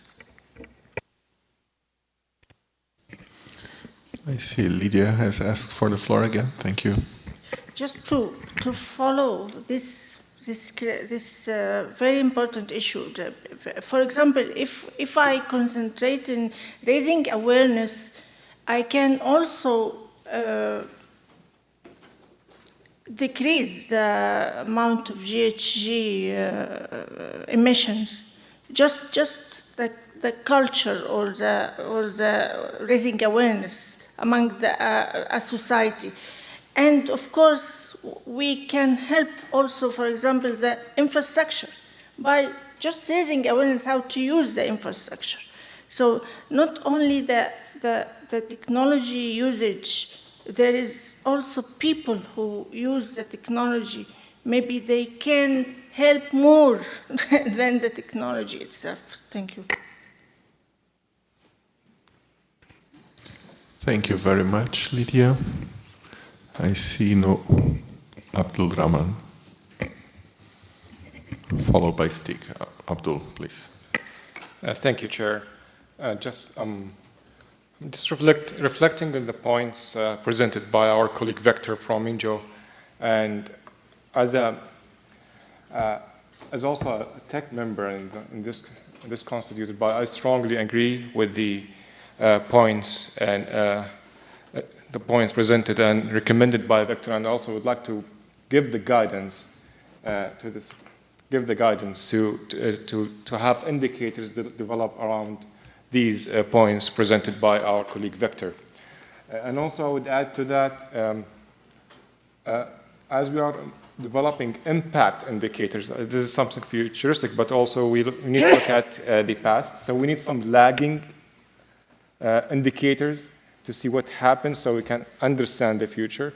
So we need to build on all the historical context. This also could be connected with the ideas that has been presented by Vector. So the amount of financial provisions to deploy technologies, the technologies that has been provided or deployed, the technology that has been disseminated and moving and along the line of this, along the line of these thoughts. Thank you, and I stop here. Thank you, Abdul. We are running out of time, and I'll just like to close after Stig and perhaps then seek for a reaction from Julia, perhaps, and then we would consult for a way forward. Stig, please. Thank you. So this is a very interesting discussion and a complex topic, and I just want to, and it's not new, we have had this since the beginning of the creation of the CTC and the TEC, but I just want to say that if we change the indicators as suggested, we have to change the eligibility criteria and the selection criteria to fit with these new indicators, because these indicators does not fit with the existing eligibility and selection criteria for which projects and which TAs to support. And that's fine. We can change those too, but they need to match. So I just want to make that point, is that if we agree to this new proposal, we will also agree to change the selection criteria and the eligibility criteria to match, because otherwise what we are selecting the projects based on is not the same as we evaluate the same performance on. So we need to match those two. Thank you. Thank you very much, Stig. Okay, we have a request from the EU, and then I would really like to close this item so that we can move forward. EU, please. Thank you very much. My understanding is that the first indicator is already in place and used today. So I'm not comfortable with the suggestion of replacing avoided with abated, because these are not synonyms. And I think really it's important for developing countries of being able to have the aspect of avoided emissions as well, because this is really what is allowing developing countries of being able to leapfrog straight to clean climate technologies. So I prefer that this indicator stays as is. And also to highlight that we are coming to the end of the joint work program. So from my perspective, it also doesn't make a lot of sense to do a drastic change of different impact indicators at this point, and it's better to kind of update impact indicators as part of the next joint work program. Thank you. Thank you, Christopher. Yeah, Julia, please. Thank you so much for all these questions and suggestions. I just wanted to go back to these two impact indicators, and apologies, perhaps my PowerPoint was a bit misleading here, but the discussion today was around the adaptation indicator, not the mitigation indicator. And as I mentioned as well in the presentation, that we before we had 4 impact indicators, and then we moved to 2, but we have 4 in total that we are still tracking in the TA closure forms. So these are ones where we're continuously collecting data, and as we're nearing to the end of the joint work plan, it would be good to keep the eye on the target, so to say, and use indicators where we're continuously tracking data. So it was these 2, and then there was the indicator on direct and indirect beneficiaries, and the one on anticipated number of technologies identified, transferred, or deployed. So these 4 we are tracking in our TA closure reports. I should also just point out that the adaptation indicator suggested here is also aligned with the global goal on adaptation. As they are both, so they're both in alignment, as they're both looking at adaptive capacities and resilience to climate change impacts, ensuring that adaptation efforts contribute to sustainable development. Furthermore, the CTCN has started implementing a post-TA implementation tracker, and this has been done to increase M&E after a TA has been completed. This is not in, we're not tracking this in an all-encompassing manner, so therefore the suggestion has been to keep the adaptation indicator in a qualitative, so a descriptive form, and not through numbers. Thank you. Thank you, Julia, for the information, clarifications provided. From what we hear, I think this is an issue that deserves a bit of more reflection and discussion. So our suggestion is that the joint open-ended activity group continues to work on these impact indicators, and we would request the Secretariat to report on the progress next year. If that is agreeable, we would now go to a very short break, as it is being requested by various members here. 10 minutes break, and we would return 3:20. Thank you.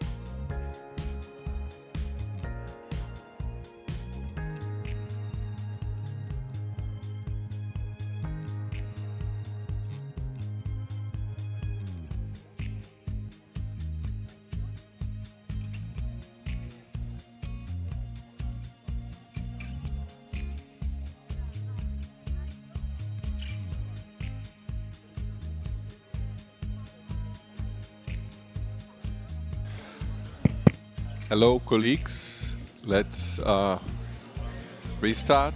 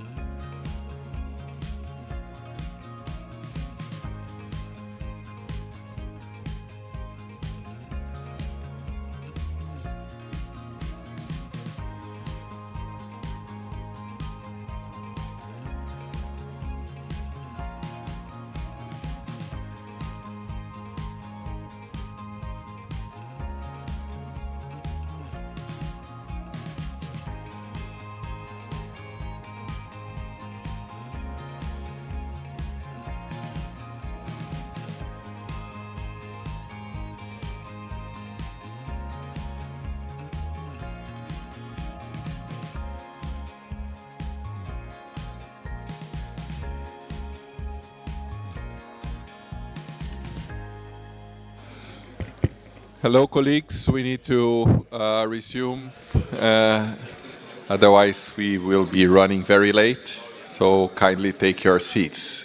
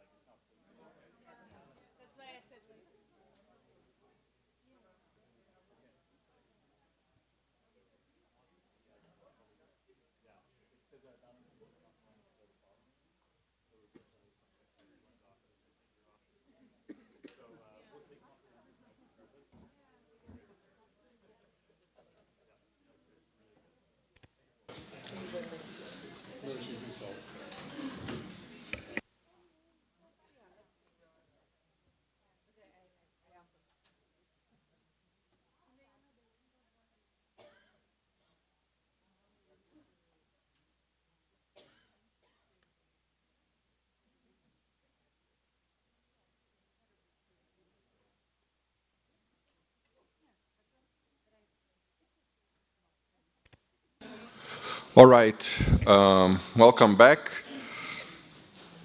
Before I turn to the next item, just we've been approached by some members indicating they would like to join the joint activity groups. So what we will do, each secretariat will circulate among respective members the list of groups, and then interested members could reply and indicate their willingness to join the joint groups.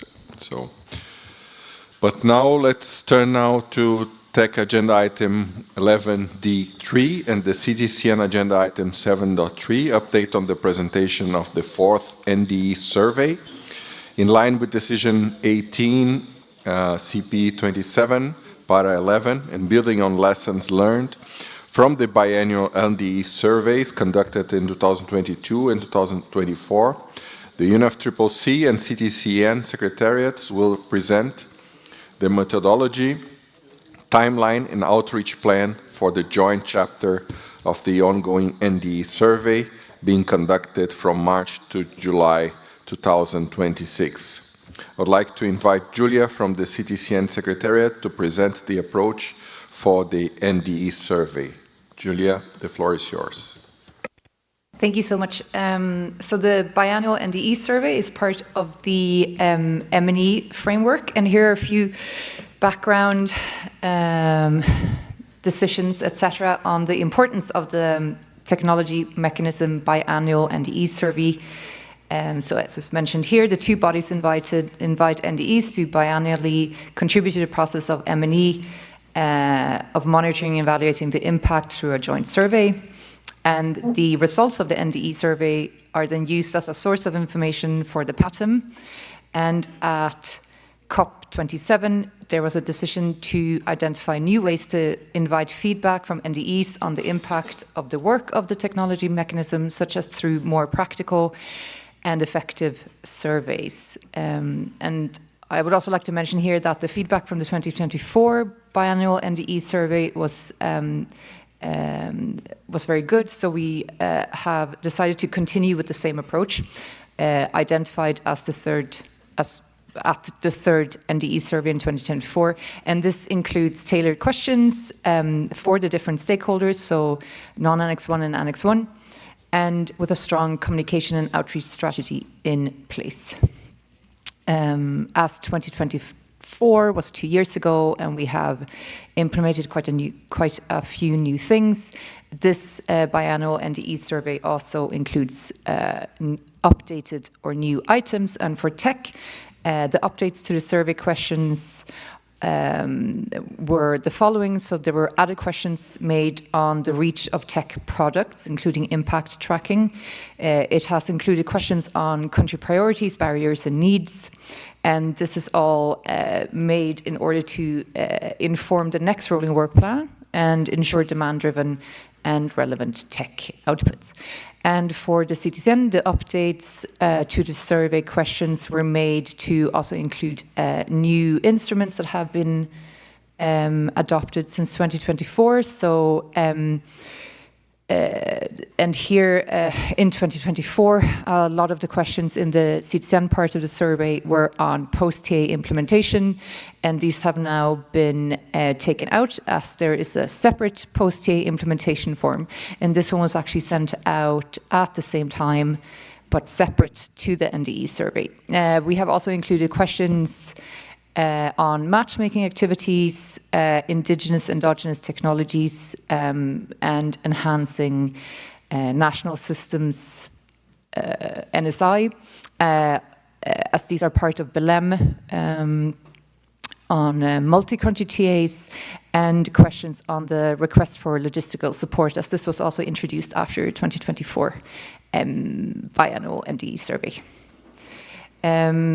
And to ensure that we retain or have a higher answering numbers, we have incorporated lessons learned and feedback, which we have received from advisory board members from the last NDE survey in 2024, and we will continue with the same approach identified then, So as I mentioned before, tailored questions for the different stakeholders and with a communication and outreach strategy in place. And this has included the NDE survey featured in the CTCN newsletter, dedicated slots for filling out the NDE survey at the NDE forums in Africa, LAC, and Asia, and individual follow-up.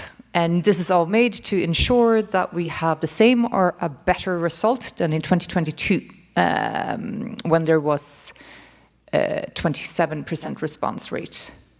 And in 2024, it was 45%. And on the actions taken and on next steps. So we presented the NDE survey methodology, timeline, and outreach plan at the joint M&E activity group. And the survey was translated in 3 languages, English, French, and Spanish. And this was done in March. And now, until July, we are collecting responses and with dedicated follow-up if needed. And then, as you can see here, from August to November, results will be analyzed and report findings will be presented in the upcoming JAR and at the September advisory board meetings. And this is it from my side. Over. Thank you very much, Julia, for the update and information. The TEC and CTCN AB members are invited to consider the information, but I would like to open the floor for eventual questions, comments. The floor is open.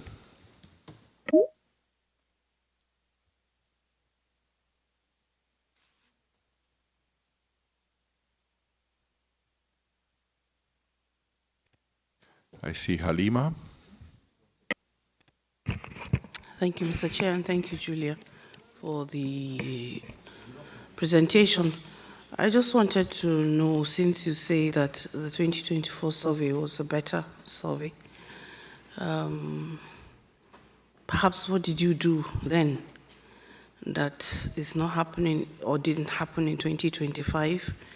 That's at the Secretariat side, and perhaps also feel the pulse of the NDEs through the NDE regional forums to find out why there is a sudden drop or a systematic drop in interest in filling out the surveys.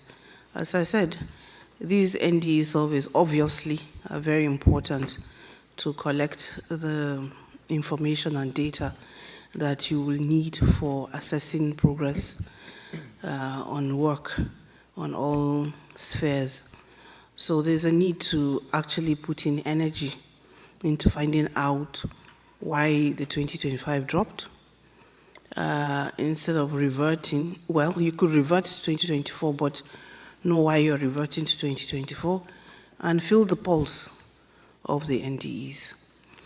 Perhaps from the work that has been done through the NDE forum. I know one of the tech persons were in the Africa NDE forum, and there quite a lot of NDEs did say a few things they weren't exactly happy with.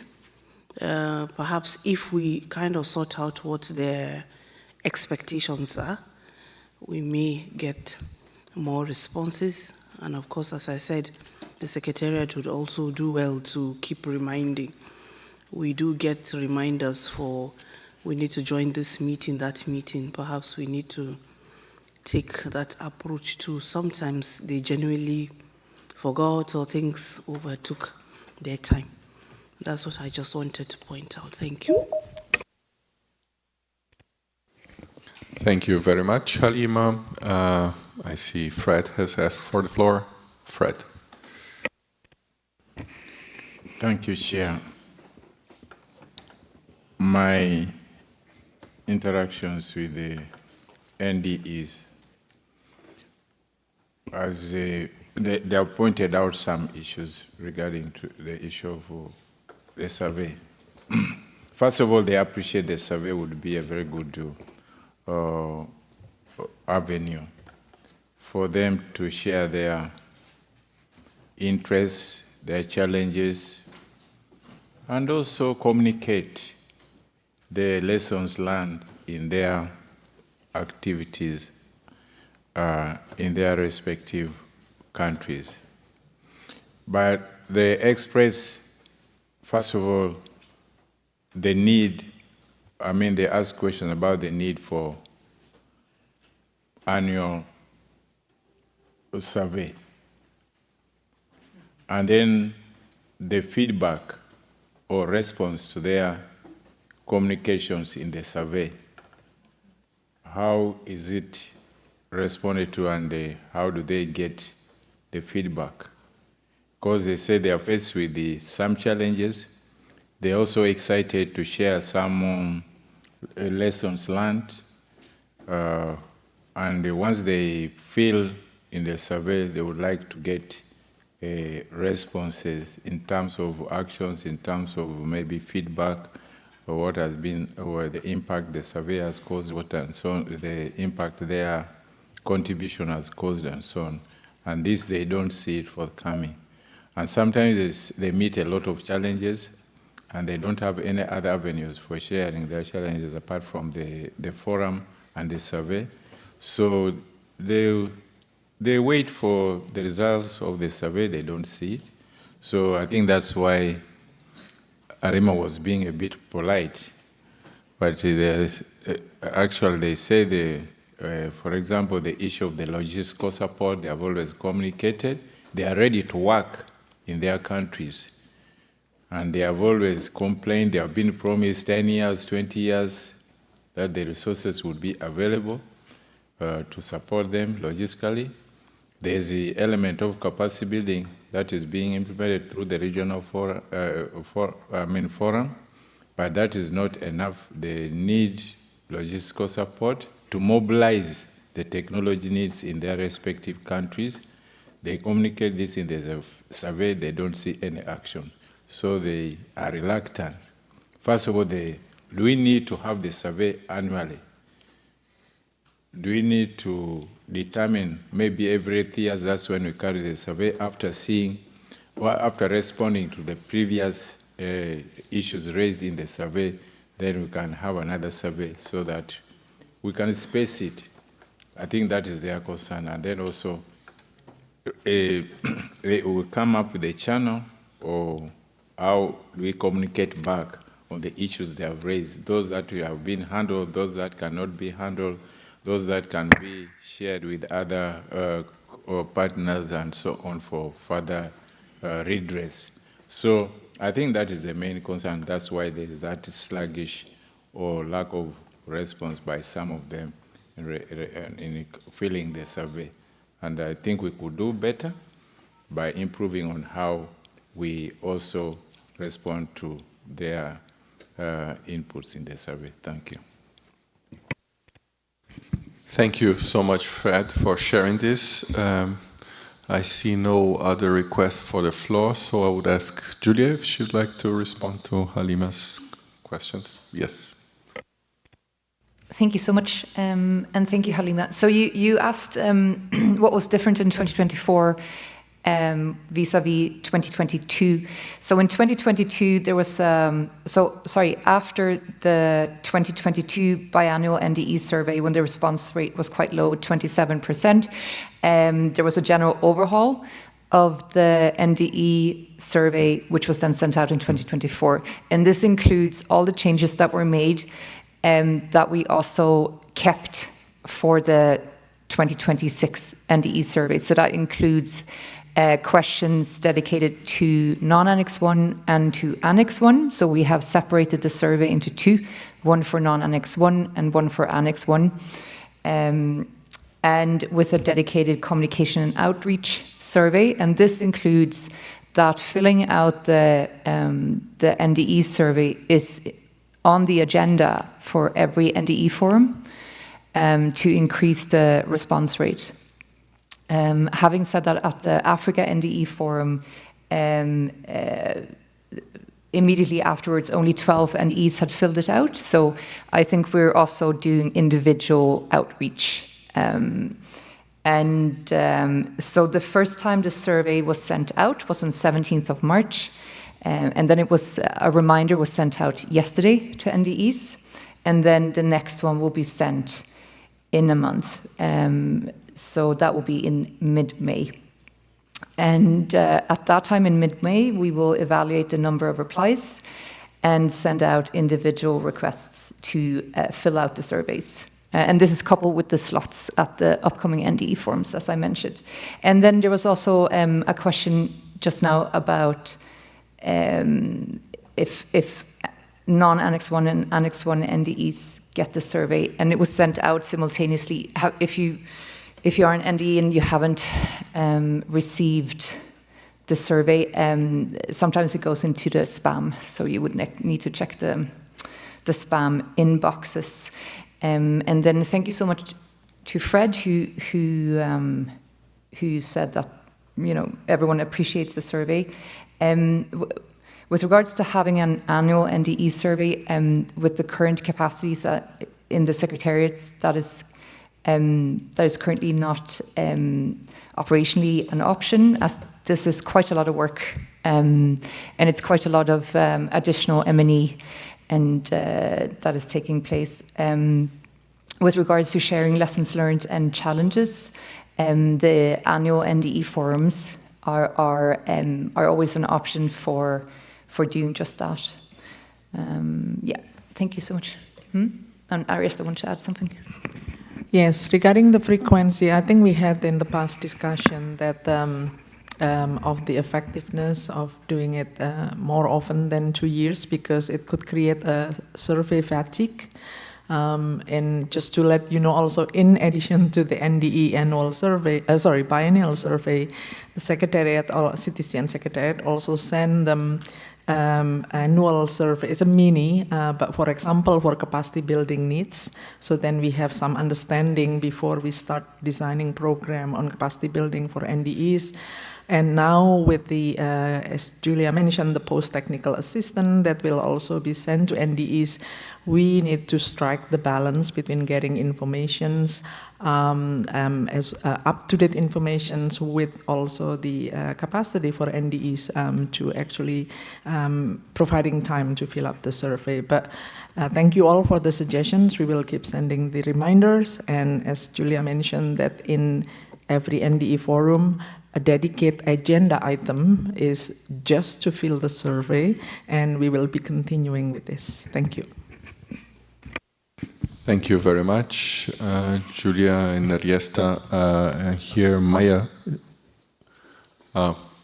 Before Maya responds, I think maybe we can take Halima's comments. Thank you, Mr. Chair, for indulging me. I just wanted to remind the Secretariat not just to send the forms for filling out and reminders, but also put something there about why they need to fill out the forms and why it's important for them to fill out the forms. So if they make the linkage between the responses and the fact that it's needed to send in progress or whatever work that needs to be done, the data that needs to be derived, there might be more responses. Thank you. Thank you very much, Halima. Maya. Thank you. Maybe just very briefly from the TEC side about the importance of the NDE survey. As it was mentioned also in my previous presentation, the NDE survey is a really important source for us to see the implementation of our actions, including to track the impact of the TEC, because those are particularly taken from the NDE survey. And as mentioned by Fred, that it's really important to see what are the needs of the NDEs, what are their challenges. Exactly for that reason, from the TEC side, there has been questions designed in a way to see what are their sectorial needs, what are their challenges, so that then TEC can work more targeted way for the key messages and recommendations for the policy documents, and also to inform the next rolling work plan. So, thank you. Thank you very much. Thank you for your comments. I think they were well captured by the secretariats. We would now move on to agenda item TEC, agenda item 11E, and CTCN agenda item 8, joint engagement with NDEs, report on the Regional National Designated Entities Forum.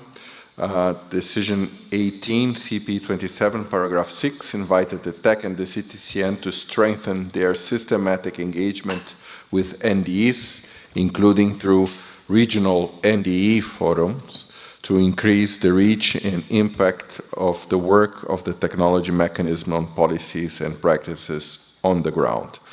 I would like to invite Robinson, who's joining us online today, from the CTCN Secretariat to present an update on the outcomes of the joint engagement during the SEEDS NDE Forum held in Brisbane, Australia in December 2025, the Africa NDE Forum held in Hammamet, Tunisia in March 2026, and an outlook on regional NDE Forum planned for 2026.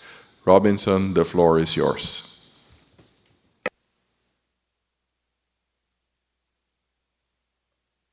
Good afternoon, and thank you very much, Chair. I do hope you can hear me. Yes, we can hear you. Thank you. I will request that my colleagues at the secretariats keep pace with the slides so that they help me to, excuse me, to move the slides. So I want to give an overview report on the regional national NDE fora for the last period. And this is the PPT that will guide us into this conversation. So my colleague, please, next. Yeah, the previous one. Yeah, like the chair said, we want to go through the SEEDS Forum, the Africa NDE Forum, and the planned fora, and then we'll provide a summary. Thank you.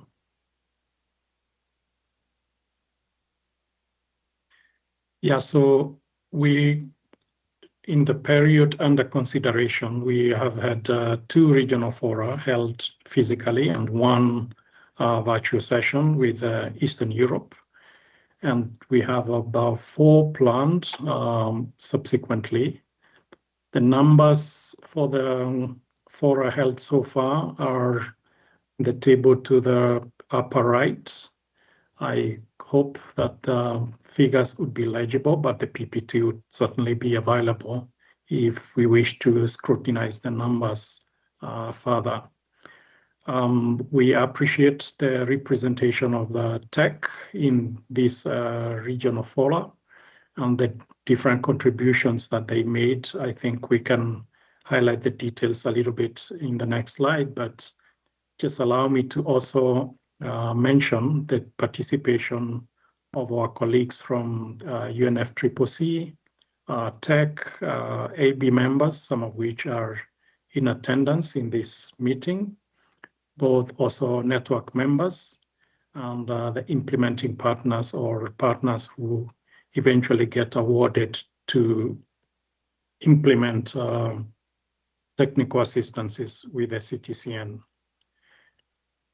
Next slide, please.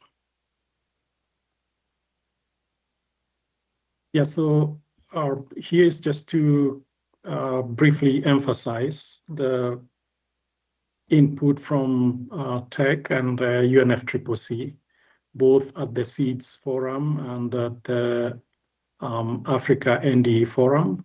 We do have colleagues in the room who participated in these fora and gave various presentations and also supported the discussions in the 2 respective fora, ranging all the way from our honorable previous chair to some of the AB members in Africa. And so you can see the various contributions made both from AB, TEC, and UNFCCC. Thank you. Next slide. So at this point, allow me just to delve into a few details about the Eastern Europe NDE engagement, which we did mention that was a fora that we held virtually.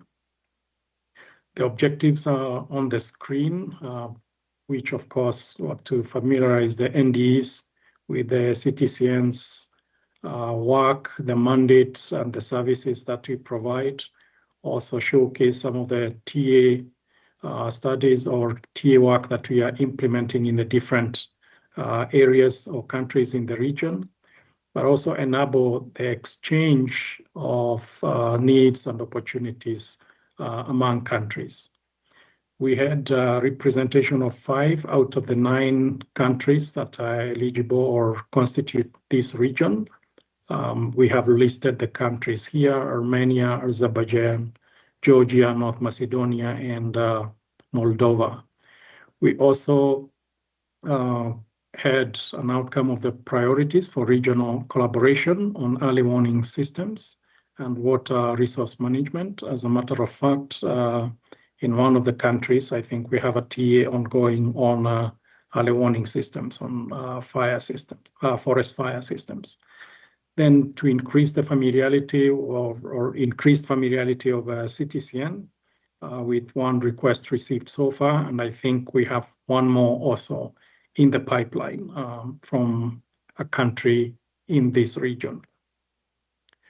Yeah, we have a graphic on the right just to emphasize that there is evidence of on paper that this took place.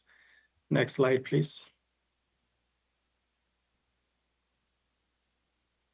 Yeah, and then to the SEEDS forum, which also we did indicate the dates in the first slide. The objectives were to present the latest development of CTCN services to the countries that constitute the small island developing states in this region, the sharing of experiences and best practices from technical assistances in the region, and also innovations in climate tech. Also, the linkage between CTCN support and NDC's TNAs and the TAPs, and also develop and strengthen the small island developing states NDE network so that we are able to enhance its members' capacity and skills to harness innovative technologies. Again, the photo on the right, the director giving opening remarks, I believe virtually during the opening session of the meeting. Next slide, please. So in terms of scope of the forum and the constituent focus areas that this forum covered or went through.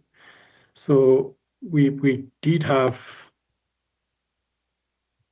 thank you. We did have some update on the UNFCCC technology mechanisms and the technology mechanism joint work program, the updates on the TEC and CTCN activities, the TA program, the procedures, the SEEDS TA portfolio, the update on the finance mechanism, the GCF readiness, and the associated funding mechanisms, for example, the adaptation fund. So information on the CRN-D&D for Papua Guinea TA, the network members, and yeah.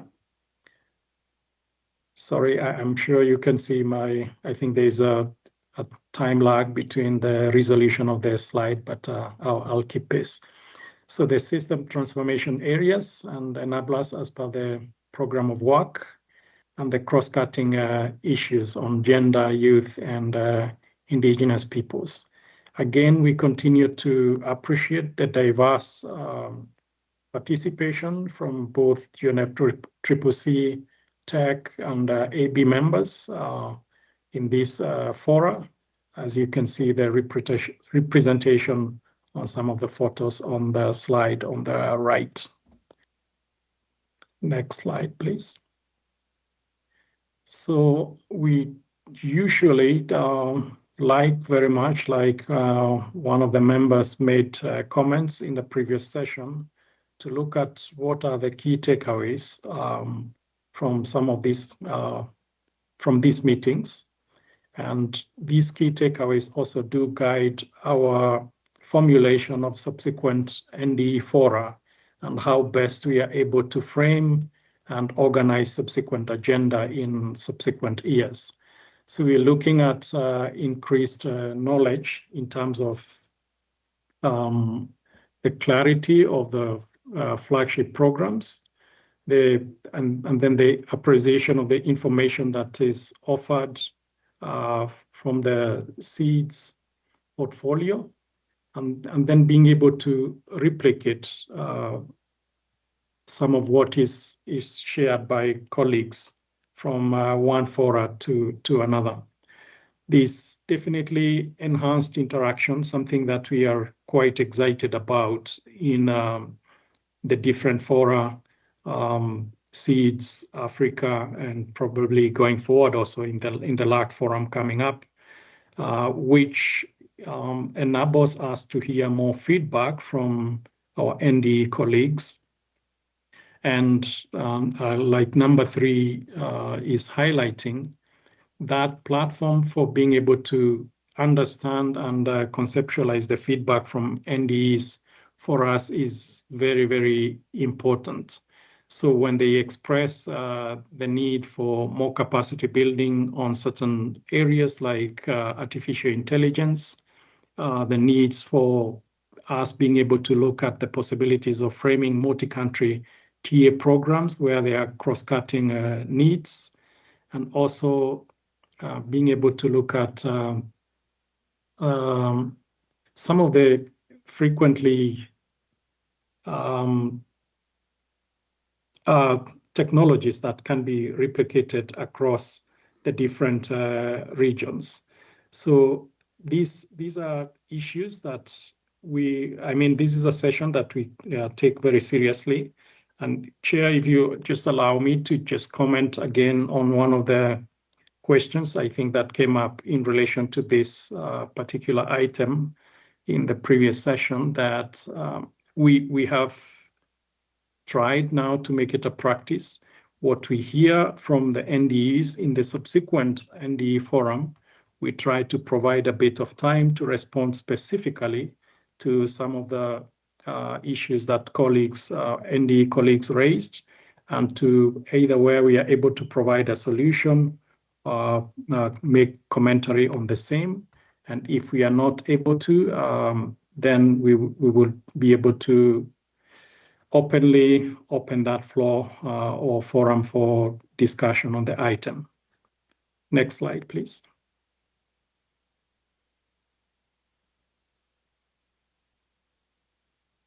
So in terms of the lessons learned and the challenges, it's very important, like I mentioned, also to look at what are we taking away or learning from this fora. One is the ability to engage with the network members to lead the engagement with the NDEs on thematic discussions. That I think is key to us, and I think we'll highlight that in the next fora. For the exchange of experiences among the seeds countries, that is also very important for us, because these are platform for being able to replicate when those exchanges happen. The countries, some of the requests from the countries, support for selecting and screening emerging technologies, which has potential to be applied in seeds. Like, what is it that we take or learn from different regions that might be applicable in the region, and how best can we provide support to screen and highlight this? More sessions in the TA development and logistics support. I think that has come up again, dedicated time to go through CTCN forms. A few of the challenges, difficulty in integrating technology into large programs like the GCF and the GEF modalities, probably the lack of clarity in adaptation supporting technologies, and the deep analysis on emerging climate technologies and ease to access technologies. So a country would wonder, for example, this has been highlighted to work in country X. Would it be applicable or work in my country? And what metrics do I need to put in place to show that it would work in my country? Next slide, please.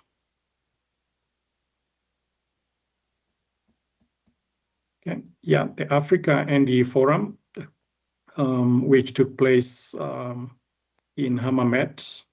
So the objectives are as shared on the screen, which we had the objectives to highlight the latest development of CTCN services in the region, and that is Africa, and also share a little bit about the best practices from the TAs in Africa, the innovations and the climate techs that are featured in these TAs. Being able to present the linkage between the CTCN support and NDCs and the TAPs, and then also being able to develop or strengthen the regional NDEs network and the relationship with other climate actors through engagement. With the first ever network fair, we'll talk about the network fair in a moment, and then identify financial opportunities where that is relevant. Allow me to highlight, Chair, also that in this forum, we were honored to be hosted by the government of Tunisia. Again, for quite some time, I think we didn't have a country that has offered to host. Tunisia did offer to host this forum last year, and we have to give it up to the NDE of Tunisia for doing a massive amount of work to make this work. We had a high-level representation from the government of Tunisia, all the way from the Minister of Environment, represented by the gentleman in the photo upper left, and then the governor of the region where we were in Hammamet, the governor of Sousse, also took time to come and address the forum at the opening session. So again, we were quite impressed with the seriousness and the way the reception that the government of Tunisia accorded the rest of the continent in terms of the NDE forum participation. Next slide, please. Thank you, Director, also for taking time to provide opening remarks, but these were the focus areas for this particular forum, for the Africa NDE Forum. The updates are from our colleagues on TEC and UNFCCC, the Africa group of negotiators, very well received. We did go through the system transformation areas in the respective sessions of the agenda, focused on the cross-cutting issues, the gender, youth, indigenous peoples, and then the CTCN procedures that we talked about a little bit earlier, the logistical support, what constitutes high-quality requests, the high-impact TAs, and the post-implementation of the monitoring and evaluation. And then also a dedicated session on capacity building around the national systems of innovation, and then also providing that dedicated space and time for network members to interact with the NDEs, which we called the network fair, which was the first ever. Next slide, please. So in terms of the, you realize it's difficult to go through all that we learned from this fora, but we try to summarize. In terms of the key takeaways from the Africa NDE Forum, first of all, like I mentioned, we were really impressed by the offer to host by the government of Tunisia. And I think this is something that other countries that might want to offer to host in future would take a note from, so that the different logistical arrangements that take place, because this is slightly different from hosting the forum in Nairobi in terms of the logistical outlay, would be able to help.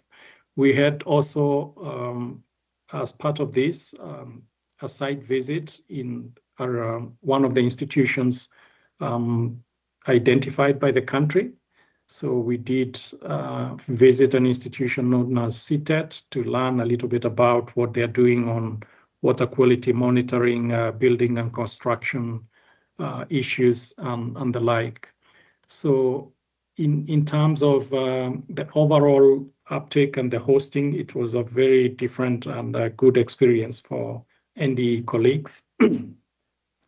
The enhanced exchanges, again, it's important to mention that that space where we provide sort of like round the table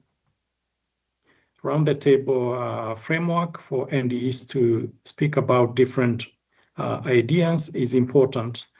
And then also to look at the feedback from the NDEs, which we've also taken note of. And like we mentioned, it's important to take note from the different feedback scenarios from the NDEs. I think we have highlighted some bullets on the screen. Next slide, please.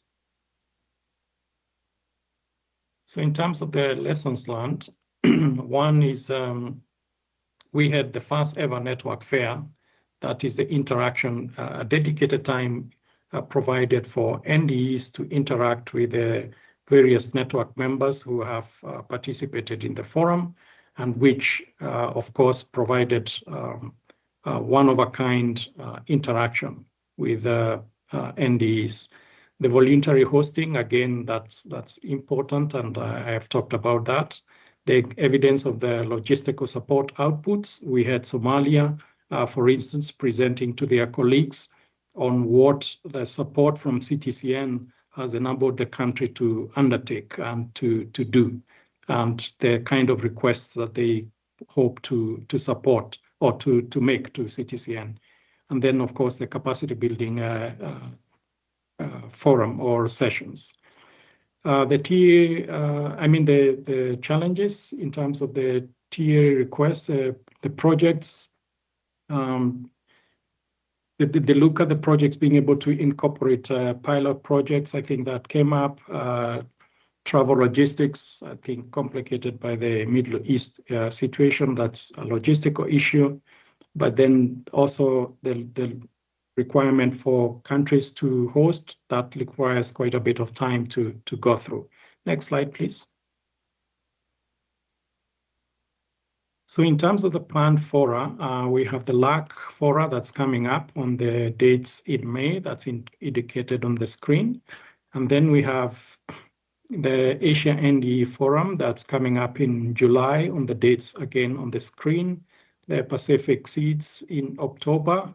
And we expect on around October also to have the NDE Forum for Eastern Europe. And the various participations expected would also be firmed up as we firm up the logistics. Next slide, please. So in terms of the overall key takeaways, what can we do differently? We are making use of intensively the World Cafe style for being able to facilitate or foster interactions with NDEs much more intimately, and I think that's working quite well. The participation also from our colleagues, from negotiators, which also provides a different perspective to the discussions. Discuss more about opportunities for scaling up projects. Those who are in the Africa NDE Forum, I think you do appreciate that. The continued improvement of the network fair session as a way to enhance the interaction between NDEs and our network members. That's also very important. The improvement of the NDE, the continuous improvement of NDEs as presenters and facilitators. Also, as we also had colleagues from AB members and TEC, that has been quite useful in being able to provide the overall perspective from not just from the Secretariat side. Next slide, please.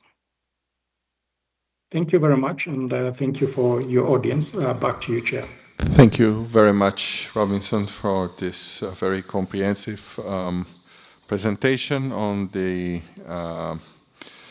recent NDE forums and also on the valuable insights. Thank you so much. We would like to invite TEC and CTCN AB members to consider the information presented and also eventually provide guidance on the organization of a future NDE forum. The floor is open. Halima. Thank you, Mr. Chair. Thank you, Robinson, for the very, very comprehensive presentation. I would give a little bit of narration from the grapevine. Perhaps he has given us the official side of things. So I had heard and had discussions with some of the NDEs at the forum. As always, just now, one of them have sent me a message to remind me to convey some of the things they have said off the official records, but some of them Robinson has already reiterated. So I'll just reel through what I had noted at the ND Africa Forum. One of them would be that they had challenges in identifying technologies to be adopted in their TAs.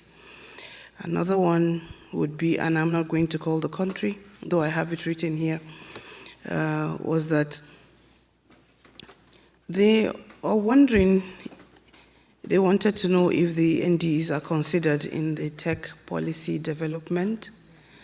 Are they really important? Are their roles taken seriously generally? There's also, Robinson did mention the logistic support. Mr. Fred also did that. The issue of the logistic support is still on, and they have expressed vehemently that the 5,000 is not enough. They have reiterated that. They also have said they wanted to be involved in all the project, with the project proponents, especially the international part. I have also heard that, encouragingly, of course, that there is a need for them to look at the challenges, turning them into opportunities, turning the challenges to opportunities. And then also, Mr. Robinson has mentioned this, they have asked for more capacity building programs, the AI multi-country programs, scaling up of the TAs that have been deemed as successful. And they also, though they did that in the NDE forum before that, and I expressed it in the AB 26, they again have complained that they need to have EXCO level officers at the NDE forum. So just Halima listening and coming to report back is not enough. They feel if the chair or the vice chair is at the forum, they would hear directly what they had to say. And I think maybe that would also give them a bit of a boost of being important. The last one I have here is to Robinson's narration of the World Cafe. It was successful, of course. It can be adopted. But personally, what I observed was that the experts responding to the NDEs should have been a bit more language balanced, kind of, because there were complaints that, oh, they were only attending to perhaps the Francophone. I don't want to sound like Taore, perhaps the Francophone or the Anglophone, but maybe the participating experts should be a bit more balanced so everybody has something and someone to attend to them. And I do agree that with Robinson that the government of Tunisia did very, very, very well. And they should be commended for this. And the NDE did exceptionally well to make sure that we had hardly any problems and the meeting went very well. That NDE is to be commended. Thank you. Thank you. Thank you very much, Halima. Now the AB Vice Chair has asked for the floor.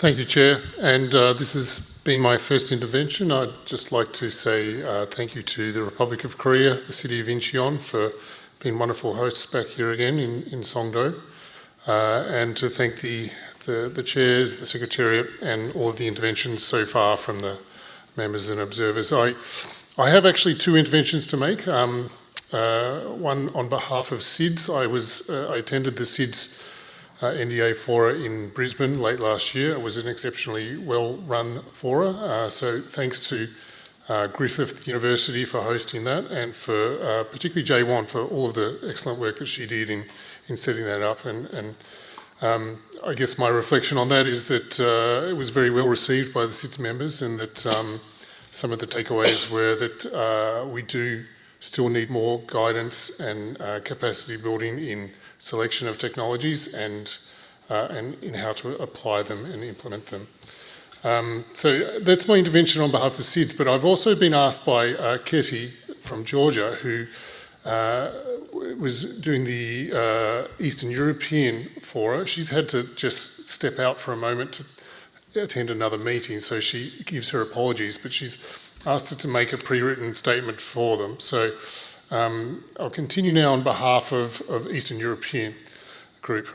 Chairs, co-chairs, TEC and CTCN Advisory Board members, on behalf of the Eastern European non-Annex 1 parties, I'd like to express our appreciation for two concrete steps that demonstrate the CTCN Secretariat's genuine responsiveness to our region's needs in NDE engagement and empowerment. First, we welcome warmly the upcoming Eastern European NDE Regional Forum. We are particularly pleased that following our request and support from the AB members, this year's forum will be held in person. Last year's edition was the first of its kind. Held online, it was nonetheless a meaningful start. Moving to an on-site format will allow our NDEs to engage more fully with CTCN's work and the opportunities it offers. Secondly, we commend the CTCN Secretariat for designating a dedicated focal point for Eastern European NDEs. This has made a tangible difference on the ground. Countries in our region are being proactively engaged and guided step by step through the process, and this is precisely the kind of structural attention our region has long been calling for. We say thank you, and we say it knowing that the work ahead is still significant. The Eastern European non-Annex 1 parties continue to face real gaps in access to information and climate technology. We look forward to building on this momentum together and to ensuring that these foundations translate into concrete outcomes for our countries and our people. Thank you. Thank you, Vice Chair.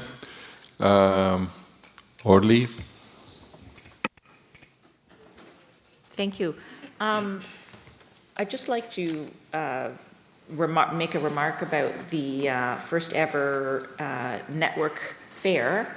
I think that's great to hear, and it certainly is something that I think will help the engagement, obviously, between the network members and NDEs and any other stakeholders, as we've been talking about in the past, that network members really need to be more front and center and more engaged. So I think this is great, and thank you for sharing that. I do have a question, though, is if you had received any feedback from network members on the fair, what they thought of it, and if potentially you'll be following up with any on anything that may have taken place there to see if there was any collaborations that came out of it. So just curious your thoughts about how that went and what you heard from network members. Thanks. Thank you very much. I would like now to give the floor to Fred.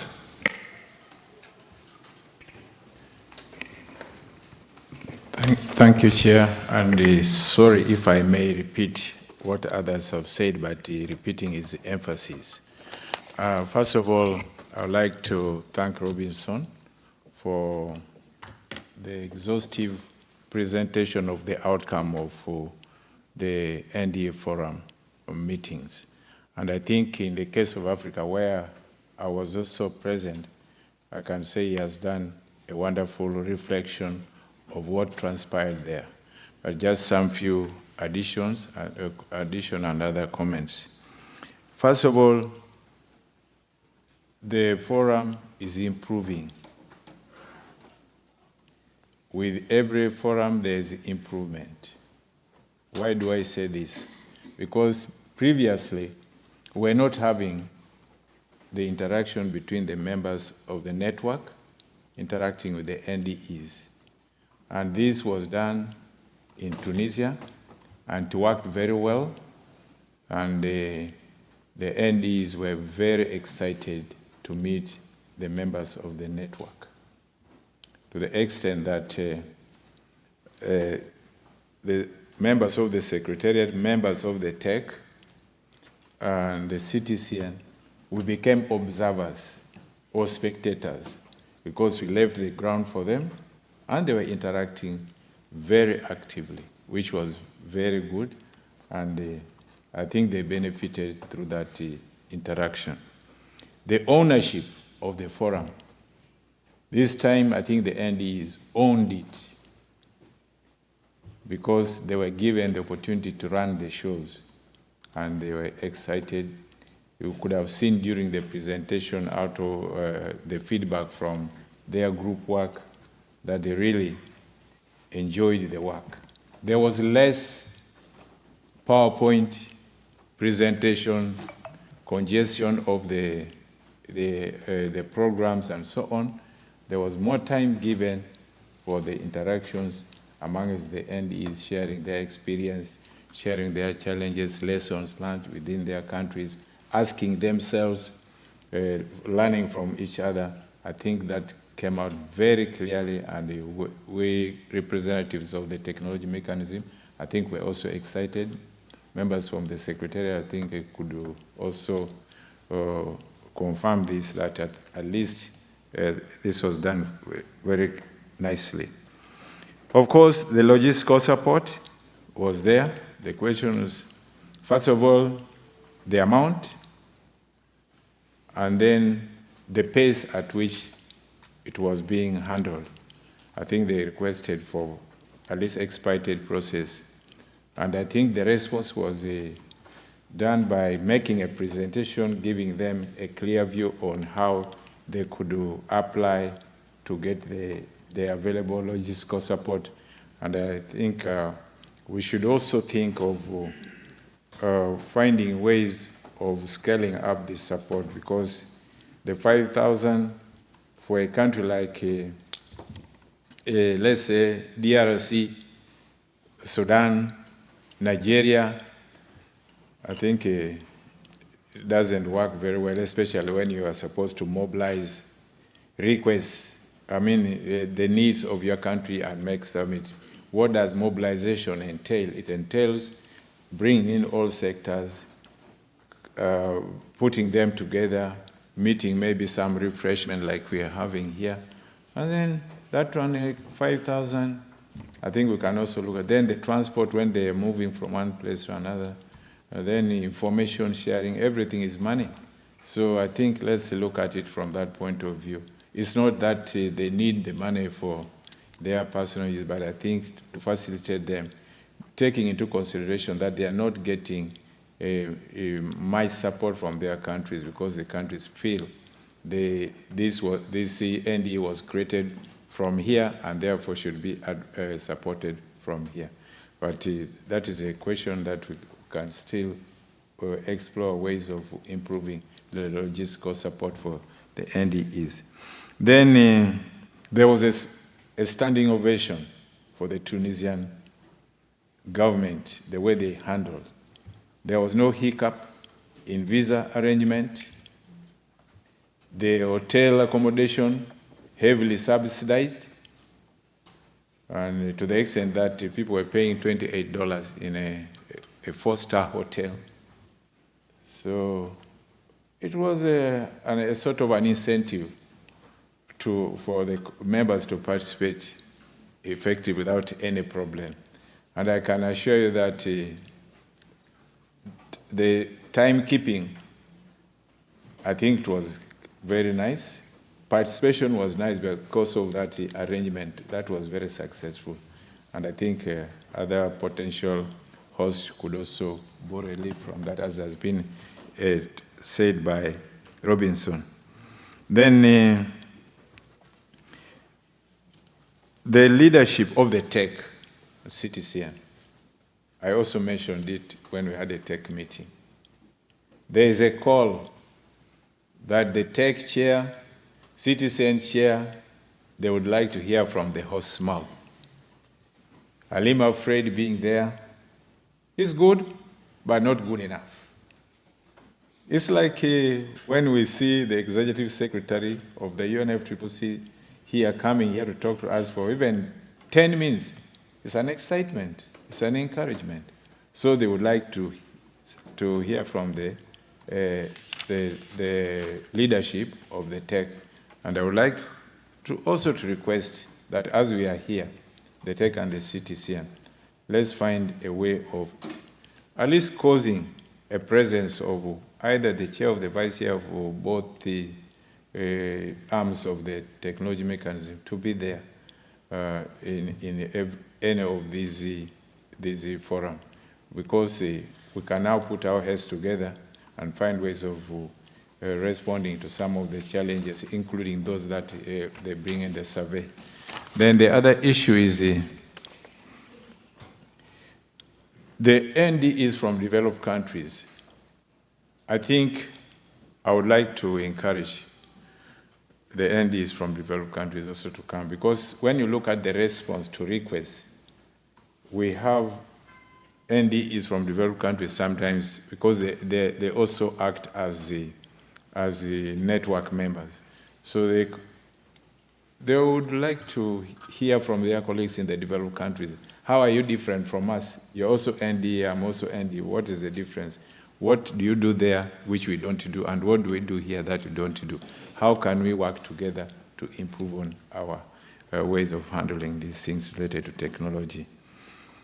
And the NDE Forum, we are talking about causing changes, impacts in the communities, causing transformation. When we sit in Bonn, when we sit in Copenhagen, we are very far away from the communities. The NDE Forum takes us closer to the communities because we are hearing from the local NDEs in their countries. That is a step closer to reaching the communities, and I think we should encourage this NDE Forum, because you may not find reaching the communities very easy, but the moment we share with the NDEs all the issues related to climate technology, I think they can be an instrument for extending that intervention to the communities, and you may eventually find that we get impacts, especially when you look at the tech knowledge products. If we attend the NDE Forum, we equip them with these products, they go to their countries, utilize these knowledge products, sharing it with their communities, disseminating it where necessary. I think that one can cause some impacts and transformation. And then I think there was a call. I don't know why Halima kept quiet about it. I think we argued about this. I tried to talk about it. The support for them to participate in the negotiations. And I think I will just say there was that mention, the call that NDEs would like also to be supported to participate in negotiations. But that is food for thought. And then when you come to particular subject areas like the National System of Innovation, the incubators, the accelerators, I think there was a lot of lack of, or there was limited knowledge about these concepts. But by making the presentations and allowing questions, clarification from the NDEs, I think they appreciated that this time they are able to understand, appreciate, and they are ready to embrace, and they will work with their governments to ensure that at least they establish where possible national system of innovation, plus also embracing the incubator and the accelerator initiatives that can help them support their innovations in their respective countries. So colleagues, I think all in all, NDE Forum is now the way to go. It takes us near to the communities and let the chairs, the vice chair of the CTC and the TEC also make sure that their presence is felt in those different forums. Thank you. Thank you so much, Fred, for this very detailed reflections from someone who was on the ground. That's certainly of great value here for this discussion. We are running out of time, but I'll just give the floor to Ditram, then we would just give it to the CTCN to respond to question raised, and then we would close this item. Please, Ditram. And I like to be brief. So first of all, I like to thank Fred also for his invitation as an NDE from Annex 1 to come to NDE forums. Highly appreciated. I think it would make it easier from the point of view of an NDE if we can connect that also like with some impact. And I think as we are going forward to the BTIP, I think we want to have more impact. So I think it's great to have the forums, and I think also appreciate the presentations, and I think it's great to see that moving forward. But I think it would be really good to have then some, we have talked about programmatic approaches, sector approaches. So to have that, maybe, or also some products, and we heard Christopher suggesting a product on SF6, which I highly support, or it could be products on AI or cement or other topics where we specifically discuss and have clear outcomes of that, and also then bringing that in the relationship and shaping the forums more in the direction of the BTIP. That we have like a clear, so first ask is make the forums or the interaction more product specific. Then the second one is aligning that with the themes of the BTIP, which includes NSI, which includes business models, which includes financing, and bringing actors together. And then the third ask is to systematically have an overlay of that, maybe on the different regions, on the forums in the different regions, and have, so there should be definitely region-specific topics, and I think there will always be, but then also have an overlay across the forums, which are maybe then reporting back to the overall technology mechanism, and maybe into the section of the BTIP report, so that this is systematically reflected and upwards reported. Thanks. Thank you so much, Ditram. I would like to check if Robinson would like to quickly react. I think there was a specific question. So Robinson, the floor is yours. I kindly ask you to be quick. Thank you. Thank you very much, Chair. Yes, I will respond very briefly to one or two questions that have been raised. So in terms of the feedback from the network members on the network fair, or the feedback from the NDEs on the network fair as well, So yes, we've received positive feedback from both the NDEs and the network members. This, of course, being the first one, we may not have had a very balanced representation from all angles, language, technology, and the like. But there was very positive reception by the NDEs and the network members. I think we have follow-ups also, like from Congo, Brazzaville, from the interactions that happened on the forum. On the question about the modalities for the logistical support, I think I will defer that to the AB 27 sessions. I think that will be discussed more substantively there, so that can be covered. Then finally, I think on the comment about language, we do appreciate the language disparities on the continent. We have tried as much as possible to accommodate both dominant languages, English and French. And I think in one of, this particular AB, sort of like forum in Hammamet was also one of the best translated fora that we've had outside Nairobi. And we also did give special thanks to our colleagues who are providing the translations. Thank you very much. Thank you so much, Robinson. We would like to thank you and also thank TEC AB members for their comments. The Secretariat took note of your comments and they will be taken during the preparation of the upcoming NDE forum.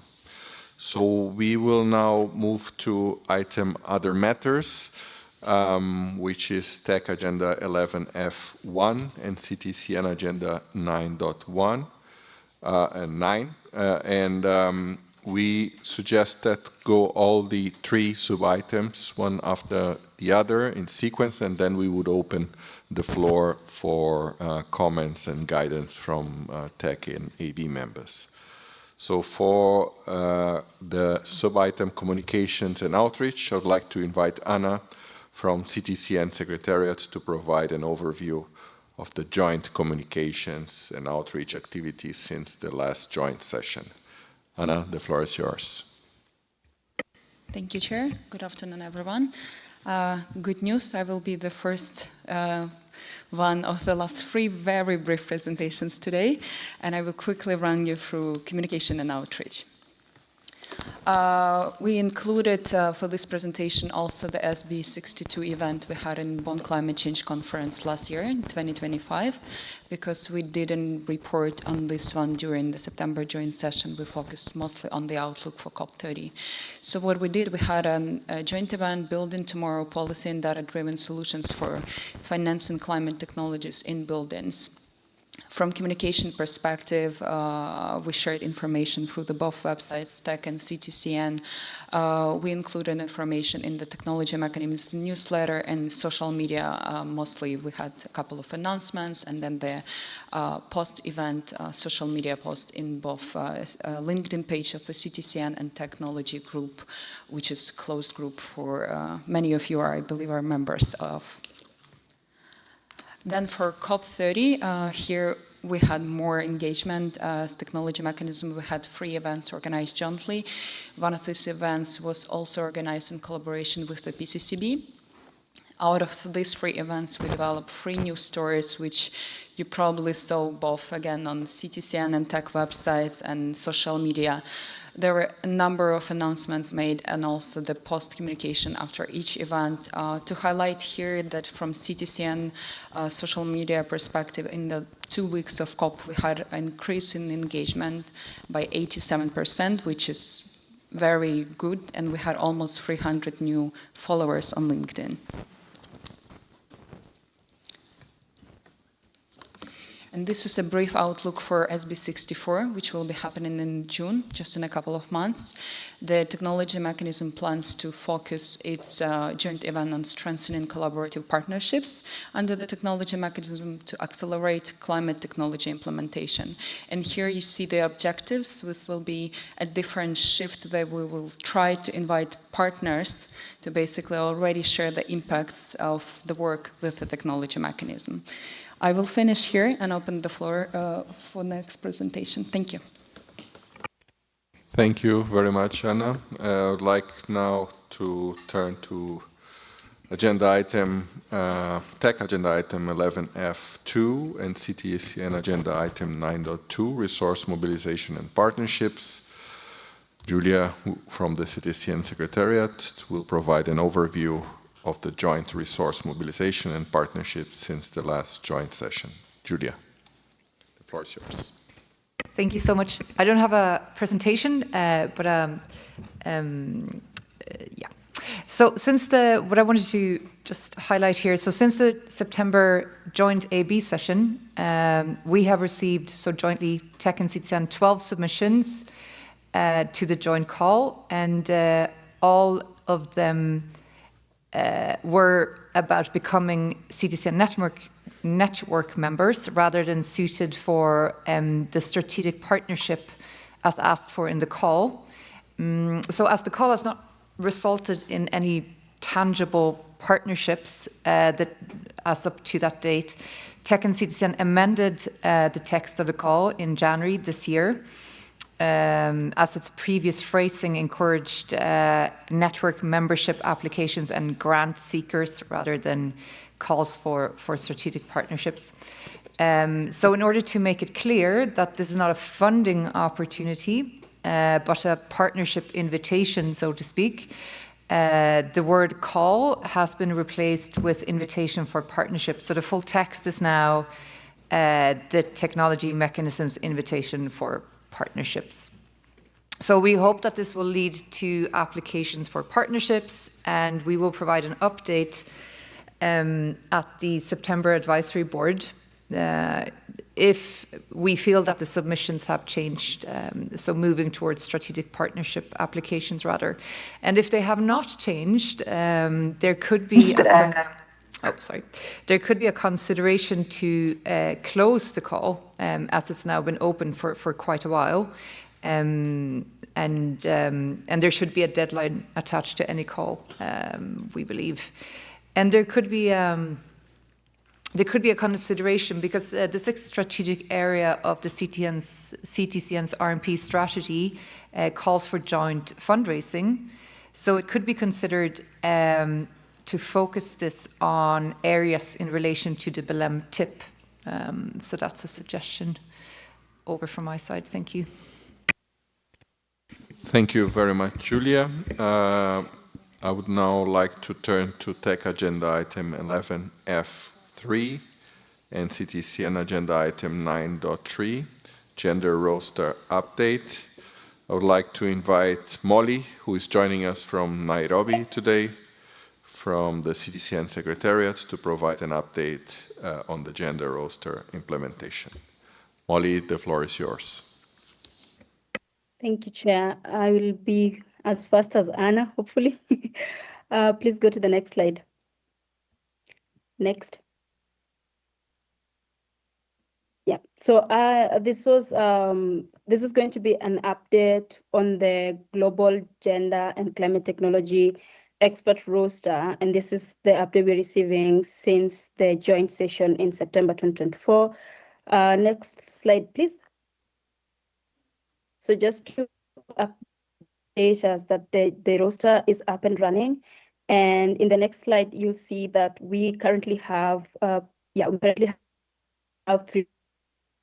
experts registered and evenly distributed from all regions. Since April 2025 to date, we have had 152 newly registered experts.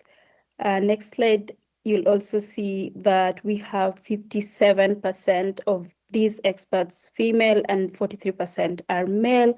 And finally, for some of the use cases in the next slide, Yes, so we as CTCN, we've engaged a rostered gender expert to help and support the development of the gender mainstreaming guidelines for the sector, as well for the gender budget monitoring tool that we are currently working on with our partner WECF. One of the experts engaged is also part of the roster. So this is basically the update. I think this is the last slide from my side. Thank you. Thank you. Thank you, Molly. So we've heard presentations on communications and outreach, resource mobilization and partnerships, and gender roster update. I would like now to open the floor for comments, guidance from members TEC and on CTCN AB. I see Ringo. Thank you, Chair. First of all, we would like to congratulate the work that has been done, especially the work of disseminating all this work of the TEC and CTCN. But I would also like to highlight and reinforce the importance of having Global South partners in all the process, especially as a network member, and in this, to reinforce the South-South collaboration. It's very important that the communication with the Global South governments, civil society, think tanks, and the technology providers sorry, I lost my flow here, but it's important to the communication of the CTCN and TEC reach out these stakeholders to amplify the Global South participation in the process. Thank you. Thank you very much, Ringo.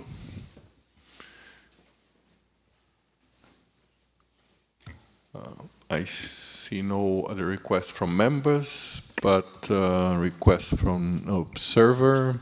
Sorry, I cannot see blockchain. Yeah, sorry, apologies, but I cannot see from here. Thank you. Just a few remarks in response to the lovely presentations by our colleagues regarding gender and resource mobilization. Maybe some of you are already aware that within the AI industry, we are already developing towards not just AI, but AGI, Artificial General Intelligence, which represents a new set of AI skills that can already do what humans can capable of doing, or even better than that, particularly in a office or even AI creation environment. The reason why I bring it up is that as you have a lot of commitment in building up particularly women's capacity in climate technology incubations themselves. Recently, the trend of the development sector is that laymen no longer need AI coding skills to make their own AI. So we call it no-code AI platforms, which are actually lowering the barriers of adoptions significantly.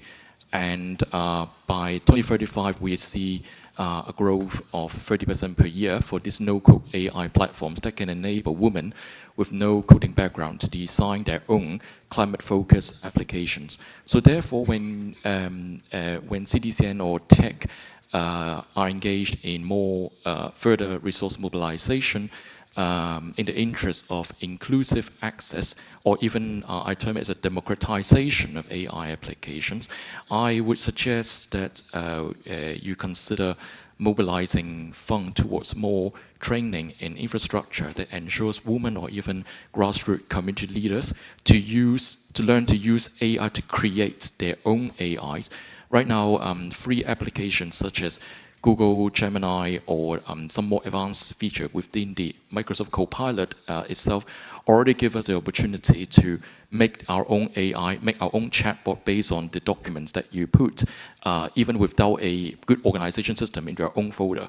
So I believe that particularly most universities now, the proportion of women as AI engineers, students, or young professional are just less than 30% now. So, but I guess this is the opportunity for the technology mechanisms to gradually shift the capacity building focus from positioning the NDEs or any stakeholders as a passive recipient of use cases towards a new focus on helping them use AI to create their own AIs. So that concludes my intervention.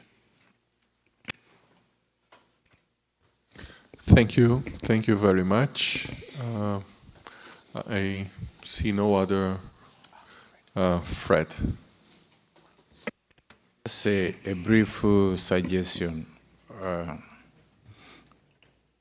I think this is related to communication and outreach. I think presentation made by Anastasia, which was very brief.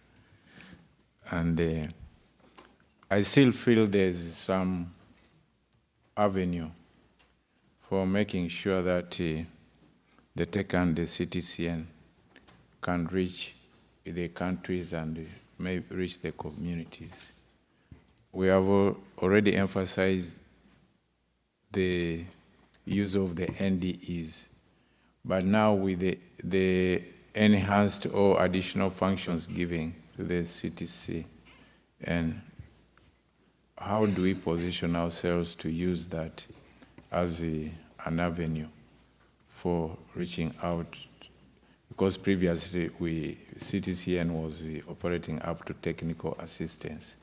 Now with the interaction with the financial institutions and the technology owners, how do we, what products can we share with them to make sure that we communicate our presence?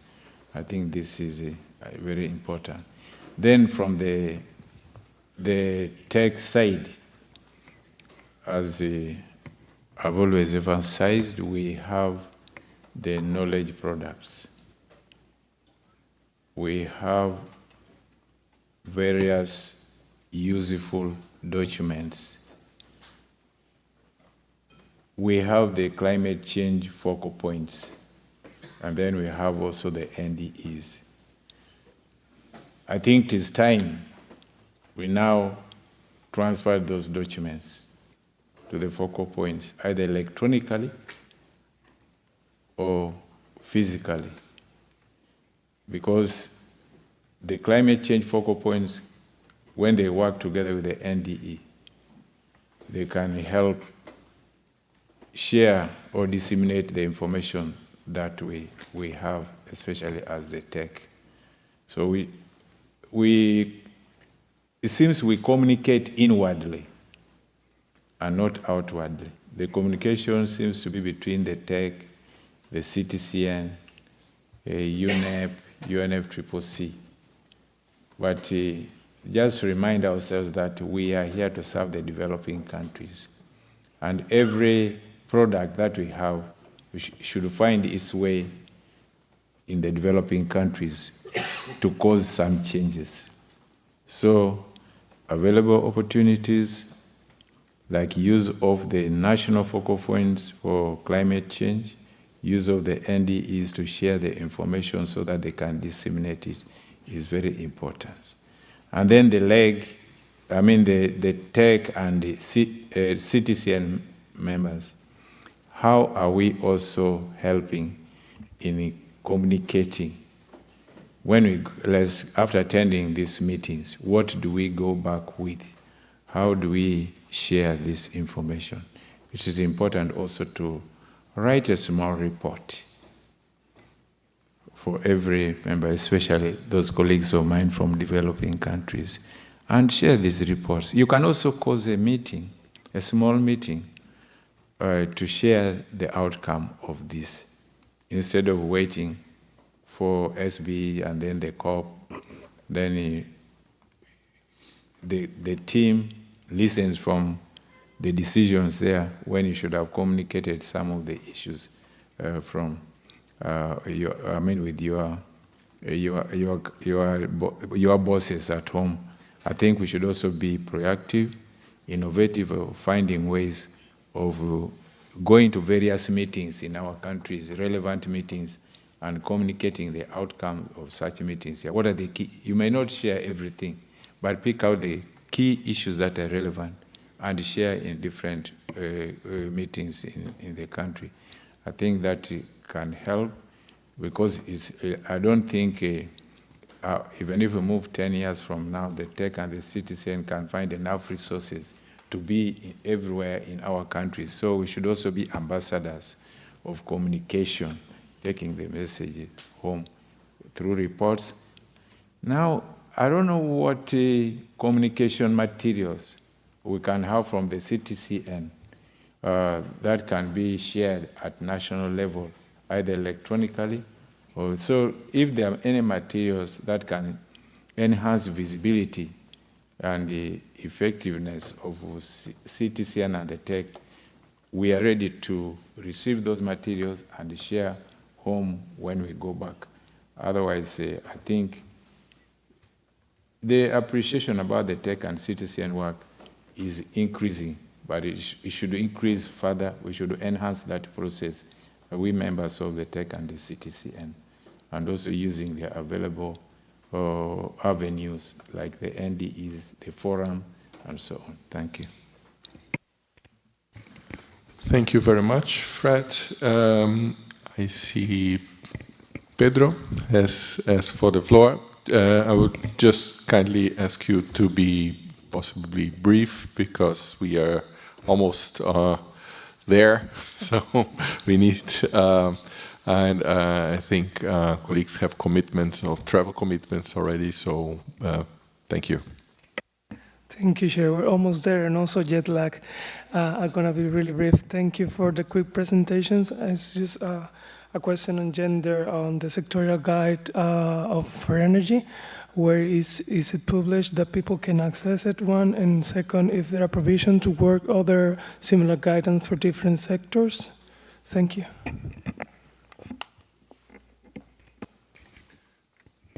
Thank you very much, Pedro. I think that would be a question for Molly, if I'm not wrong. Molly, can you quickly respond? Yes. So we are actually in the process of developing more of those guidelines because the plan is to develop all 5 system transformation areas as well as the 2 enablers. We already have the NSI, the National Systems of Innovation, developed, as well as energy systems sector. And then we are currently working already on water, energy, food, as well as buildings and infrastructure together with our partner WCF, and the rest will be developed by individual consultants. As for publication, we together with our colleagues, CTCN team in charge of our website, we are currently working on a dedicated section for gender, and we will definitely upload every gender-related material in this page. So this should be available soon. Thank you. Thank you, Molly. I see Yangos have asked for the floor. If you can be very quick, please.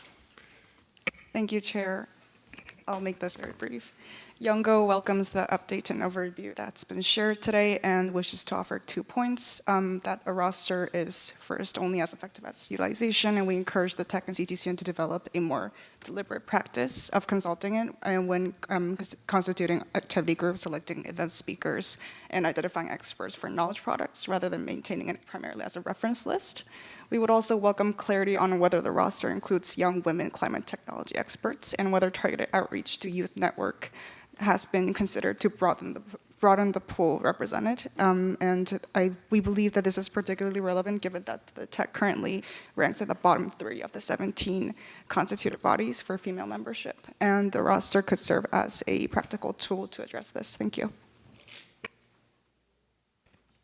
Thank you very much, Yango. We've, I think, taken note of the comments and guidance. We thank you very much for that. And we would now move on to the next agenda item, which is on the TEC agenda 11G and on the CTCN AB agenda 10, date and venue of the next meeting. I would like to inform you that the following dates for the meetings to be held in Bonn, Germany. The 33rd meeting of the TEC is tentatively proposed from 15 to 17 September 2026.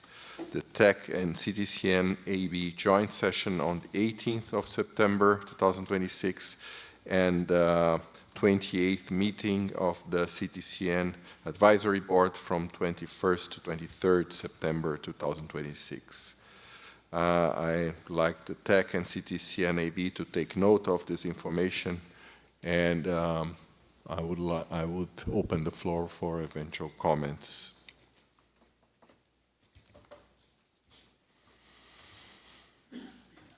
No comments. So I understand that TEC and CTCN AB agreed to take note of the tentative dates for the next meetings. So on the closure, I would like to have now reached the end of our 32nd meeting of the Technology Executive Committee. We had a very productive meeting this week and a joint session with the CTCN Advisory Board colleagues today. I'd like to thank all TEC members for your contribution, the observers for their comments, and the Secretariat for its support to the meeting. Before closing the 32nd meeting of the TEC, I would like to express sincere appreciation to our TEC and CTCN AB members for their valuable contribution. I wish CTCN Advisory Board colleagues a successful meeting.